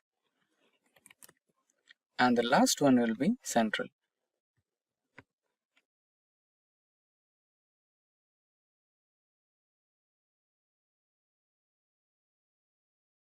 Click on next and here select new worksheet and finish. And there you go. You have the pivot table here. Now you might want to change the summation value. So click anywhere on the pivot table and change it from count to sum, so that you have the summation of the total number of sales, subcategory sales and grand total of sales, etc. Now here you can see all option. Now let's select Central and you'll get the details of the Central region, the grand total and the sales happening, quantity of sales, etc. Now here you can see the furniture, office supplies, technology and the grand total all in one single sheet. Now let's get back to the original sheet. So as you can see, this is the original sheet, and in the original sheet you can see various more categories, which is the shipment mode, customer segment, country, city, state, and you also have product name, subcategory, etc. So if you had added all these into this sheet, you can also create a separate option of adding minute details to your pivot table. So that is how the pivot table is created using multiple sheets. So how to create a pivot chart, you ask? It is really simple. All you need to do is just follow few steps and you have your pivot chart ready, which is completely interactive. Now all you have to do is select any cell in the dataset you have and rush into the insert toolbar. Then in the group of charts, you have an option called pivot chart. Select on it. Now you'll be asked to select the data range, and you can see Excel has automatically selected all the range that you want to include in your pivot chart. Then you have another option which is asking you to either create the pivot chart in the current worksheet or a new worksheet. For now, let's select a new worksheet. And there you go. Voila, the pivot chart is completely ready. You might ask me, this is completely empty. Yes, the default pivot chart, what you get from Excel, will be completely empty, but you can add the legends and all the data that you want to add onto your pivot chart just by dragging and dropping the data from the right hand side of your Excel sheet, that is from the pivot chart fields. So you can see we have various options: region, category, state, subcategory, sales, quantity, etc. Now I'll add region. I'll add region to access, and comparatively we will see the sales that are happening in those particular regions by dragging sales into values. Now you have all the data in the form of pivot chart, which is completely interactive, which represents the sales happening in those regions. Now you can also select a particular region, right? By default all the regions are selected, but if you want to select only central, then you can do that by deselecting everything and select only central and select OK, and there you go. You have all the data related to the sales happening in the central region. Now if you want to kind of see all the categories of sales happening in all the regions, you can drag the category into values again, and in the region part, okay, I think we have to add category into legends. Yes. Now select regions, that is all regions, and select OK, and you can see the category wise sales in all the regions at one single go. And I hope you did not observe it clearly. The Excel also gives you the completely prepared pivot table as well, right, which is also interactive. You can also get to choose the data from here as well and select OK, and you'll see that being reflected on the pivot chart. So here you can see both pivot table and pivot charts are completely interactive. That is charts in Excel. Now let's quickly get onto the practical mode, where we will have some datasets over which we will be trying to apply the charts. Now there are various types of charts in Tableau, and those are the pie chart, the column chart, the bar chart, column versus line, pivot chart, and sparkline charts. So we will discuss one after the other. First, let us discuss about the pie chart. So as you can see, we have a small dataset on my screen which I have personally created, and this deals with the companies and this deals with the shares of the automobile industry. So now for this, let's create a pie chart. Select all the data and then get into the toolbar, and inside the toolbar you can see various options, and inside that we're going to use the insert option. And when you select the insert option, you will have a ribbon here, and inside the ribbon you can see groups, tables, illustrations, add-ins, and here you go. These are the charts. So now we needed a pie chart. So select on that icon and you have various types of pie charts. You have 2-dimensional pie charts, 3-dimensional pie charts, donut type of charts, etc. Right? So I would like to go with the 3-dimensional pie chart as it looks a little more appealing and easy to understand. And now there you go. This is the title of the chart, and these are the legends of the chart, and this is the chart area, and these are the values. Now we can kind of add the data labels as well. So you can just have to press the plus icon over here and you'll have the options. You can add the data labels, which will give you a lot more interesting values. And you can also turn this around.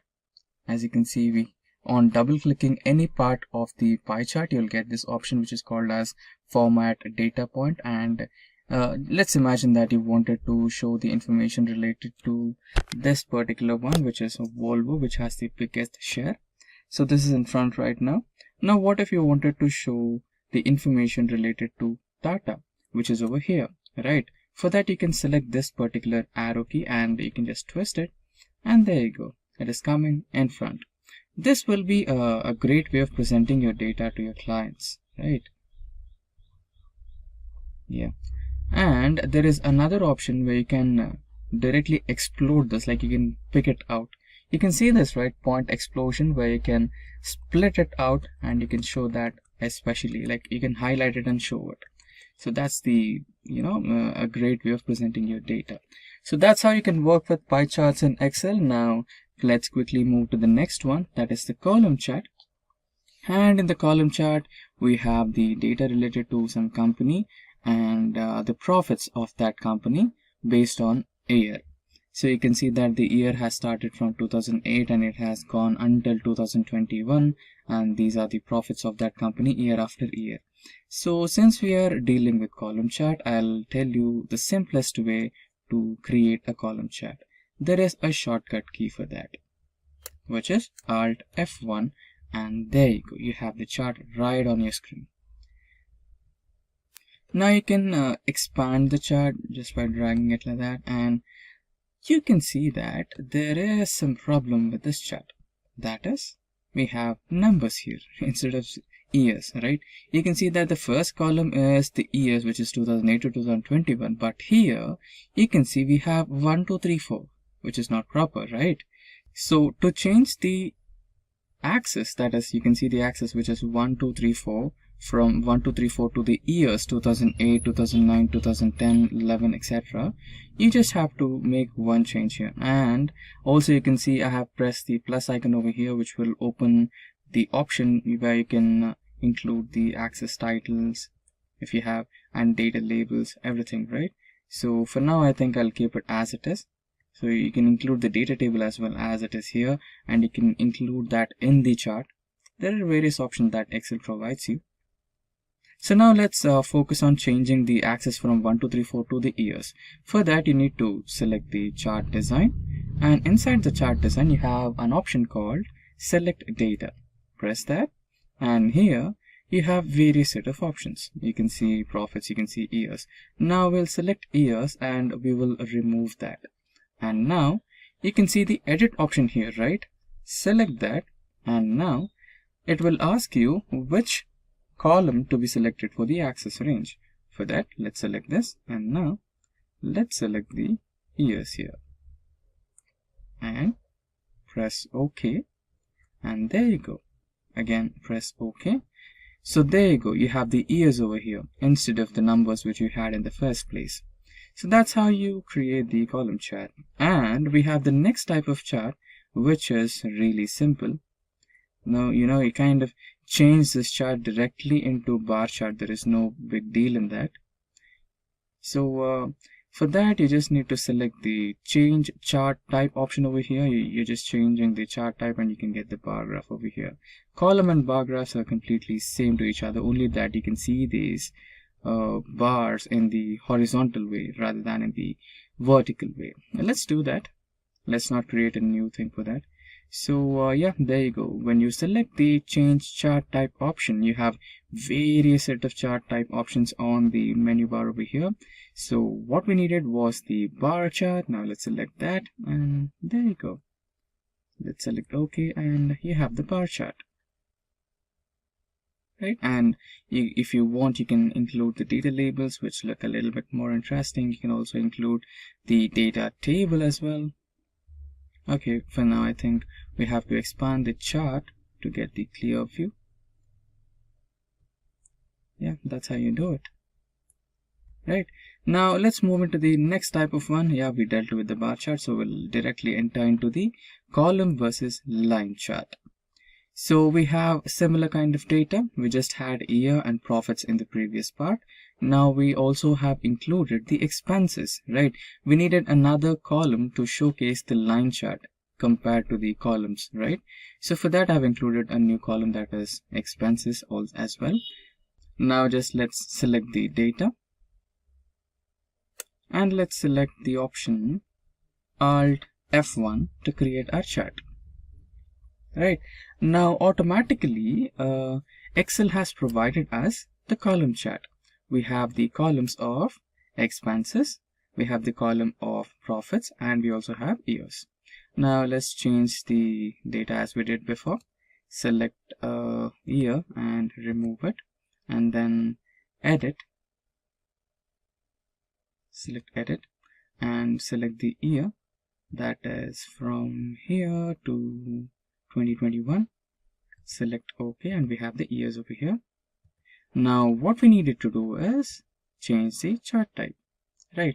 Select the change chart type option, and since we wanted to create a column versus line chart, it is a combination. Whenever you want one or two types of charts included in one single chart window, then it is a combo option. So here we need to select the combo option, and inside that we have various types of combination charts. We have clustered column, we have clustered line on secondary axis, we have clustered stacked areas, clustered column, and the other one is custom combination. So let's go with the first one, that is clustered line. Let's select that, and there you go, we have the line graph with the column. So that's how we create the column versus line. And if you want, you can include the data labels, and you can include the data table as well. Yeah. Okay, I think we need to expand the canvas a little more to get a clear view. Yeah. So you have legends over here, you have the data labels and axes, everything, and chart title. You can always change the chart title. So for now, let's rename it as profits versus expenses. Yeah, that's how it goes. Done. Okay, I think I made a spelling mistake here.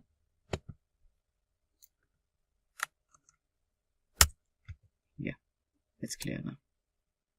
Now the next type of chart we're going to deal with is the pivot chart. So we have dealt with pie chart, column chart, bar chart, and column versus line. Now pivot chart is a little bit different. It's like you're going to create some active chart which responds to the variations you're making to your data. So to understand that better, let's create a practical chart over here. Now select all the data.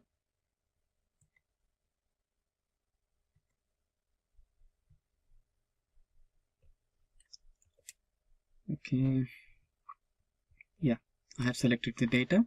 Now to create a pivot chart, let's select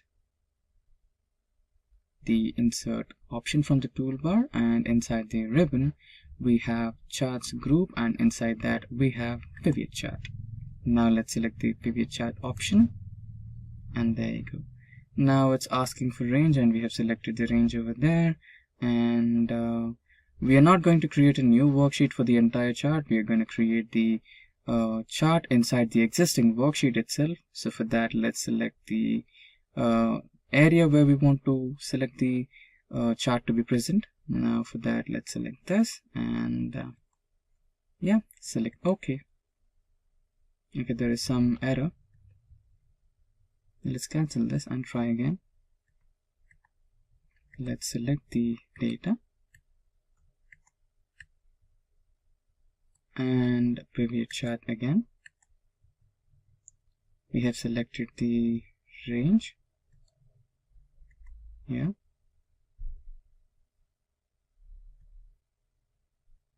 That's how you select the range. And now select the position where you want to create it. Existing worksheet. We have selected that. And press OK. Yeah, that's the way. We've got our pivot chart over here, and you can see our pivot chart is completely blank. Right, now it will respond to the changes you make to your pivot chart. For now we have serial numbers, and these are the names of the guys who have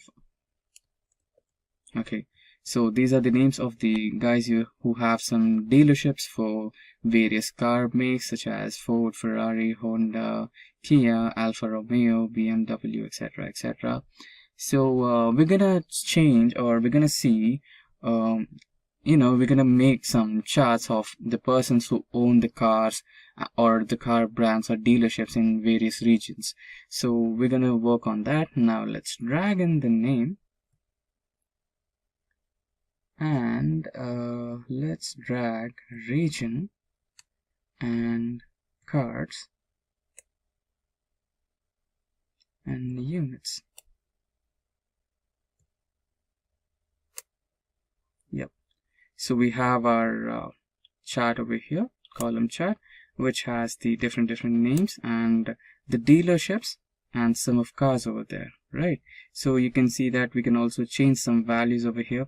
What if we wanted to know only the details regarding Jennifer? You can do that. You can unselect everything, and you can just select Jennifer and press OK. Now you'll have the details of only Jennifer of having the car brands.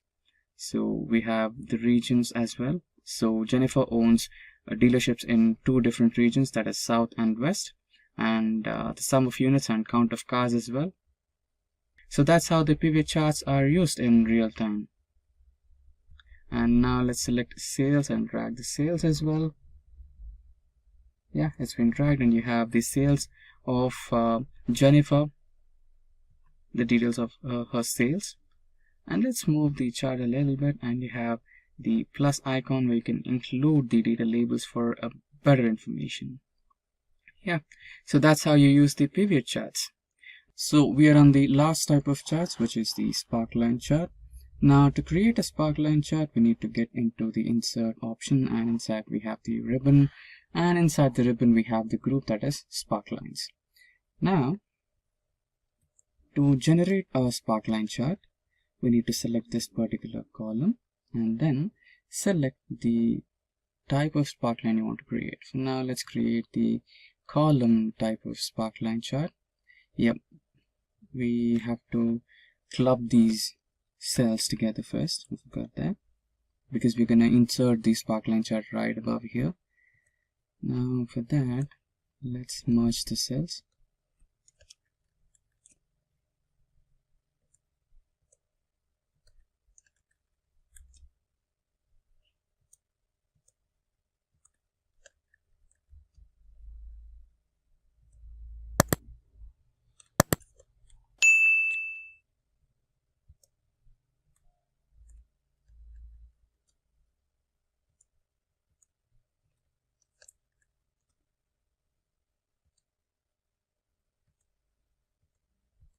Yeah, so we wanted to create the sparkline chart of column type, and now it's asking for the location where we want to create the sparkline chart. So this is the location. Now let's select OK, and there you go, we have the sparkline chart right over here. Now you can see that we have a negative point here, so if you want, you can change that from negative to positive, and it will automatically update that. And if you want to add the axis to this particular chart, you can select the option sparkline, and there you go, you have certain options like high point, low point, and if you wanted to add some margins, then you can also do that. Add data type axis, and there you go, you have the axis.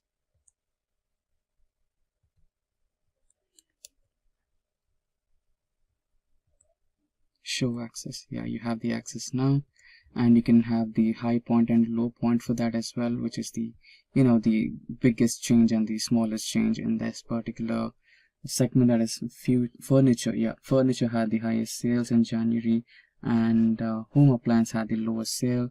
And you can also change the color, and let's change the color again. Yeah, we have a different color over here which resembles a little bit more better, or you can also go with this one. And if you wanted to add the same to all these tables, you can do that just by dragging it, and you have it for all the 6 months. Now if you wanted to add some new data in this row, or you wanted to add a new complete row, then you can do that as well, and change that and bring that change implemented in these charts as well. Now let us try to add a new row here which includes the miscellaneous. We have that data right over here. Let's select that, copy, and let's paste it over here. So there you go, we have the extra row here. So yeah, now we have added the miscellaneous row, and right now we have the sparkline chart for only 4 columns or 4 rows, that is furniture, technology, home appliances, and office needs, and miscellaneous is missing. Now to add that as well, let's select sparkline, and inside sparkline just select edit group location and data, and now let's select the entire data, and now select OK. There's something wrong again. Sparkline, edit data, select range, this should be helping. Yeah, there you go, we have all the 5 rows now, including furniture, technology, home appliances, office needs, and miscellaneous. let's get started with the lookup function tutorial in Excel. What is Excel VLOOKUP?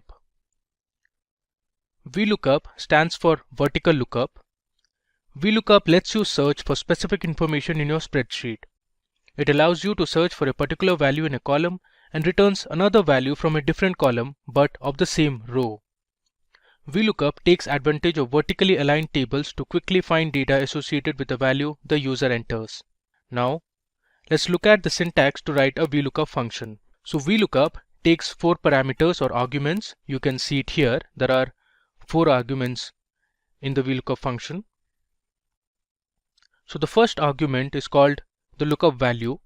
The lookup value represents the value that you are searching for. Next is the table array. The table array represents 2 or more columns of information. The third argument is called the column index number. Now this represents the column number in the table from which the value must be returned. The first column is 1, the second column is 2, and so on. And then we have the fourth parameter, which is called the range lookup. Now this parameter is optional. Now range lookup is used to find an exact match. So if you want to find an exact match, you need to enter false or 0. Meanwhile, if you want an approximate match, you need to enter true or 1. If getting your learning started is half the battle, what if you could do that for free? Visit SkillUp by Simplilearn. Click on the link in the description to know more. Now, let me give you a brief overview on what's going to be in our demo. So for our demonstration, we'll use a sales dataset. You can see the dataset on the left. Using this dataset, we'll understand how VLOOKUP performs an exact and approximate match. We'll see how VLOOKUP is case insensitive. Then we'll perform a wildcard character search. We'll understand how to handle errors when a match is not found. And finally, you will look at two-way lookups. Now here is a small example of how VLOOKUP works. So we want to find the units sold by Morgan using the dataset on the left. So here you can see I have the dataset. It has some rows and columns. So these are the columns which are order date, region, there's a representative column, item, units, there's unit cost and total. And from this table I want to find the units that were sold by Morgan. Now if you look at the table, at the bottom you can see the representative name Morgan, and Morgan has sold 30 units. Now I want to find this value using the VLOOKUP function.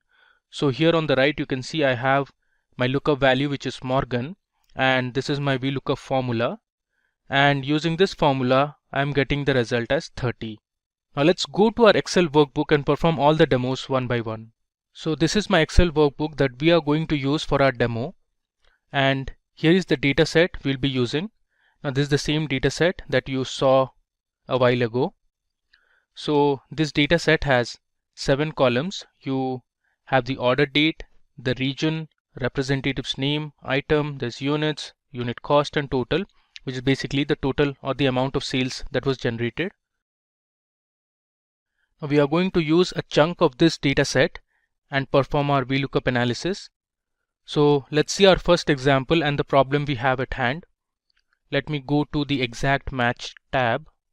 Alright, so here I'm going to use this chunk of data which is actually taken from the original data set. So we have taken the first 11 rows from the data set. You can see from row 2 till row 12 is going to be our data set that we'll use.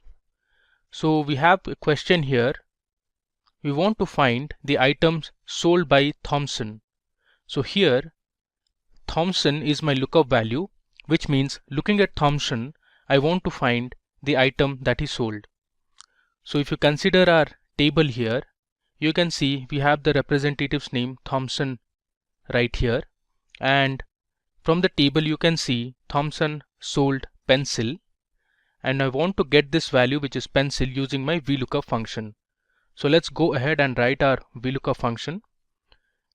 I'll consider this as my lookup value, and here under item I'm going to write my VLOOKUP formula. To write the VLOOKUP formula, I'll write first equal to, and I'll write VLOOKUP. Now if I hit tab, it will auto complete. Alright, now let's give the parameters. So first is going to be the lookup value, which is nothing but Thompson. So I'll just select this cell, which is J17, comma. Now it's asking to give the table array. So the table array is the table from which you want to retrieve a value. One thing to keep in mind is that the value you are looking for should be the first column of a table, and you can select the table array till the end of the dataset or till the column which has the value you want to find. So here I'll select my table array starting from the representatives column till the end of the item column, which is going to be my table array. Then I'll select the column index number. So the column index number is based on the table array you have selected. In this case, my column index number is going to be 2 because we have selected just 2 columns and the value which I am going to find is in the second column. So I'll give 2, comma. Now the range lookup I am going to give is false because I want to find an exact match. So either you can hit tab or you can write 0, which means false. If I close the bracket and hit enter, it will return me the item that Thompson had sold, which is pencil. You can verify from the table that Thompson had sold pencil. Alright. Now let's try to change the table array and see what result are we getting. So this time I'll slightly change the table array. So again we are trying to find the item that Thompson had sold. So I'll write my formula equal to VLOOKUP. I'll hit tab to autocomplete. I'll give my lookup value as Thompson, comma.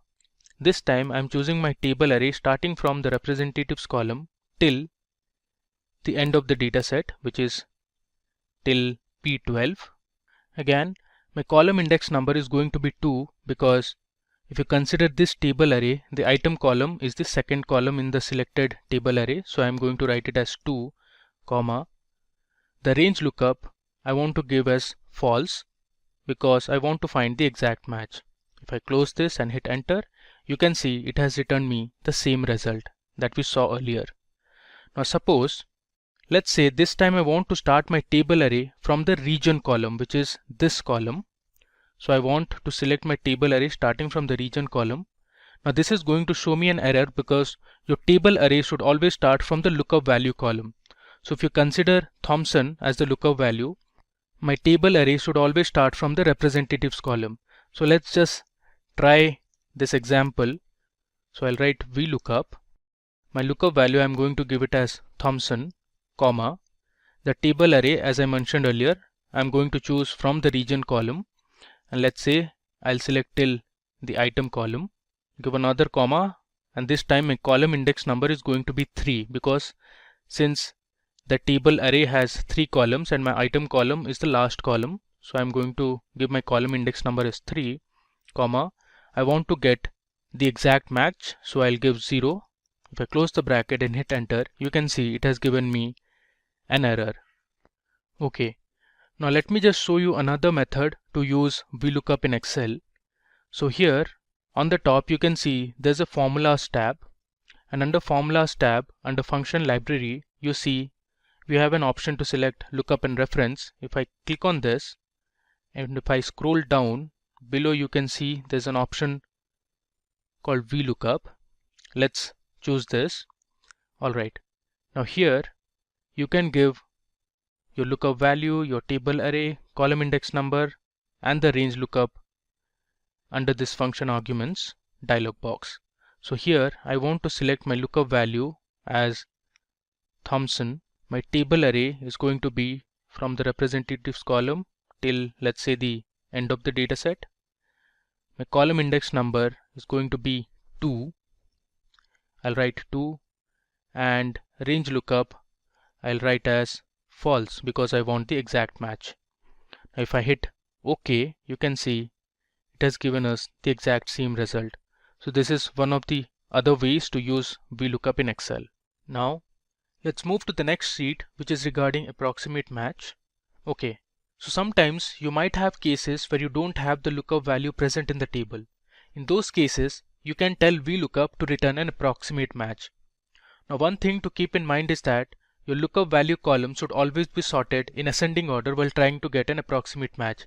So here we are going to use this table, and my lookup value column, which is going to be the representatives column, is already sorted in ascending order. And let's see the question we have here. So I want to find the item sold and the unit cost for MAT. So my lookup value is going to be MAT. Now if you see this table, I don't have the representative's name MAT anywhere in the table. Now using an approximate match, I want to find the item and the unit cost. So let's do it. So here under item, I'll write my VLOOKUP formula. So I'll type VLOOKUP, I'll hit tab to complete it. And this time my lookup value is going to be MAT. So I'll select this cell, comma. My table array I'll select from the representatives column till the end of item column because I want to find the item value for MAT. I'll give a comma. My column index number as per the table array is going to be 2, comma. My range lookup this time I'm going to give is true or 1. So I'll write 1, close the bracket, hit enter. Alright, it has returned me binder was the item sold by MAT. Now let's try to figure out why VLOOKUP returned binder as the item. Now let's say you were asked to insert the name MAT to the representative column in alphabetical order. So where would you place it? Ideally, you should place between Kivel and Morgan. Since this column is already sorted, MAT should appear before Morgan and after Kivel. So in an approximate match, VLOOKUP will consider the previous highest value. In this case, the previous highest value before MAT is Kivel, and hence VLOOKUP returned the corresponding item purchased by Kivel, which is binder. Now similarly, if you wanted to find the unit cost for MAT, again VLOOKUP will return the unit cost of Kivel, which is 125. Let's just try it out. So I'll write VLOOKUP. My lookup value is MAT, comma. My table array for this time is going to be from representatives column till the unit cost column I'll consider. I'll give a comma. Now the column index number as per the table array is going to be 4. I'll give another comma, and this time I'll double click true because I want an approximate match. If I close the bracket, hit enter, you can see it has returned me 125, which is actually Kivel's unit cost. Okay, we have another question, and this time I want to find the units sold by Rob. Now Rob is going to be my lookup value. If you see the representatives column, we don't have Rob. Now let's see what VLOOKUP is going to return as the item for Rob. So I'll write VLOOKUP. I'll give my lookup value as Rob, comma. My table array is going to start from the representatives column. I'll select till here. I'll give a comma. My column index number is 2. I'll give another comma. I'll double click on true. So I close the bracket, hit enter. You can see VLOOKUP has returned me pen. Now let's understand why VLOOKUP returned pen for Rob. Now if you are asked to insert the representative's name Rob into this column, so ideally Rob would appear somewhere between Morgan and Sorvino, because since this is sorted in ascending order, Rob is actually greater than Morgan and is less than Sorvino. So as you know, VLOOKUP in an approximate match returns the previous highest value, which is Morgan here, and the corresponding item for Morgan is pen, and hence VLOOKUP returned pen for Rob. Alright, now moving to the next sheet, which is another property of VLOOKUP, which tells VLOOKUP always looks to the right. This means that your lookup value must always be on the left, and the value you are going to find out should always be to the right of the table. Now consider this scenario where your lookup value is on the left. In this case, it is the representative's value, and I have taken Sorvino for an example, and we want to find the order date for Sorvino. Now if you consider this table, your lookup value, which is Sorvino, is actually this column, the representatives column, and we are going to find out the order date. So your representative's name is on the right of the table, and the value we are going to find out is on the left of the table. Now as per the property, VLOOKUP only looks to the right. So if I use the VLOOKUP function for this example here, I'll write VLOOKUP. I'll give my lookup value as Sorvino, comma, my table array I'll consider from the order date because I want the order date till the representatives column. I'll give a comma, and this time my column index number is actually the first column if I consider my table array as the first 3 columns selected, and my range lookup is going to be false. If I close the bracket, hit enter, it returns me an error. The reason is VLOOKUP always looks to the right, and this time the value we were trying to find out was to the left of the table. Now if you consider the opposite case, suppose you have the order date and you want to find the representative's name, you can do that easily because your lookup value, which is the order date, is on the left and your representatives column is on the right. So let's just try this. I'll write VLOOKUP. My lookup value is going to be Sorvino's order date, so I'll select it from the table. I'll give a comma. My table array will start from the J column. Let's say I'll select the entire table, comma, and my column index number will be 3 if you consider these as my table array, comma, my range lookup is 0. If I close this, hit enter, you can see we have got Sorvino corresponding to the order date. Alright, now let's move to the next tab. Now this tab says VLOOKUP returns only the first match. So we have a question at hand. The question is, find the units sold by Jardine.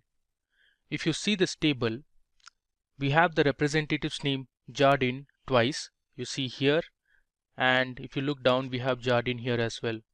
But the item sold by Jardine at the first instance is pencil, and at the second instance it's desk. Now as per the property, VLOOKUP always returns the first match. Now ideally, when we write the VLOOKUP function and look for the units sold by Jardine, you will see VLOOKUP will return 36 instead of 3. Let's just try it out. I'll write the VLOOKUP function. My lookup value is Jardine, comma, my table array I'll select from the representatives column till the end of units column. I'll give a comma.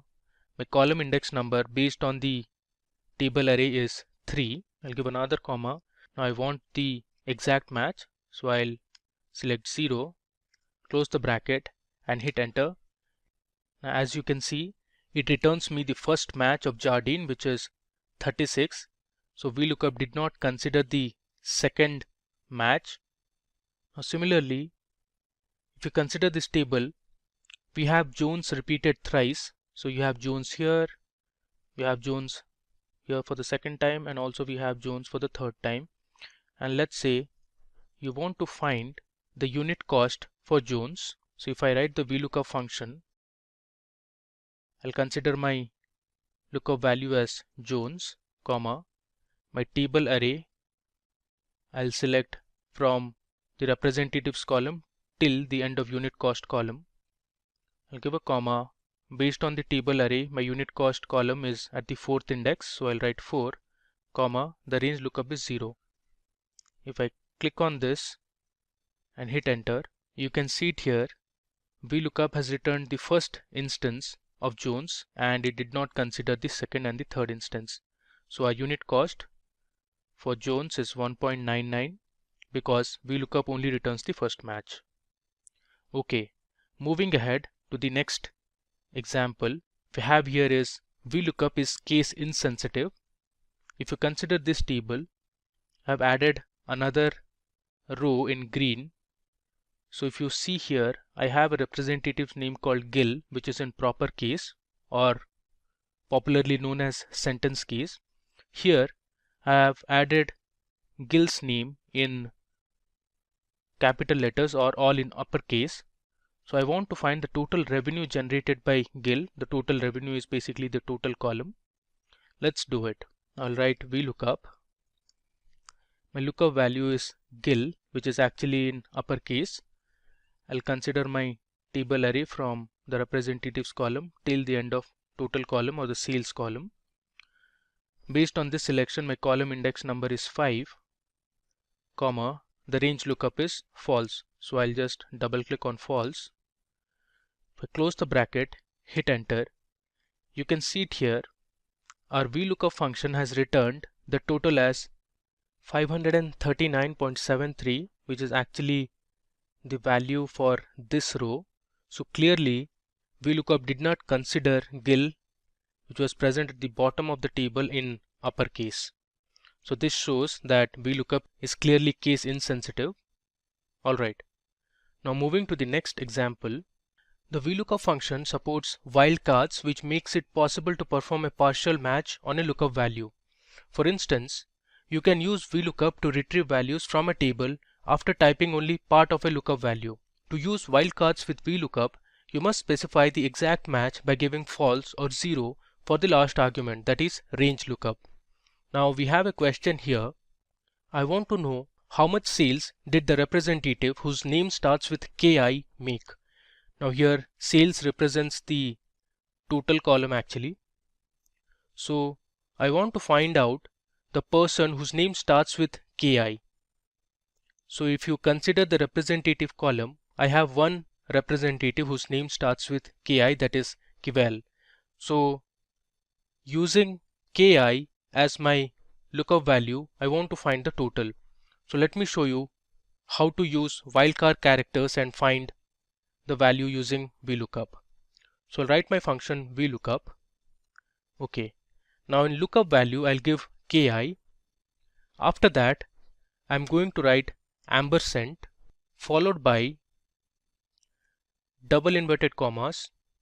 Then I'm going to write a star and close the inverted comma.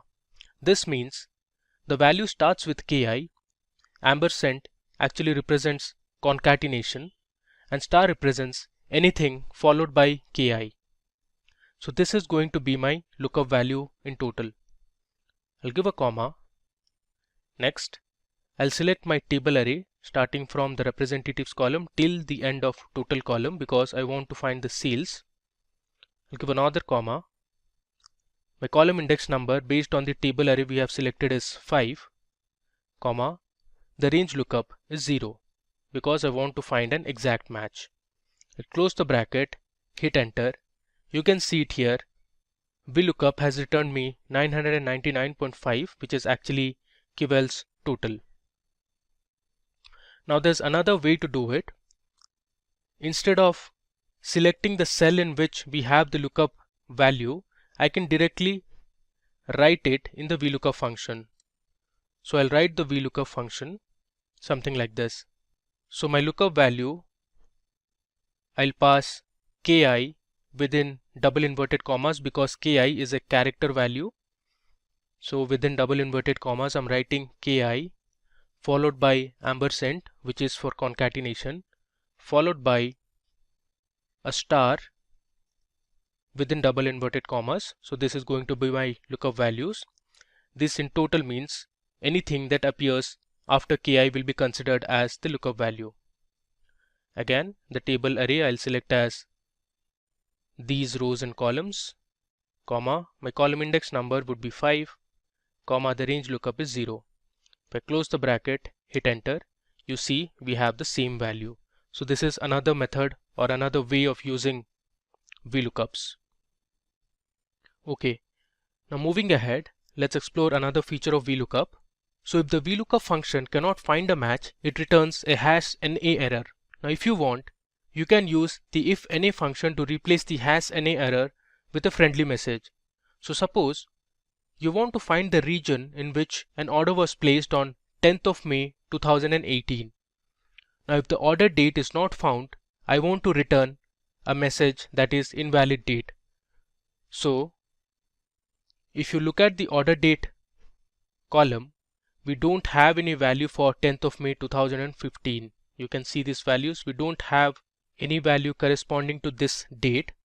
So if my VLOOKUP function cannot find this lookup value, I'll return invalid date. So let me show you how to write this. I'll type my VLOOKUP function. I'll give my order date as 10th of May 2015 as my lookup value, and then I'll consider my table array starting from the order date column till the end of region column. I'll give another comma. My column index number would be 2 this time based on the table array we have selected, comma. I want an exact match. So I'll give 0, close the bracket and hit enter. There you go. It has returned me an error. Now I want to convert this error to a friendly message saying invalid date. So let me show you how to do it. I'll do it here. So to return a valid message, I'll use the ifNA function. And within ifNA function, I'll give my vlookup function. So let me type ifNA. I'll hit tab. Now for the value parameter, I'll use my vlookup function. So my lookup value is going to be the order date, comma. My table array I'll select from the order date column till the end of region column, comma. My column index number is going to be 2, comma. My range lookup is 0. I'll close the bracket, give another comma. Now if this expression results in an error, I want to display a message that is invalid date. So I'll put invalid date within double quotes since it is a text message. I close the bracket, hit enter. You can see the result, which is invalid date. Now moving on to the final section of the demo, we have two-way lookup. Now in the vlookup function, the column index parameter is normally hard-coded as a static number. However, you can also create a dynamic column index by using the match function to locate the right column. And this technique allows you to create a dynamic two-way lookup matching on both rows and columns. Now let me first show you how a match function works. So suppose I want to find the index where unit cost column is present. So here I'll use the match function. I'll give my lookup value as the unit cost column name, comma. Suppose I'll choose my lookup array starting from representatives column till the unit cost column, comma. I'll give my match type as 0 for exact match. If I close the bracket, hit enter, it returns me 4 because my array was selected from the representatives column till the unit cost column, and in this array unit cost is at the 4th index. Alright, now using this idea, let's solve the following problem. I want to find the cost of each item sold by Morgan. So let's write our vlookup formula. I'll write vlookup. My lookup value is J5, which has the representative's name as Morgan, comma. My table array I'll select from C2 till F12. I'll give a comma, and this time I know that my column index number is at 4, but I'll be using the match function to find the same. So I'll write match. My lookup value is unit cost, comma. My lookup array is from C1 till F1, comma. My match type is 0. I close this bracket, give another comma, and I'll give my range lookup as 0. Close the bracket, hit enter. You can see for Morgan the unit cost is 19.99. You can verify from the table. For Morgan the unit cost is 19.99. Alright, now we have another question here. I want to find how much sales did Andrews make in the central region. So here I have two lookup values. One is central, one is Andrews. Now looking at these two values, I want to find the total. To solve such problems, let me first create another table. I'll place the table somewhere here. Okay, so let me just paste the table here. Alright, now I'll create another column where I'll merge the values of region and representatives. So here, let me create another column. Okay, I'll just name this column as region rep. Alright, Now this column, I'll use the concatenation operator. So I'll select East, use ampersand, and then select Jones. I'll hit enter. Now the same thing, I'll just duplicate it for the other rows as well. So I have my new column created. Now using this table, I can easily solve the problem. Now to find the total, I'll write my VLOOKUP formula.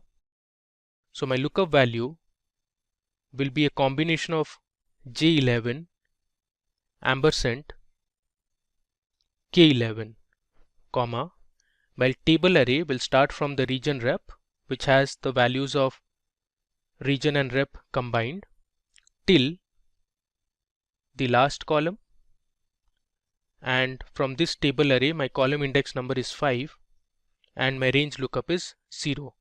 If I close the bracket, hit enter, you can see for central region, which is this one, and for Andrew's representative, the total is 149.25. Alright, now we are done with our demo. Let's have a quick glance at what all we did in this demo. Okay, so first of all, we saw our data set, which was a sales data set that we used. Then we started with our first example to see how VLOOKUP performs an exact match. We also saw how using the formulas tab and lookup and reference you can write VLOOKUP in another way. So you can use the function arguments to give your VLOOKUP parameters. Next, we saw how VLOOKUP performs an approximate match. So we had mat and raw which were not present in the representatives column. After that, we saw an important property of VLOOKUP, that is VLOOKUP only looks to the right, followed by VLOOKUP only returns the first match. Following which we saw that VLOOKUP is case insensitive. So here we had added a new row where GIL was present in uppercase, but still VLOOKUP found the total revenue for GIL which was in sentence case or proper case.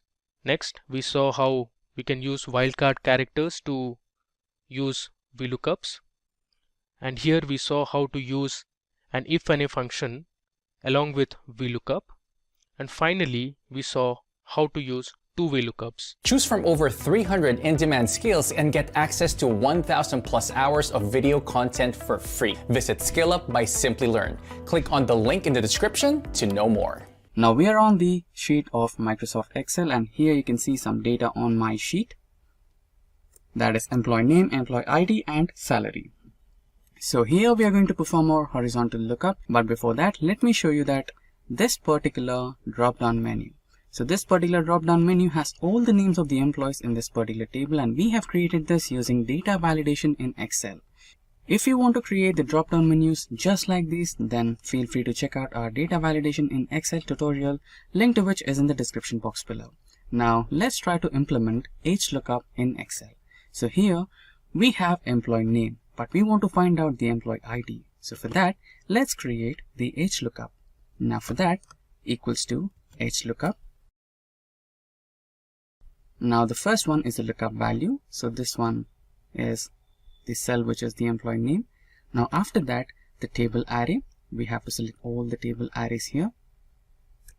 Now the row index number. So the employee ID is in row index number 2 according to the table. So for that, provide 2 and close the bracket. And before closing brackets, you might want to give the exact match. So for exact match, select false and close the bracket. Press enter and there you go. And if you select Jack, then you'll find the employee ID of Jack. And if you select Jerry, you'll find the employee ID of Jerry reflecting here. Now similarly, let's find out the salary of all the employees using HLOOKUP. So equals HLOOKUP and lookup value, that happens to be the name of the employee. Now the table array, and next we have row index number, that is salary happens to be the third row in the table, so 3, and exact match. Close the bracket and enter. So now if you change the values in this particular drop down menu, you'll find the employee ID and their particular salary. So Jack happens to be carrying the employee ID as 1001 and his salary is 10,000. So similarly, let's try to find out Peter's employee ID and salary. So there you go, 1005 and 50,000 as salary. So that's how you use HLOOKUP in Excel. Here you can see the first chart. So this particular data is converted into a table format to avoid confusion while you're fixing the data. So here you can see the name of the employee, employee ID, department, salary and date of joining. And here you can see the salary column and the bonus percentage of each and every employee based on their salaries. Now coming to the new data table, and here on the table 2, which is an updated table, here you can find we are going to find out the department of the employee and the current department of employee and the bonus percentage based on his or her salary. So why are we finding current department again? So here you can see that we have an intern, Emily, who was joined in the year 2020, but recently she got promoted as a developer. So her department has been changed from department intern to department developer in 2021. So that's what we're going to find out here in the current department using XLOOKUP. Now let's start to implement XLOOKUP. So for that, equals to XLOOKUP. And for lookup, you can see we need to find out the lookup value, lookup array, return array, and all the other two are not important right now, but you can use them to get some exact matches in the future. We'll also use that in the future. For now, let's try to use the first three parameters, that is lookup value, lookup array and return array. So the lookup value is the name of the employee, Mary, and lookup array is right here, which is this one. Now we're going to select the lookup array, then comma, and we're going to look up the department. So this is the department lookup array, and that's all we need. Close the bracket and press enter. Okay, I think we missed out the lookup value. So the employee or the lookup value which we required was missed, so I've added it here. So that is the lookup value, the first one, which is Mary, and there you go. Press enter and you have the department here. Now let's add it to all the rows, and here you have all the rows and all the data related to all the employees. Now we will find out the current department. As you can see, here you have Emily as intern, which is the older data. But what if we needed the latest data, that is the developer in the year 2021, right? For that you might want to work the XLOOKUP formula a little bit. So let's try that. XLOOKUP, lookup value, which is the same, and comma. Now where you have to look for the array, that is lookup array, this one, and the return array, which happens to be this one. And next,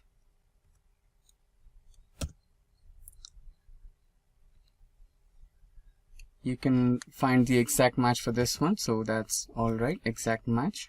And here comes the important part, where you have to search last to first. By default, XLOOKUP searches for first to last, that is like this, in the starting place to the last place. So that's the reason why we had Emily as intern. So now if we give last to first, then it retrieves the latest data where Emily will be shown as developer. Now select that, and now you can close the brackets and press enter.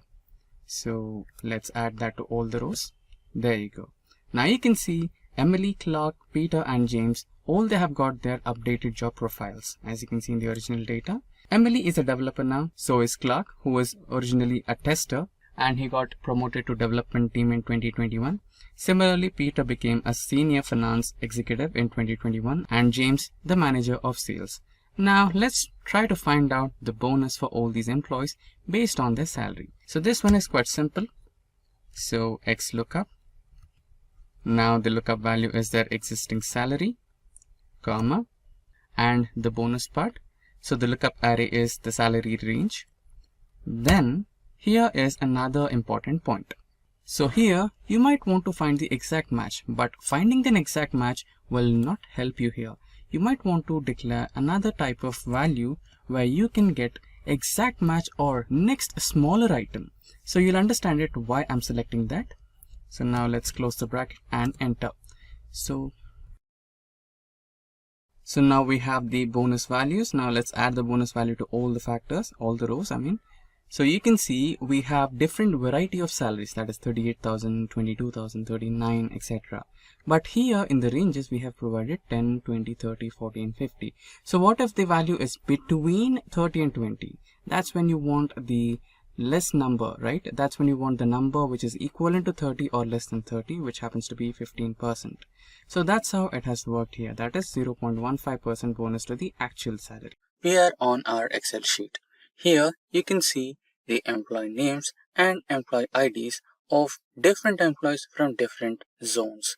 Let us imagine that the blue one is from East, green one is from West, and the black one is from, or the purple one is from South, and the orange one is from North.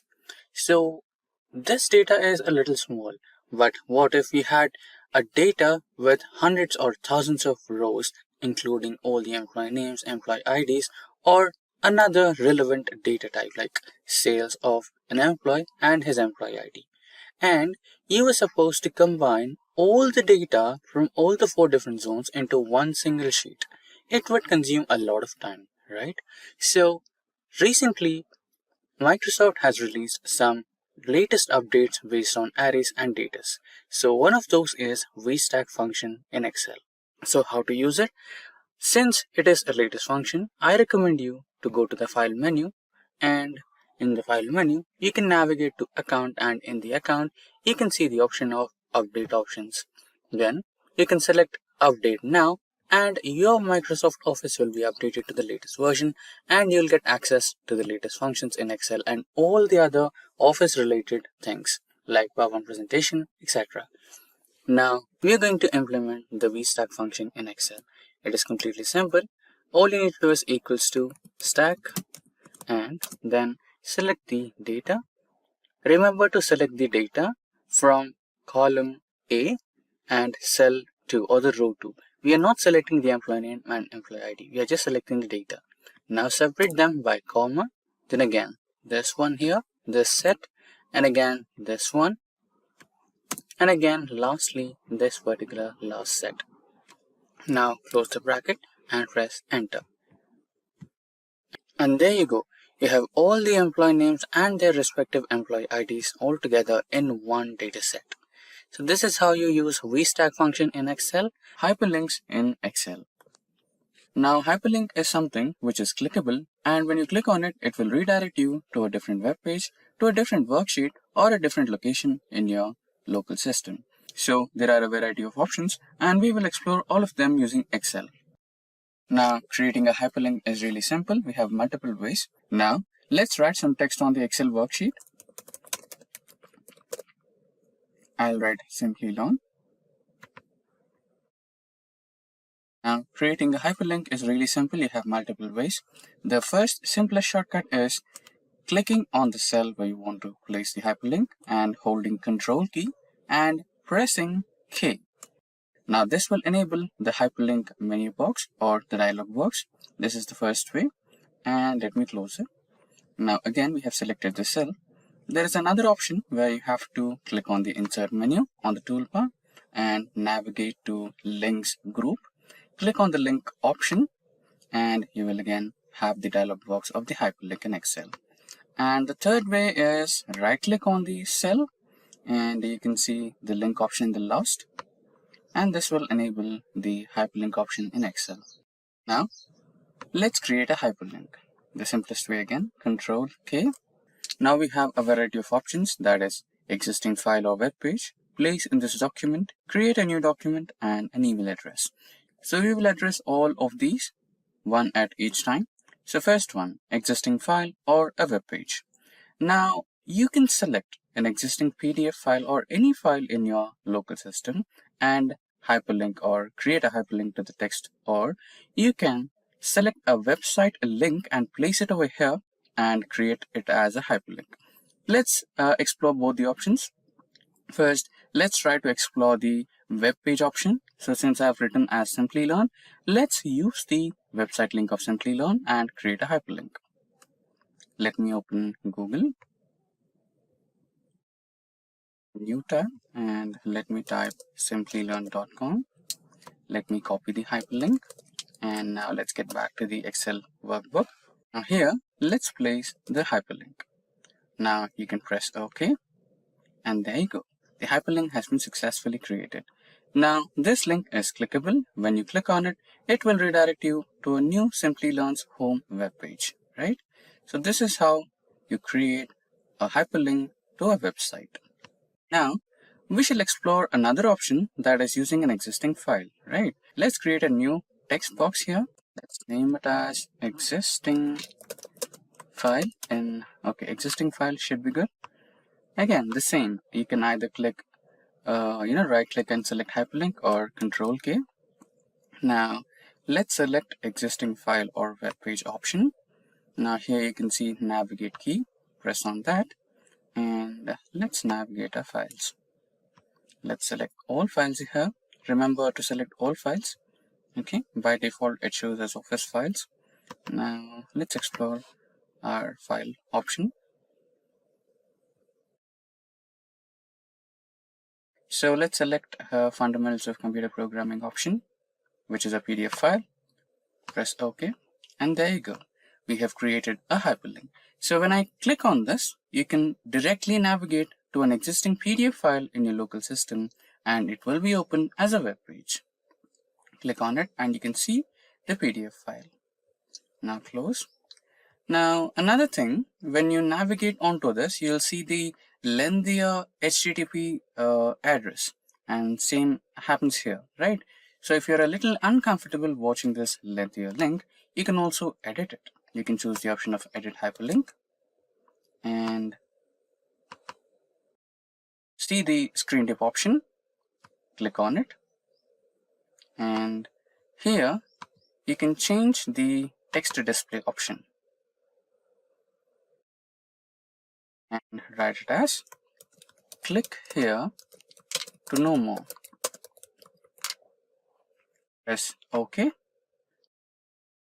Again, press OK, and now if you navigate onto it, instead of seeing a lengthier hyperlink, what you can see is click here to know more. Okay, I think I made a spelling mistake. So I think I forgot an E somewhere over here. Yes. Click here to know more and press OK. Right. So here you can see click here to know more. Let's try this again over here. So edit hyperlink, screen tip option, and instead of the lengthier text box or hyperlink, you can write as click to open notes.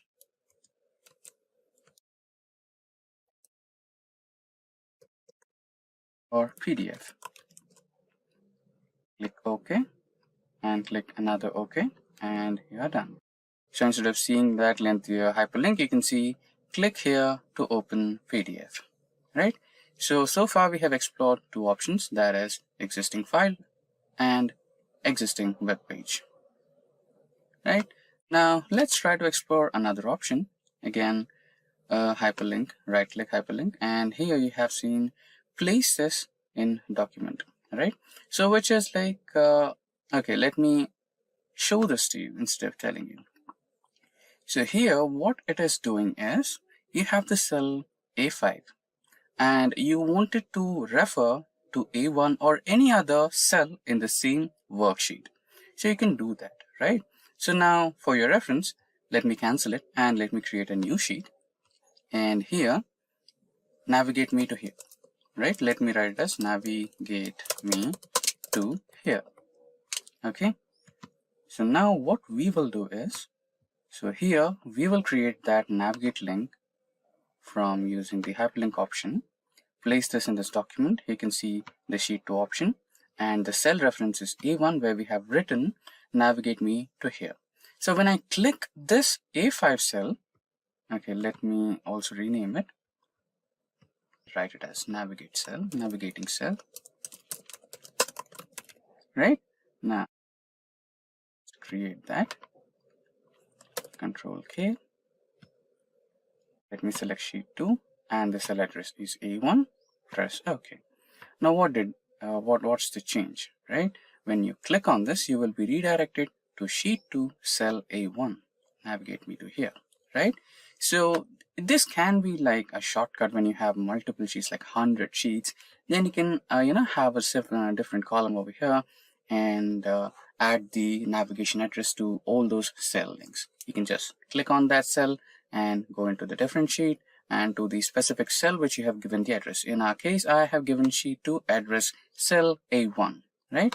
So this is another trick. Now let's get back to the hyperlink thing again. Control K, and another option is create new document. So you might have been through option of having, let's say, some cheat sheets or clip-on clipboards, right? So let us imagine that you're working through a huge worksheet and you wanted to have a track of everything and keep notes updating, right? So it might be a little complicated to understand, so let me show it practically. So let me write it down as clipboard or sticky note, right? Okay, I think this has a hyperlink. Okay, this can be used, no worries. Back to hyperlink option again. Create new document. Now here you can create a variety of documents, right? So it can be a text document, it can be an Excel document, it can be a PDF document, right? For now we'll create a text document. Okay, we'll name it as tracker.txt. So this should create as a text document, and the location can be anything. So you can take it as a desktop documents download. So let me take documents here and select OK. So I'll be having this tracker.txt located in the documents folder, and you can also choose to edit the document later or edit the document now. Let us select edit the document now, press OK, and there you go. So you have your text tracker here.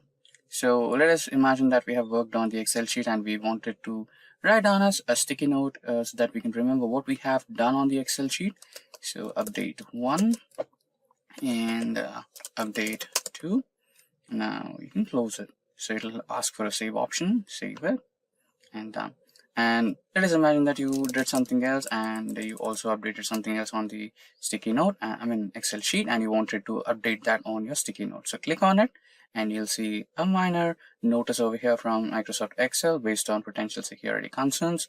You can select yes, and you'll be having access to your text document again, and write down your update again here, update 3, what you have written, right? The latest update, what you have. And you can save it and close. So that's how you keep track of your sticky note, and you'll have all your updates, right? Now getting back to the hyperlinks again, the last one is email address. So you can also try to add okay, let's imagine that you're working with a colleague and every time you make an update in your Excel sheet or anything and you wanted to send him out an email, right? So it would be a little time consuming that you open your email and compose something and send it over here.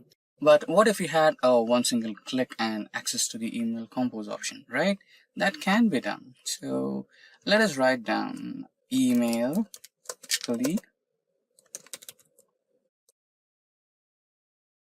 Bear me with the spelling. So again, the Control K and hyperlink, select email option, and you can write down your email,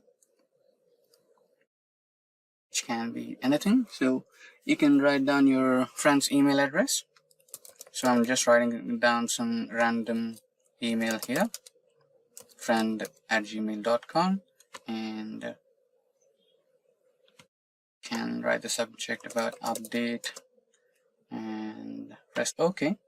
This will navigate you to the Gmail option or the mailing address options. Click on it and you'll have a variety of mailing options: Outlook, Office 365, Yahoo, iCloud, Google, etc. So you can select any one of those. Since we have written as gmail.com, we'll navigate to Gmail, and all you have to do is log in, all the formalities, and you're good to go with emailing.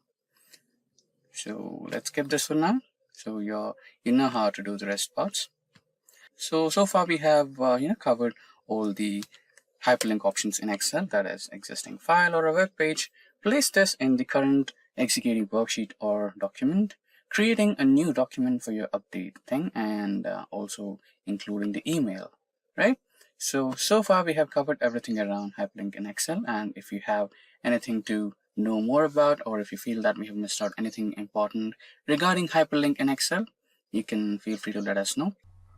So next thing is how you actually activate the macros in your Excel.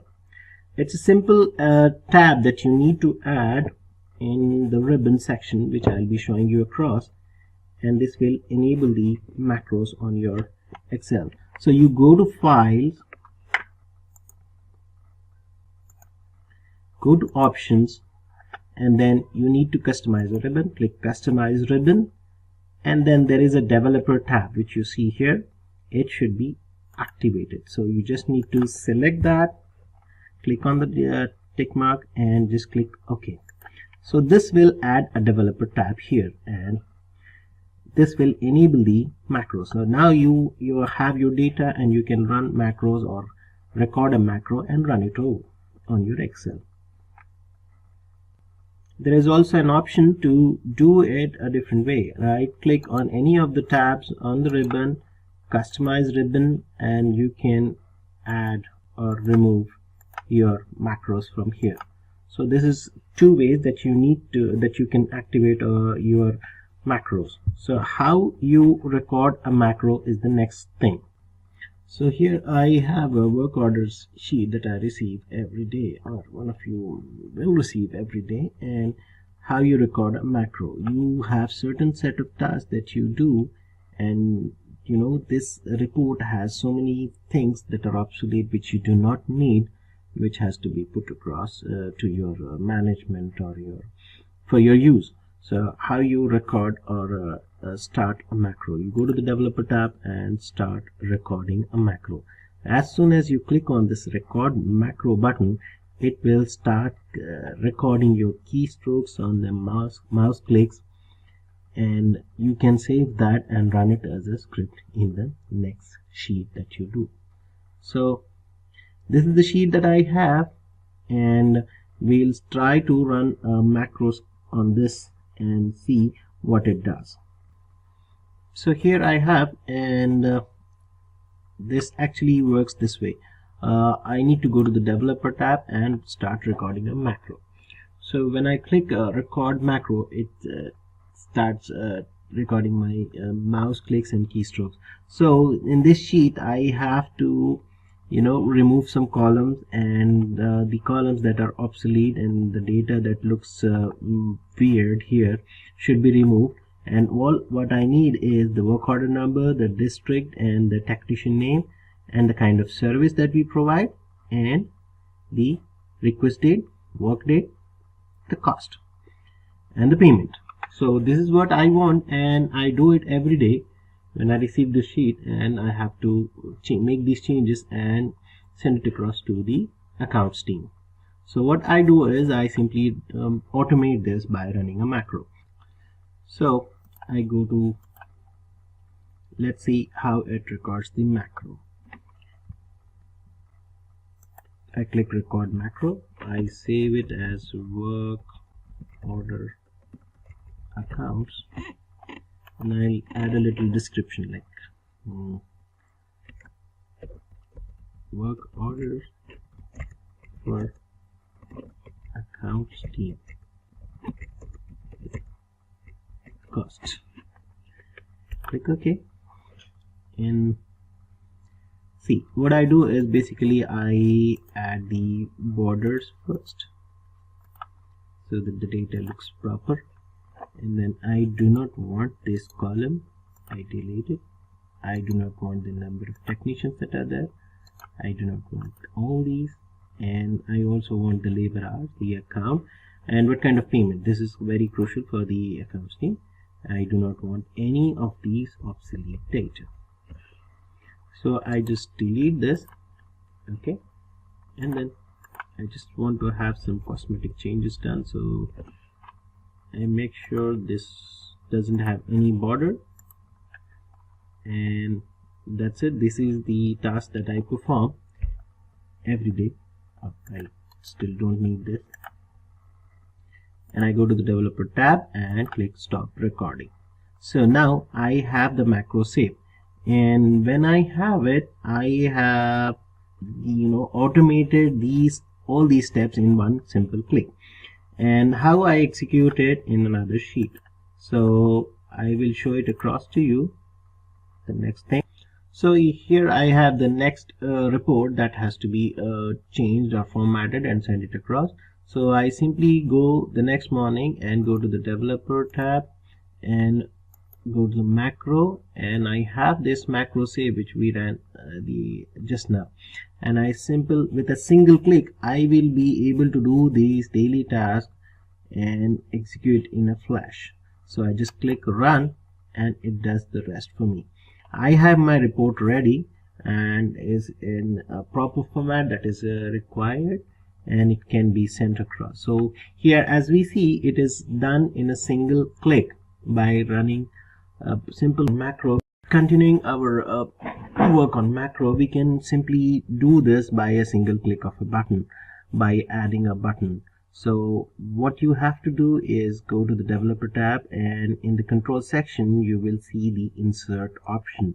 When you click on the insert drop down, you will see form controls, and you can say select a button, and here I select a button, and the mouse changes to a cross, and you can add your macro and assign it.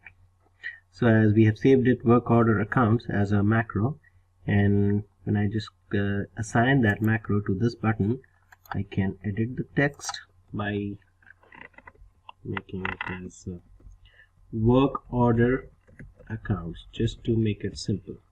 Okay, and now if you see, if I just click this button, it will run the macro and format our sheet. So this is how we run the macros in a single click of a button by adding the button. There is another alternative way to go to the macros instead of the developer tab, and you go to the view button and then go to macros at the end. You can view macros, you can record, and you can edit your macros.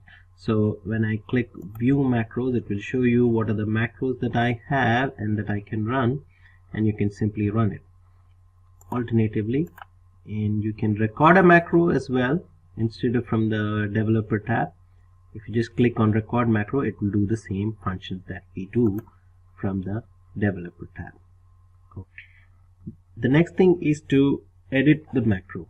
How do you edit your macro? You have to use a simple application in Excel, which is the VBA, Visual Basic Application, to edit your macro. You go to the developer tab and then click on Visual Basic. This literally opens another window like this, and you will see the module that you have been working on, and you can edit the macro here. So as we see, if you go back to the Excel, we see that our sheet, we have been working on the sheet, and it has the column still K, and the actual sheet is this. So if I go to the Visual Basic editor, and I'll make sure I remove the columns that are existing from the column M, and I just delete that, and I click run. I go back to my sheet, and you see these changes are not there. Okay, this is our old macro, and this is our new macro. As we see, this sheet has the rush column, which is the priority of my orders. So these are the things that we can edit with the VBA. What is VBA? Visual Basic Application. It is basically a Visual Basic Application language that is used for macros in Excel. So what it basically does, Visual Basic for Application is a programming language of Excel that helps you automate tasks by writing macros. We have seen how we use macros, how it simplifies our tedious daily tasks by running a simple macro. Now, to help us, write these macros and help us get the best use of our abilities to ease our work and automate our tasks, we use VBA. So why VBA? There are many advantages of using VBA and why we prefer VBA in macros for Excel. So basically it is a very simple language. It saves time in performing tedious tasks. You have number of tasks that you do every day, as we have seen in the previous section, how you can simplify your daily task by just running a simple macro. And this VBA helps us in performing those tasks in a very simple manner. Another thing is it supports English-like statements. There are multiple statements that you can use and which are very basic English language statements, and this can help us, or it is very easy to program or code or edit these commands. You can select a range, you can it is like a if and else statement and things like that. We'll look into those in details in the next sections. Now, one more thing is it improves the functionality of Excel by allowing you to make Excel behave the way you want. There are multiple functions that you perform in Excel, like selecting a number of rows or columns or selecting a set of cells in particular. You do it on a daily basis. So these things can easily be performed and easily be edited and executed by using VBA. We will look into those in detail. Now, what is the VBA editor interface? This is particularly an interface which you will have look in detail, where you can edit your commands or your codes for your Excel. Now, how this is achieved, we will see it here. Now, this is basically the VBA editor interface, where you can see this is the toolbar section where it shows all the options, where undo or save or file. We'll see those details in the next section. This is basically the toolbar section of the VBA editor interface. The next thing is the menu bar. Menu bar, as we all know, it shows you the menu, wherein you have all the options like file, edit, view, insert. Insert is the one very important menu bar option, and when you can insert different modules and buttons and all. We'll look into those in details. Run is one more important thing. All these things fall under menu bar. The next thing is the VBA code window. VBA code window, as it says, is the code window where your actual code resides, wherein you can go into it and edit the code or write the codes and select the different range of functions that you can perform. And this is basically the VBA code window where you edit your or write your codes. The next thing is the Project Explorer. Project Explorer is simply like a Windows Explorer, but this is in particular is specific to your VBA, wherein it shows the different options that are there, the Excel sheets or the worksheets that you're working on, or the modules that you have saved, and so on. Basically, it is an Explorer for your VBA, like a Windows Explorer, which is for the File Explorer. The next thing is the Properties window. Properties window shows you the properties of the worksheet that you're working on. For instance, here we are working on the sheet 2, and it shows the properties, what are the kind of worksheet that we have, the page breaks, the right to left, whether it is enabled or not, the name of the sheet, and so on, whether it's visible and things like that. The next thing is the immediate window and the watch window. Now, what is the immediate window? Immediate window is basically a tool or a window wherein you can run and execute simple lines of codes, individual Excel code that you can run. It will allow you to test individual lines. which is very useful and handy when you're writing and debugging code. The output if the lines that you execute can be seen here in the immediate window, whereas watch window is similar to it, but it displays the value of the watched expression in its current state. So this can be extremely useful again while we are debugging the VBA code. Adding a watch is a great utility, and we'll see the advantages of having a watch window in your VBA interface. So these are the things that we'll learn and look into it in detail in the coming section. Now we continue our topic for Visual Basic for application for macros, and I'm going to show you how to run some codes and run some macros in the codes and perform some simple to complex tasks using the VBA for macros.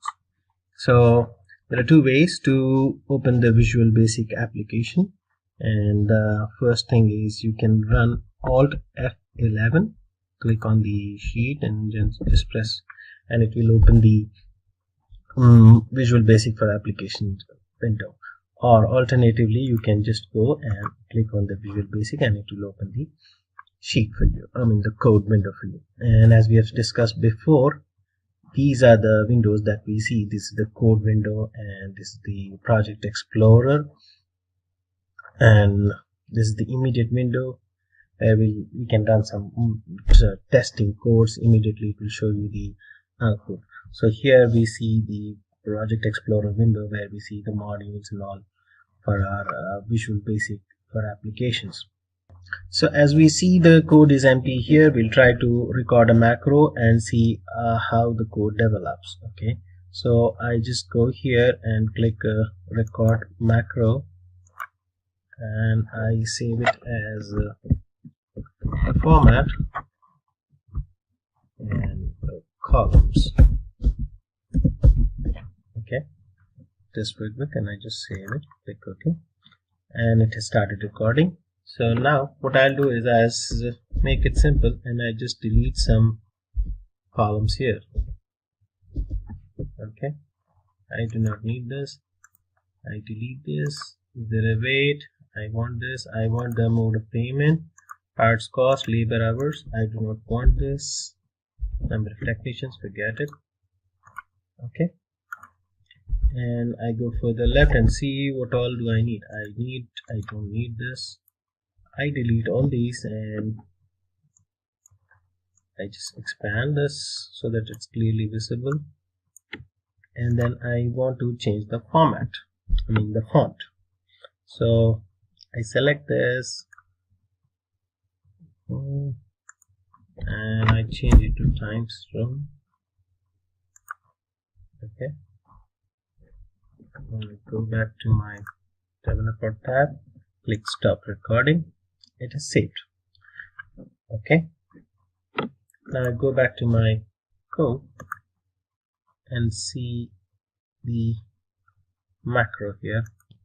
So we see the macro here, and we can see in detail what it looks like. So we see the code, what it's doing, and what the macro run has generated the code with. So we see we have basically the name of the macro is format columns, and what it is doing, we are just selecting the columns and deleting some. We are checking the range on some columns, EE select, that is the E column that we have selected, and then again so on. And the next thing is the font selection that is mentioned. We are changing it to Times New Roman, size is 11. So it is basically a basic VBA code. So it starts with a sub and it should end with end sub. So this is the code or a format of the VBA code that it looks like, and we'll try to do some basic functions with the VBA and discuss this in further details. So for ease of explanation, I have picked up a blank spreadsheet, and I'll try to explain some basic functions and the commands and the codes that we use to accomplish the task that we with VBA. So as we see, this is a blank sheet and I have selected a new module for it. So here I start the code, and as it says, it starts with sub, and I am specifying the module name as number. So I'll just try to make it quite simple, and so as soon as we enter the sub, it ends with the end sub, and so this is the start of the code and this is the end of the code, and whatever is there should be here, and this is the name of the code or the macro. Now I'll explain it further about the dim statement. Why is it used and what does it use for? So dim is basically a keyword which is a short form of dimension, and it is used to declare a variables in the VBA. So here I am trying to specify a variable called x, and how I'm going to do it, I will have it as a number or an integer or anything. So here in this example, I'll put it as an integer or a number. Okay, and as I put as, it populates the prompt. So I select integer, and for example, I select the number to be 500.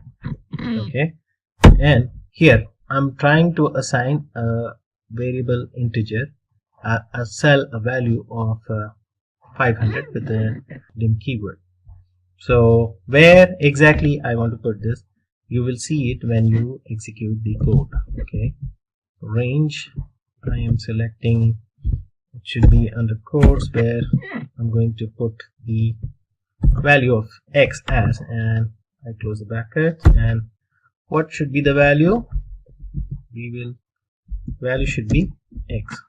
So now as I click run sub, or you can do it with by running the alt or F5 key, and it will run the code. So you see here in the Excel sheet, it executes the value of the cell B5 to be 500. So this is one simple function that you can do with the dimension keyword or dim keyword, and you can assign the value as integers. Now we proceed further with some more examples, and how we assign the string value as a text or something else. Okay, now I'm going to show you what dim can be used as to set variables. Dim can be used as double, where double is basically a longer form of single variable. It usually takes more space but needs more larger numbers. Okay, and then you can set double, and I just don't specify it, and you can use date. It basically stores the date values. Okay, and then again string. So what string does, if you use string, it stores the text. It can contain numbers, it will have some text as calculations, or anything can be performed. So these are the basic things that I will cover, and you can also use different values for it. So I will discuss this in the next example. Okay,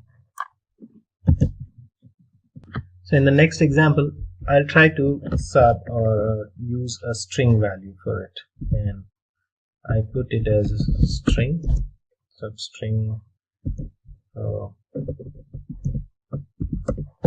value. This is my name. So as soon as I hit enter, it ends with the end sub prompt, and now I can give my code. So I put it as dim book as string. Okay, now I'm trying to use to name a country or put a value of a country to one of the cells. So let's see how it goes, and I select country, and in country I select America. Okay, now what is the value or the cell that basically takes we will put the name of the country as? So I have to specify a range, and as soon as I hit it goes, and I have to specify the cell here. So here I put it as G and 4. Okay, so I close it, and I put a value to it. What value I am going to assign? It is a country. Okay. Now I try to run this code by simply and see G4, the name populates as a country here. So this is a dim keyword being used as a string in our VBA code. So we can also use VBA to pop up a message or an alert or a kind of a button, or a message pops up when you execute this code. So this basically can be executed using the code here, which I'm going to put, and we use the let's give it a value.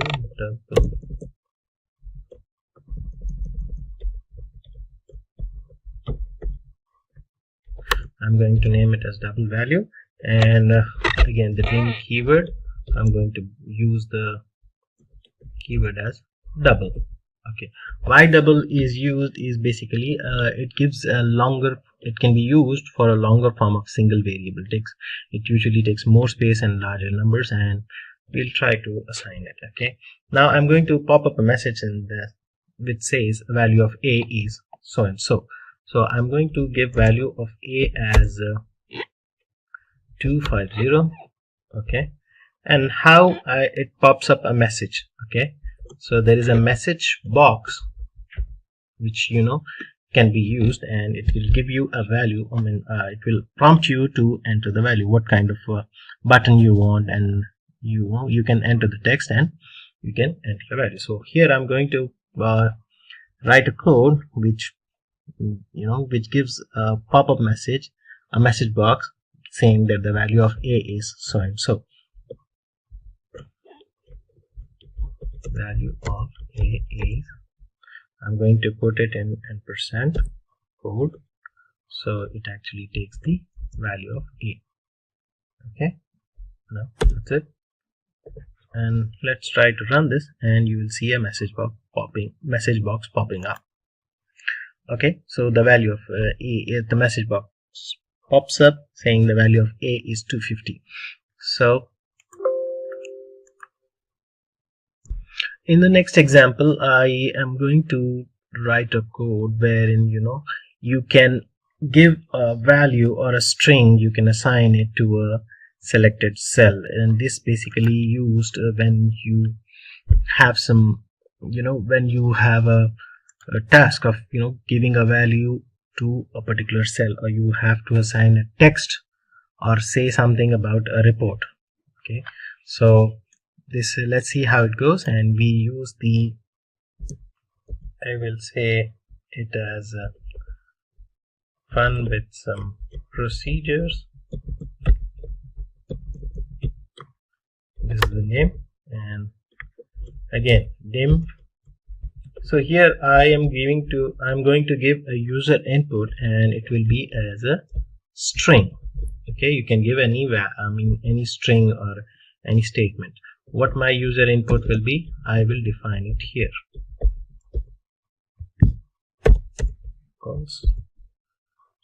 This is the report for VBA. Let's make it simple. Okay, and where I'm going to put it is in the active cell, or the cell that I have it. Select. Okay, what will be the value? The value will be the user input. I have defined user input as this is a report for VBA. So this cell turns into this is a report for VBA. I run this and you see this. So in some cases you need to run this, and it makes life quite simple when you use VBA for this. As we have seen before, we have used message box. Now I'm going to use the same message box to display my name, or you can use it to display your name. So let's see how it goes. I'm going to name it as name. Okay, and it's very simple. you have to define a message box which displays your name, and I'm going to put it under quotes that my name is Irfan, and we'll try to run it.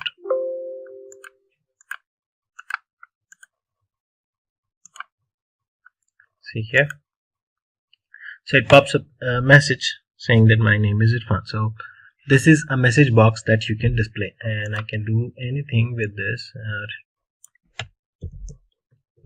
This is a PBA basics workshop.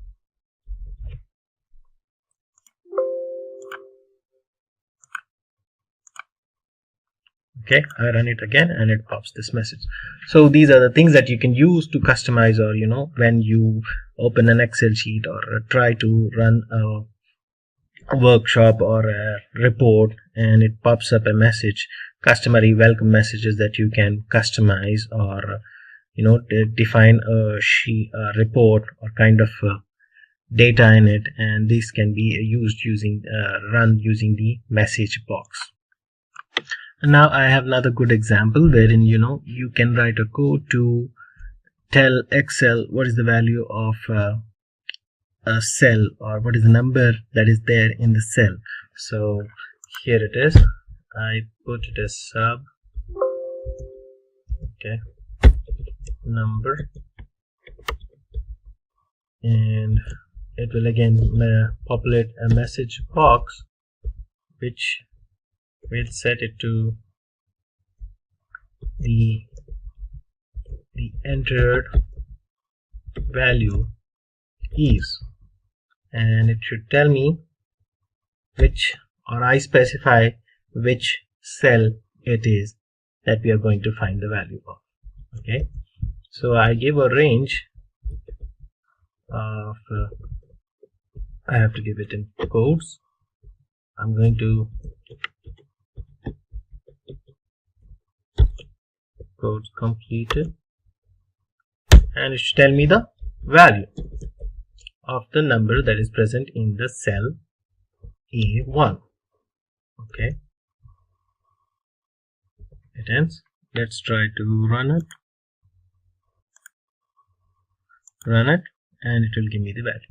So this is how we can use Excel to determine or show or populate a message box which will give us the value of the number that is there in the cell. So here I can change it to A4 as well, and try to run it, and it will give me the number. So this is a simple way of populating a message box which will tell us the value of a let me show you one more simple example wherein a message box pops up, or a welcome message that can be set when you open the Excel or worksheet. So let's name it as auto open, and then again message box, I want it to populate, and what does it say? I put it in quotes, welcome to our worksheet or workshop. It's very simple. You just run it and see, it pops up a message saying welcome to a workshop. So these are this is one more way where you can run a code or do a simple welcome message on Excel. Next, I'm going to show you a code wherein you can give a value or assign a value to a particular cell by simple code. So we name it as add value. Now I specify the range, where I'm going to specify a cell where the value will be given to the cell. Now I'm going to give it as B5. Okay, to put it as quotes, close the parenthesis. What is the value that I'm going to give? Value equals 250. Okay, so now with this code, I'm going to assign a value of 250 to the cell B5. Let's see.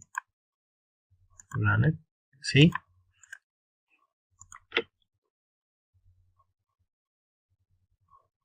Again, I do it to B10.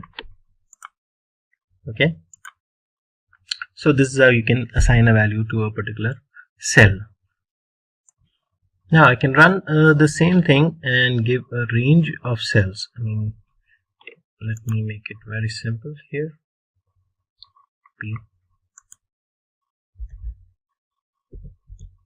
I give it as B1 through B5 as 450. So let's see what it does. See, here I'm specifying the range to be B1 through B5. So it is doing it for the whole range. Okay, and then I can give another set of range here, like let me specify it, range to be C1. I have to give it a quotes, otherwise it will give me an error. C1 colon C4, and I separate it with a comma, and I can specify another range. So the next one will be D1 to D4, and then I close the quotes, close the parenthesis. What is the value that I give is let's say 230, and I try to run it. So it gives the value of C1 through C4 and D1 through D4 as 230 as we specified it in the code. So this is one more example wherein you can assign values to the range of cells or cells with the VBA. One more thing, I can assign a value to a particular cell by specifying these cells. It's very simple. Just specify the cells like 06, 7. Okay, and I close the parenthesis. I assign a value to it. Value equals 10. Let's see. See, here it assigns the value to that particular cell that we have specified, row 6 and column 7. Okay, so this is one more example wherein you can assign values to particular cells. Okay, in the next example, there will be a scenario wherein you need to select a range of cells in a sheet. So this can also be done, this task can also be performed using VBA. So I will show you how. This is our, let's say, select a range. Okay, and I am going to set a dim variable as example. Okay, let's say it as example, and what I'm doing is I'm specifying a range because I need to select a range of cells. Okay, now I'm going to set the variable as set example, where I'm going to define the range of the cells that should be selected. So let's say A1 to D5. Okay, this will be the selection, and what I'm going to set the value. Okay, I am going to set a value, example, I'm going to give it a value of 256. So let's see how it pans out. Okay, so here I'm selecting a set of cells, a range of cells, and I'm going to assign a value with this function. So this makes it quite simple, and this will be used in a regular daily task wherein there will be a scenario wherein you have to select a set of cells and give a value to it. So you can do it with a click of a button with the VBA. Now I can simply tweak this with by just selecting it. So I'll remove this, and instead of assigning a value, I'll just put an option to select it.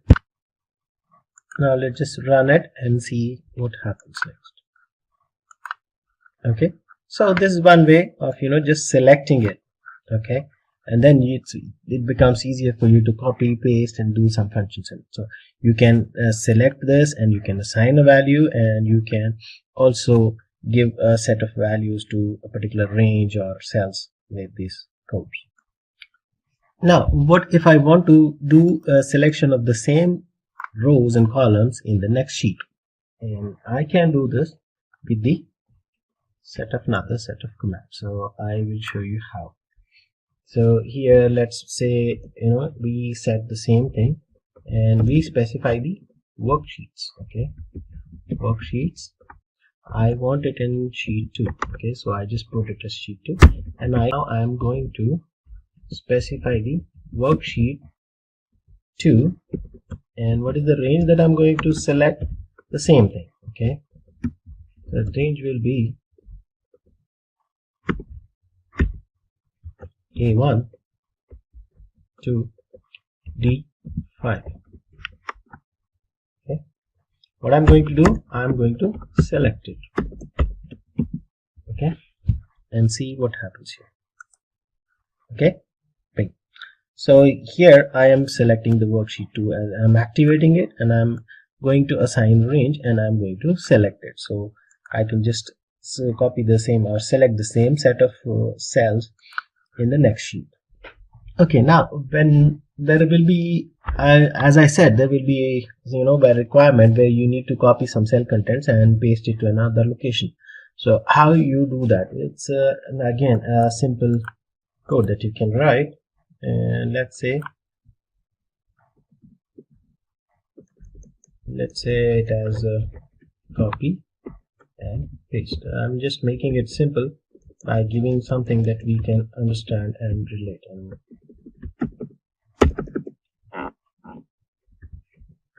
copy, paste. Okay, so what I'm going to do is I'm going to select this range, and I'm going to copy it and paste it somewhere here. Okay, so let me just remove this, and I'll show you how. First, we have to specify the range where you want to copy the cells. Okay, so let's say it is again A1, it should be in quotes, A1 colon D5 quotes, and I am going to select it. Okay, then what I'm going to do is once you select this, the selection that you have what should be the function, and I am going to specify the selection, and the function should be copying it. Okay, so I just set that, and where I'm going to paste it. So I have to now specify the range where I have to paste this selection, and you can just mention the column here. Let's say G 10. Okay, and close it. I'm going to select it, and then where I'm going to paste it, I can do it in this sheet. Okay, active sheet, and paste it. So we are selecting a range of cells, selection, and that selection, what we are doing is we will copy it, and now we are going to specify the range where you are going to select it and then paste it. Quite simple. That's it. Okay, see, and you can just change it so it is visible on this G5. Okay, so this makes quite easy, and you can run it. The next scenario will be like when you need to get the count of the number of cells. like you have to have a selection and you need to count the number of cells. So this can also be done, and it's quite easy. I am going to show it to you. Let's say the sub be count cells. Should always be relatable so that you remember and you understand what is the output and why you're using it. And I'm going to set a variable. Let's say I'm going to set an example for this, and what we are going to do is we are going to specify a range first. Okay, we will specify the range of the cells that we need to count basically. So I'm going to set a variable as a range, and then what we are going to do is example, and we will specify the range here. You can specify the range or your selection where you need the count of the number of cells. So E1 colon D5 quotes, this is N. Now how you want the output? You want a message box to pop out. So you will set a message box, and what should it give? It will give you the count of the variable. That is the variable is here is examples. Okay, so it will count the number of cells in this area.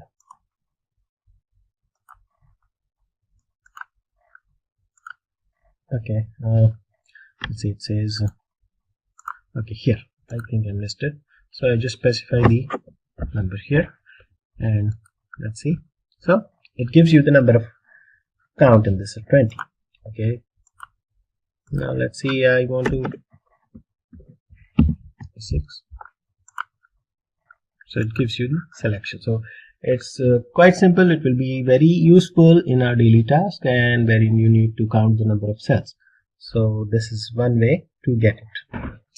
Well, I can further tweak this and to determine to count the number of rows or columns. So it's again very simple. I just need to do some changes here. I have to set the column count. So if I want to calculate the number of columns, just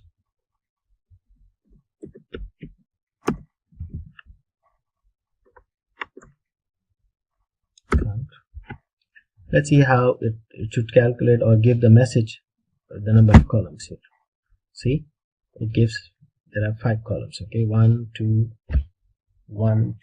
3 4 5. Okay, so it gives us the number of columns here. If I change it to, should give me 4 number. Okay, similarly you can count the number of rows here. Just change it to rows. See, it says 6 rows are there. Okay, should give me number of, see. So this way you can calculate the number of count the number of cells, number of columns, number of rows with this. The next thing I'm going to talk about is the if statement. If statement is one of the most widely used statement, and whoever is in programming are very much familiar with this function. So what it does is we specify a condition. If a condition is met, then the output should be such and such. We can specify the condition, and it will check whether that condition is there, and if it is achieved, then you will have to specify the output as well. So this can be achieved with the if statement. Okay, and it is very easy because it understands the basic English language, so it's not very complicated, and I'll show you how. So the syntax can be like this. If suppose you specify a condition, and if that condition is met, then the result, you specify the condition and the result both. Okay, so this is one thing, and then you can specify the else or else condition, wherein you specify the condition 2, then the result should be this. So here you are going to specify two conditions or multiple conditions wherein you specify this, and if it is there, then result will be this. If it is this condition, and then the result will be something else. Let's take an example wherein you have some scores or marks and you have to select a result. You can't do this manually entering, so you can write a code. Suppose, for example, I have it here. Okay,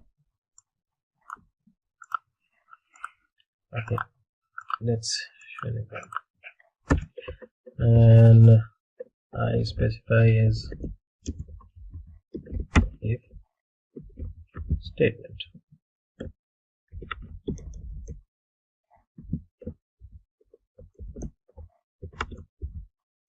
Okay, now I have to specify the variables. Now I have two variables. I have a score and I have a result, and the score is an integer, the number, and the result is a string, pass or fail. So I specify this. Okay, dim score, I specify it as integer. Okay, and then there's another variable that I have to set, result as string. Okay, now what the score will be? The score, I have to specify the range. Score, I'm giving it as a range. I mean it's in my cell A1. Okay, I specify the range. What is it? It is a value. Okay, sorry, it should be a dot. Okay, and then I'm specifying a condition here. If score value, the variable, is greater than or equal. So as I said, it's quite simple and it takes the basic English language functions. Then the result is another variable that I have set. Result, what it should be? It should be in quotes pass. Okay, so if this condition is met, then the result will be this. Okay, and now where I want to specify my result, I should give a range for that as well. So I give it in the next column or any one. This is the basic example. Value should be the result. Okay, let's see how it runs. See, it says pass. Change it to 40.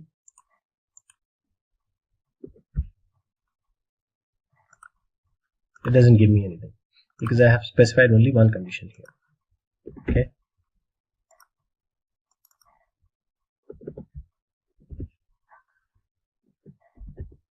change it to 75. Let's see how it runs.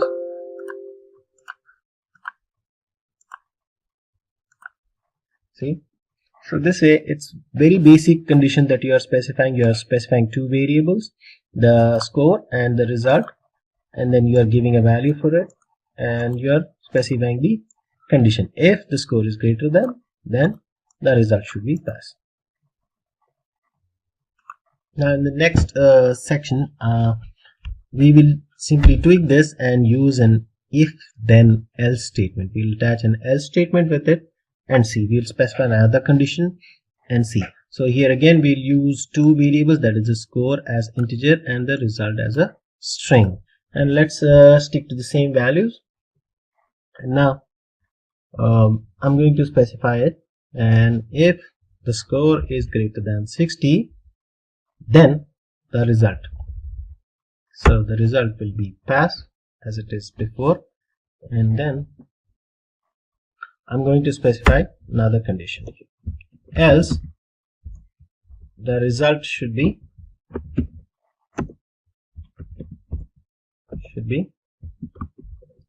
fail.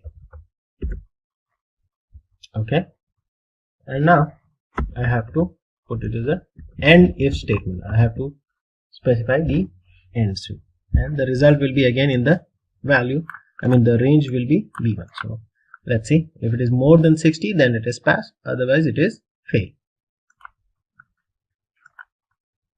Okay, it is pass. Let's see, 40 and run it again. So, okay, so we are specifying two variables again. We are giving it a range and we are specifying one condition. If this condition is met, the result is pass, otherwise else it is fail. So another set of example. The next statement that we use or we are going to discuss is the loop statement, that is the for loop statement, and why we use it. There are situations and tasks that you need to execute, and you need to do it several number of times. These are basically executed sequentially. It means one after another. So the first statement or the function is executed and the next is taken up, so and then the next and so on. So these loop statements allow us to execute a statement or a group of statements multiple number of times, many number of times, and this happens only when the first task or the first task is done, and it executes that and it goes to the next one. So here we'll discuss a simple example of the for loop statement. So let's see how it works, and I'm going to set up a loop statement. Okay, again I'm going to make it as loop 1. So here it is, I have to specify the variable, that is dim, and I'm going to specify x as an integer. Okay, I'll try to execute it and then explain it what happens and how it executes. Okay, for x equals to 1 to 24. Okay, let's see, and I'm going to specify the range as, so what I'm going to do is basically I'm going to fill the column A from 1 to 24 with some value, from 1 to 24 with the values of 1 through 24. Okay, so I'm setting up a range, and how it ends is it gives me a value. Now it executes this and goes to the next. So I'll explain you how. So we are setting up a loop, we are setting up an integer, a variable x as integer, and we are setting the value of x to be 1 to 24. So here for 1 it executes, the first thing is it takes x as 1 and it fills in a1, and then the next value of x will be 2 and it goes to a2 and fills the value as 2. So just let's try to execute this and you will see the column A filled with 1 through 24. See, it's quite simple. It executes one condition and then goes to the next, and we are defining it with the number of values and the variable as x, and the number of values is 1 to be 24. Okay, so this is one basic example of a for loop statement. Now let's do some more addition to this example by executing another set of for loop and giving the output, and we'll code the output to be the color coded ones in the column B. So how we do it, it's a basic simple example that I'm going to take. And again, what I'm going to do is I will have this values here and I'm going to color code the B column with certain color index. For each number there will be a different color. So let's see, and what I'm going to do is I'm only going to change the B, and what action is going here, we put up a value. Now we are going to select it, and with this selection what I'm going to do is it should select it and it should color the interior with what, with the color index. Okay, and the value of X. And then I'm going to specify the pattern, what pattern it will take for the box to be colored, and I'm going to put it as a solid. It will fill the whole thing with the solid, and then I just execute it. See, it takes this color B and it's coded like this. So these are the simple things that you can set up with the codes and for loop statements.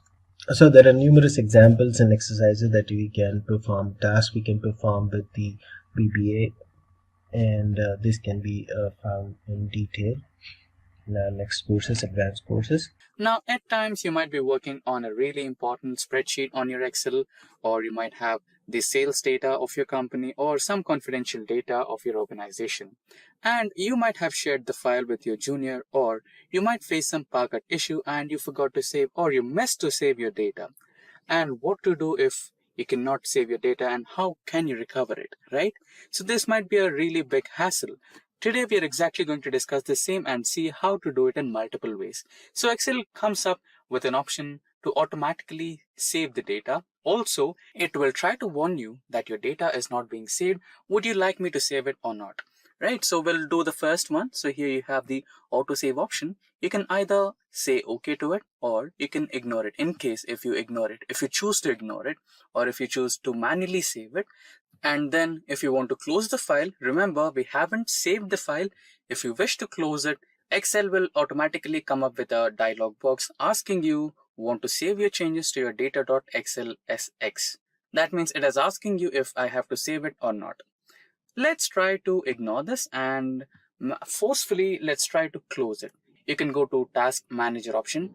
Here we are trying to simulate the option of pocket issues. So we are forcefully closing Excel without saving any data.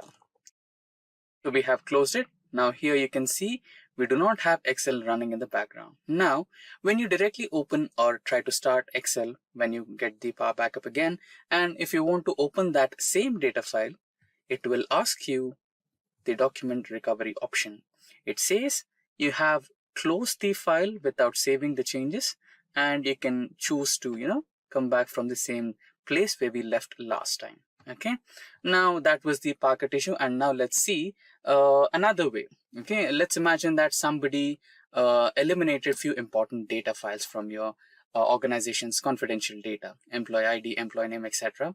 And again, let's simulate the force close of the Excel. Now we are closing it again without saving. No data was being saved. Now it will also ask the same data. It has another version here, the original one, which wasn't saved. So here you can recover the same file again, however it was initially. So you can save it and it will get back to the original place. So this was one way. Also, we have another few multiple ways. Just we have to navigate to File, and here you can open. And in the open menu, you have a button called Recover Unsaved Workbooks. Not just the current workbook, it will also have all the remaining files which are related to Excel that are not saved. So here you have a few workbooks which was not saved. This is one option, and we also have another option. We can just navigate to Info, and there you have another option called Manage Workbook. And in the Manage Workbook, you have another option called Recover Unsaved Workbooks, which will also redirect you to the same file, that is Microsoft Office unsaved files, and you'll have all the unsaved workbooks which are related to Excel. So this is how you can recover the unsaved data in Excel using multiple ways. First thing, Excel will automatically ask you if you have to save the file or not. And in case if you forget to save it, you can directly recover it by default by Excel. It will automatically show that some folder was not saved on the left side of your Excel spreadsheet by default. And in case if you missed out on that one, you can manually go to File, and you can either choose Open option or Info option to recover the unsaved folders from your default file location from your PC, that is Microsoft Office unsaved files, etc., which will have all the list of all unsaved workbooks related to Excel. Excel supports a number of shortcut keys that you can use to speed up your work and make your work efficient. These shortcuts make working with spreadsheets a little easier. Now the question arises, do I need to memorize the shortcut keys? The answer is no. The keyboard shortcuts in Excel helps you perform data analysis better and faster, but it would be an advantage if you can remember a few of them. Now, let's begin by looking at some of the important workbook related shortcuts. So we will see how to create a new workbook, open an existing workbook, and save a spreadsheet so that you don't lose any data or calculations that you have done. Towards the end, you will see how you can toggle between different sheets in a workbook. Now to open an Excel workbook on Windows, you can just search for Excel here. You can see this is the Excel app. I'll click on it. And you can see there's the Home tab, New tab. From here you can open any existing workbook as well. So let me go to the New tab and open a blank workbook. Now mark here on the top, it says Book 1-Excel. Now if you were to create a new workbook, the shortcut is Ctrl+N. Now mark this. So if I hit Ctrl+N, you can see it has opened a new workbook called Book 2. I can show it to you here. You can see there are two workbooks, Book 1 and Book 2. So the shortcut to open a new workbook is Ctrl+N. Now if you want to open an existing workbook that is present in your system, the shortcut is Ctrl-O. So if I hit Ctrl-O, you can go to Browse and check for your Excel file that is present on your system. Let me go to the desktop and search for Excel workbooks. You can see I have two Excel files here. Let me select the COVID-19 file. I'll click on Open.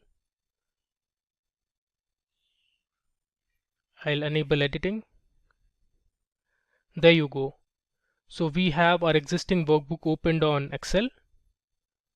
Now if you want to save a workbook or a spreadsheet, the shortcut is Ctrl+S. Now this is very simple, you use it in other editors as well. Now suppose I duplicate this column, I use Ctrl+C, go on top and hit Ctrl+V. Now to save this spreadsheet, I'll just press Ctrl+S. You can see the workbook is saved. Now you can also click on this one which says Save, Ctrl+S.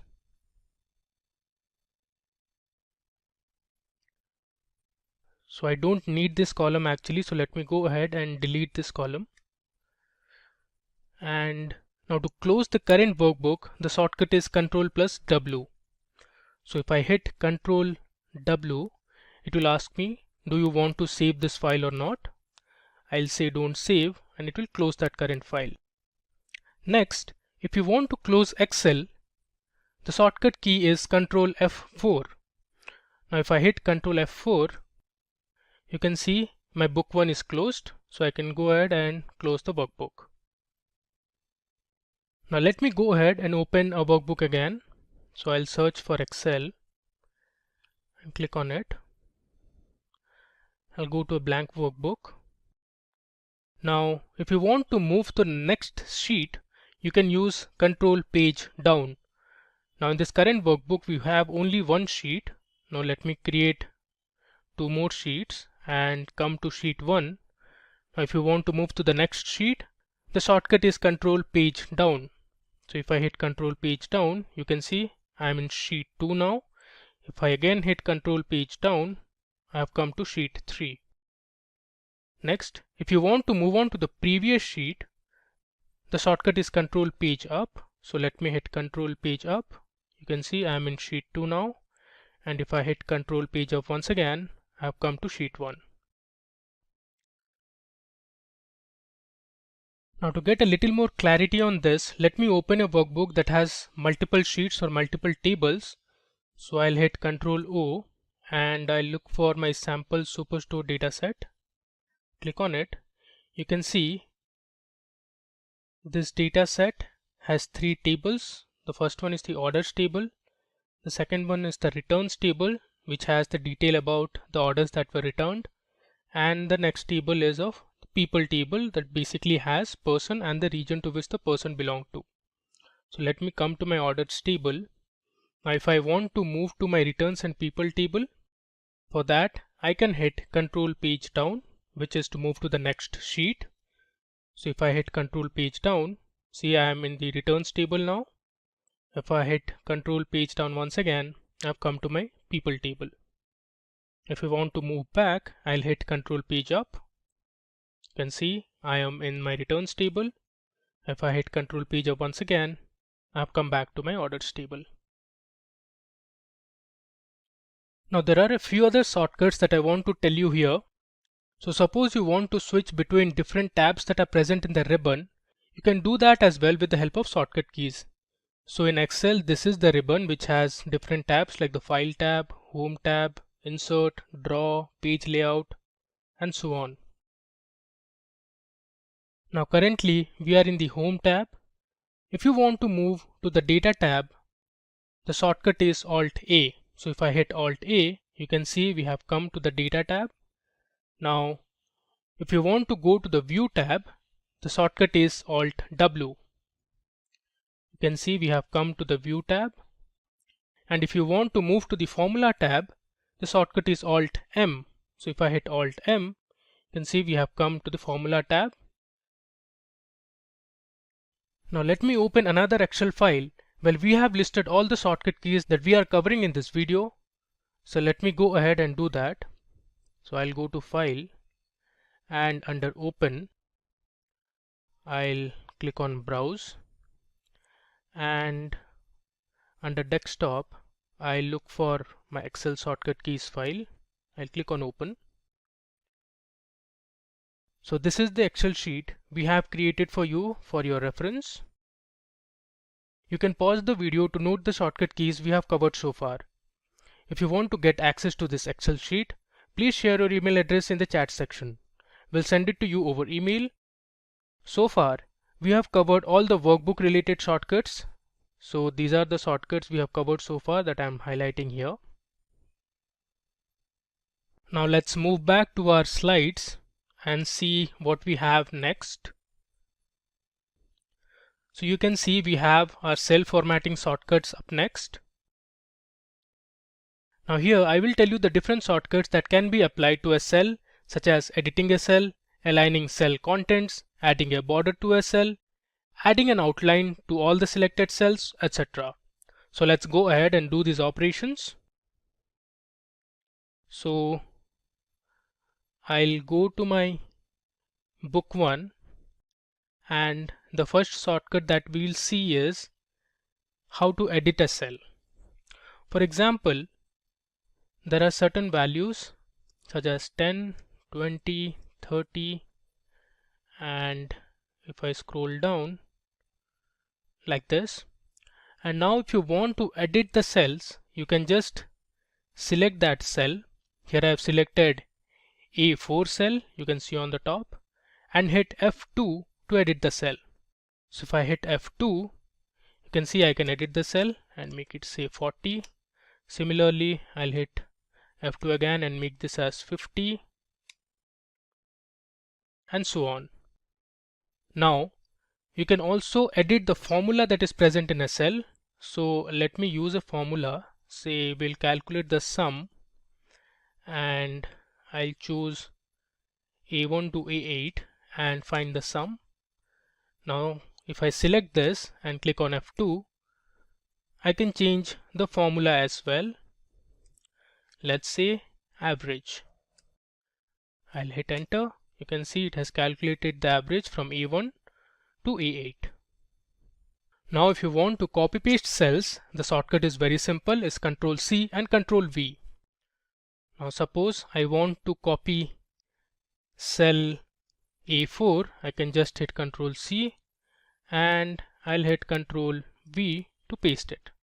Similarly, you can also select a range of cells and hit Ctrl C and Ctrl V to paste it.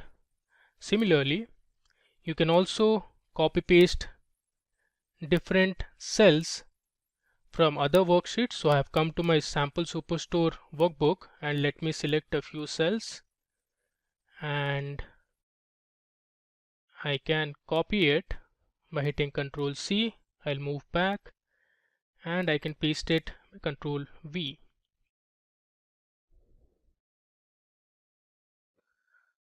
Next, if you want to bold and italicize the font values in a cell, you can use Ctrl B and Ctrl I respectively. So if I want to bold, suppose the headings or the column names, I can use Ctrl B. You can see it's bold. And if I want to italicize certain values, let me select this one. I can use Ctrl I to italicize it. I'll hit Ctrl I. You can see it's italicized. Now you can also underline the cell contents. So let me show you how to do that. For this purpose, we use Ctrl plus U. So let me select this cell and I'll hit Ctrl U. You can see it has added an underline. Similarly, let me do it for one more cell. I'll hit Ctrl plus U. You can see it has put an underline to this cell as well. Now if you want to fill colors to certain cells, the shortcut you can use is Alt plus H plus H. So let me show you.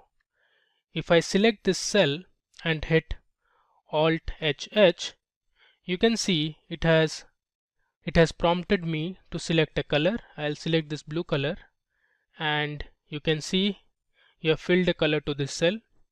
Similarly, you can fill color to a range of cells as well.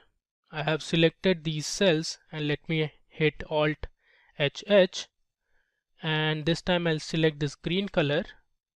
You can see we have filled all these cells with green color. Now if you want to add a border to a cell, the shortcut is Alt plus H plus B. Now let me select this cell 40 and hit Alt plus H plus B. So it has prompted me to select the type of border that you want. Now let me select I want a top border. You can see here it has put a top border to cell B5. And now let me choose cell E6 and again hit Alt HB, and this time let's say I'll select all borders. You can see the cell has all borders across it. Now if you were to remove the outline border, the shortcut is Ctrl plus Shift plus underscore. So if I want to remove this top border from cell B5, I'll hit Ctrl Shift underscore. You can see the top border is no more there. Similarly, let's remove all border from cell E6. I'll hit Ctrl Shift underscore. You can see the border is gone. Now if you want to add outline to selected cells, the shortcut is Ctrl plus Shift plus ampersand. So let me select the cells that I had colored just now, and if I hit Ctrl Shift ampersand, you can see it has added a border to the selected cells. I can show it to you here as well. Let me select it and hit Ctrl Shift ampersand. You can see it has added a border to all the selected cells. Another thing I want to show you here is, if you want to move to the previous cell, the shortcut is Shift Tab. So if I select this cell and hit Shift Tab, it will take me back to the next cell, which is E8. If I hit Shift Tab again, it takes me to C8, next is B8, then it's A8. Now if you want to move to the next cell, the shortcut is Tab. So if I hit Tab, it will take me to the next cell. Now if you want to select the cells on the right, the shortcut is Ctrl Shift right arrow. So initially if I select cell H2 and now I want to select all the cells on the right, I can just hit Ctrl Shift right arrow. So as you can see, it has selected all the cells on the right.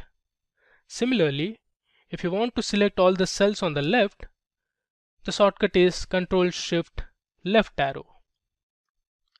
As you can see, it has selected all the cells. Now if you want to select the column from the selected cell to the end of the table, the shortcut is Control Shift down arrow. So I'll hit Control Shift down arrow. You can see it has selected the entire column.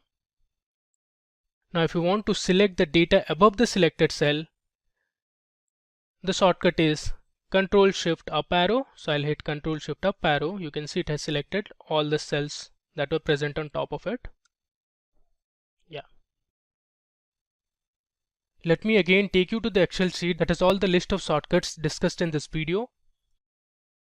So I'll go to File and I'll open Excel shortcut keys. So now we have looked at all the cell formatting shortcuts that I'm highlighting. Again, if you want to get access to this Excel sheet, please drop in your email ID. We'll share it over email. Next, we'll be discussing about some additional cell formatting shortcuts. So up next, we will see some additional cell formatting shortcuts. Here, we will have a look at how to add a comment to a cell. So comments are used to give extra information about a cell value. You can also learn how to find a value and replace it with another value in the spreadsheet.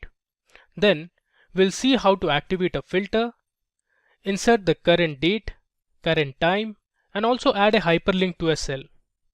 Finally, we'll see how to apply a format to the data in a cell. Now let me go to my sample superstore dataset. So this is my sample superstore dataset. Now if I need to add a comment to a cell, the shortcut key I will use is Shift F2. So let me select Brosina Hoffman and hit Shift F2. You can see my comment box has appeared. Now let me give a comment like Brosina is from LA or Los Angeles. You can see Brosina Hoffman is from Los Angeles. Now if I select this, you can see our comment. Next, if you want to display, find and replace a value from a cell or a range of cells, you can use Ctrl+H. So let me select Ctrl+H. You can see our find and replace box has appeared, and here if I want to change the name of, say suppose, Brosina to something like Angela, I'll first select for Brosina. So here I am typing what I need to find, that is Brosina, and I'll replace it with Angela, suppose. Now I'll hit replace all. You'll get a pop-up, say all done. We made 48 replacements. If I click OK and select close, you can see the name Brosina was changed to Angela. Excel has another important feature, which is to filter your data based on certain values. Now let me show you how you can apply a filter. So I'll select this city column and I'll go to my data tab, and here you can see we have filter. I'll choose this. Now we have applied a filter to our city column. To show you more, you can see here it has all the city name listed, and if I uncheck this, select all, and I'll select certain cities and click OK, it will filter my data only for those cities.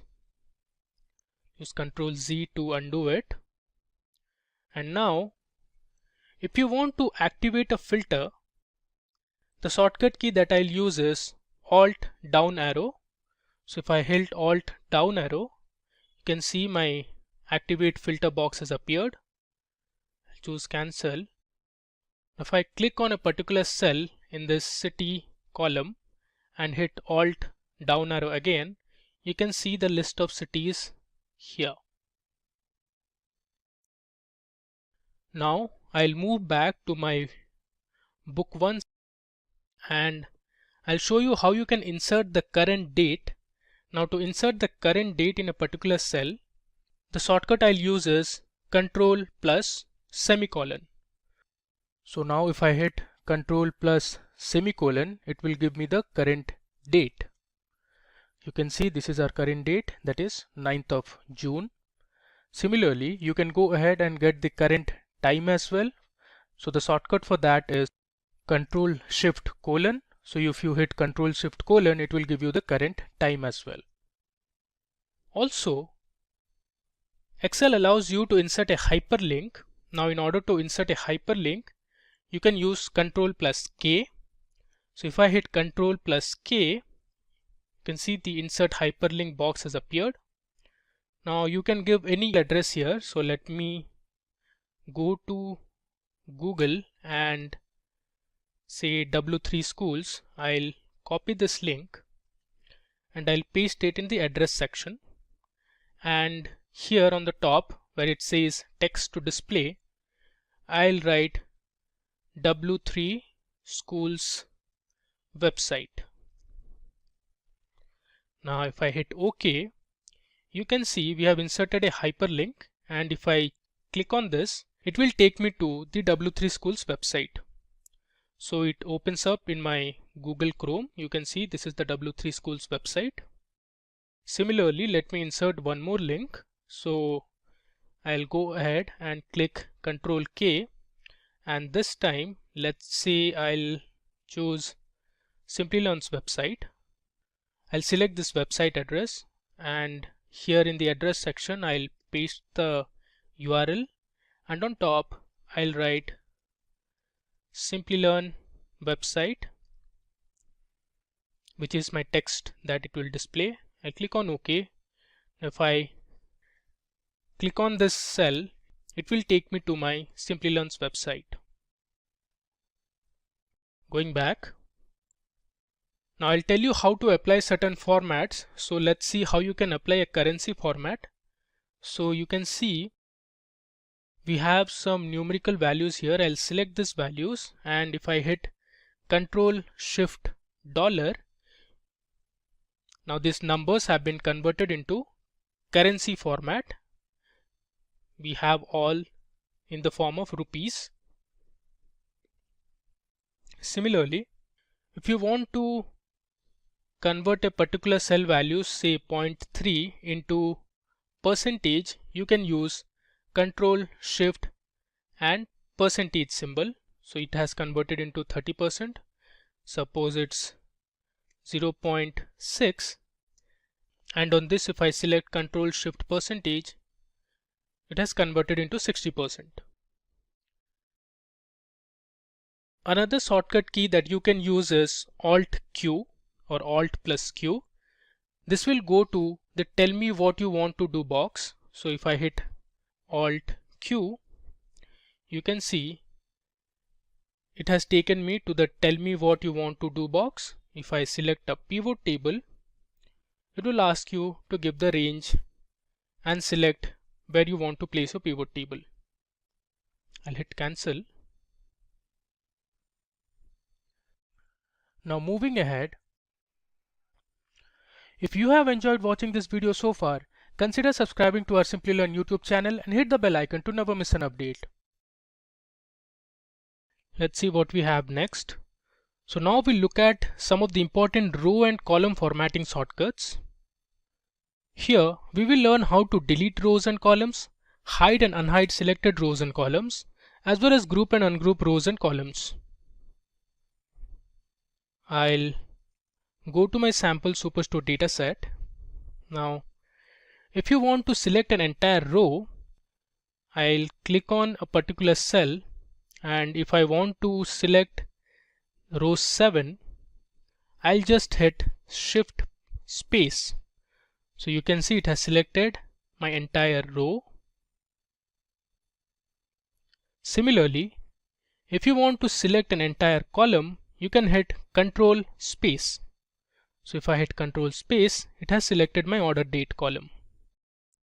Now to select the entire worksheet, you can use Control Shift Space. So I'll hit Control Shift Space. You can see it has selected my entire worksheet.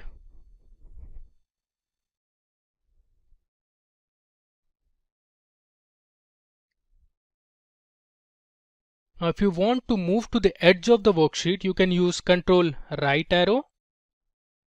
So this is the edge of the worksheet.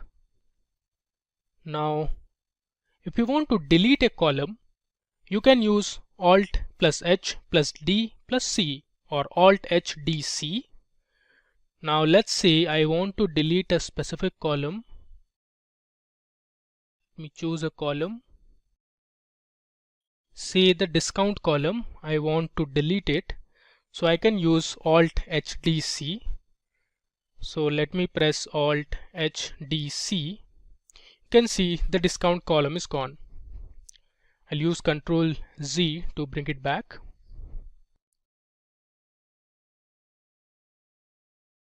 Now, if you want to delete a row, you can use Shift plus Space to select that entire row. So let me hit Shift Space. Now I've selected my row 10, and then if I hit Control minus, it will delete row 10. You can see row ID 9 is deleted. If I undo it, I have it back. Moving ahead, now if you want to hide a selected row, the shortcut is Control 9. So let's say I have selected row 11 and I want to hide it. I can just use Control 9 to hide it. Now you can see we have hidden that particular row. Now if you want to unhide that selected row, the shortcut is Control Shift 9. So I'll hit Control Shift 9 to unhide it. You see we have that row back. Similarly, you can also hide a selected column. Now to hide a selected column, let's say I want to hide first name column, so I can use Control 0. So if I hit Control 0, you can see we have hidden the first name column. Now to unhide that selected column, we can use Control plus Shift plus 0 or Control Shift 0. So if I hit Control Shift 0, you see the shortcut did not work. Let me try it once again. Control Shift 0. It's not working. So for that, you need to change the settings by going to the control panel. So let me search for my control panel. I'll select it. And now I'll search for language here. Let me search for language. I'll click on it. I'll go to advanced settings and then I'll click on change language bar hotkeys. In this, here I'll select change key sequence and then under switch keyboard layout, I'll choose not assigned and click on OK. I'll apply and click on OK and then I'll close it. Now if I hit Control Shift 0, it will unhide my selected column. Moving ahead, now if you want to group rows or columns, the shortcut key for it is Alt Shift Right Arrow. Now suppose I have selected these two cells and I want to group these cells, so I can hit Alt Shift Right Arrow. So you can see the group box has appeared and I have selected rows. If I click on OK, you can see here we have grouped both the rows. Now if you want to ungroup the rows, the shortcut for it is Alt Shift Left Arrow. So I'll hit Alt Shift Left Arrow and select rows. I'll click on OK to ungroup the rows. Now let me take you back to our reference sheet. So now we have covered all the row and column formatting shortcuts that you can see here. Now let me move back to our slides. Now we are into the final section of our shortcut keys. Here we will cover the shortcut keys you can use in a pivot table. In Microsoft Excel, a pivot table is a table of statistics that summarizes your data. For example, you have sales data for different regions and for different products. Using a pivot table, you can summarize the data by region and find the average sales per region, the maximum and minimum sales per region, total sales made for each region and for each category of products, etc. It allows you to summarize and show only relevant data in your reports. I'll create a pivot table and show you different shortcuts to group pivot table items, ungroup pivot table items. Then we'll see how to hide pivot table item, create a pivot chart on the same sheet, and create a pivot chart on a new sheet. Now let me go to Excel and create a pivot table using my coronavirus dataset. So I'll select File and I'll open a file. I'll choose my COVID-19 dataset. So you can see we have our coronavirus dataset. It has the date column, the day column, month, year, the total number of cases that have come up in each country, the total number of deaths that were reported, country territory code, and we have the continent as well. Now let me show you how you can create a pivot table first. So I'll select my table and under Insert, I'll choose Pivot Table. I have my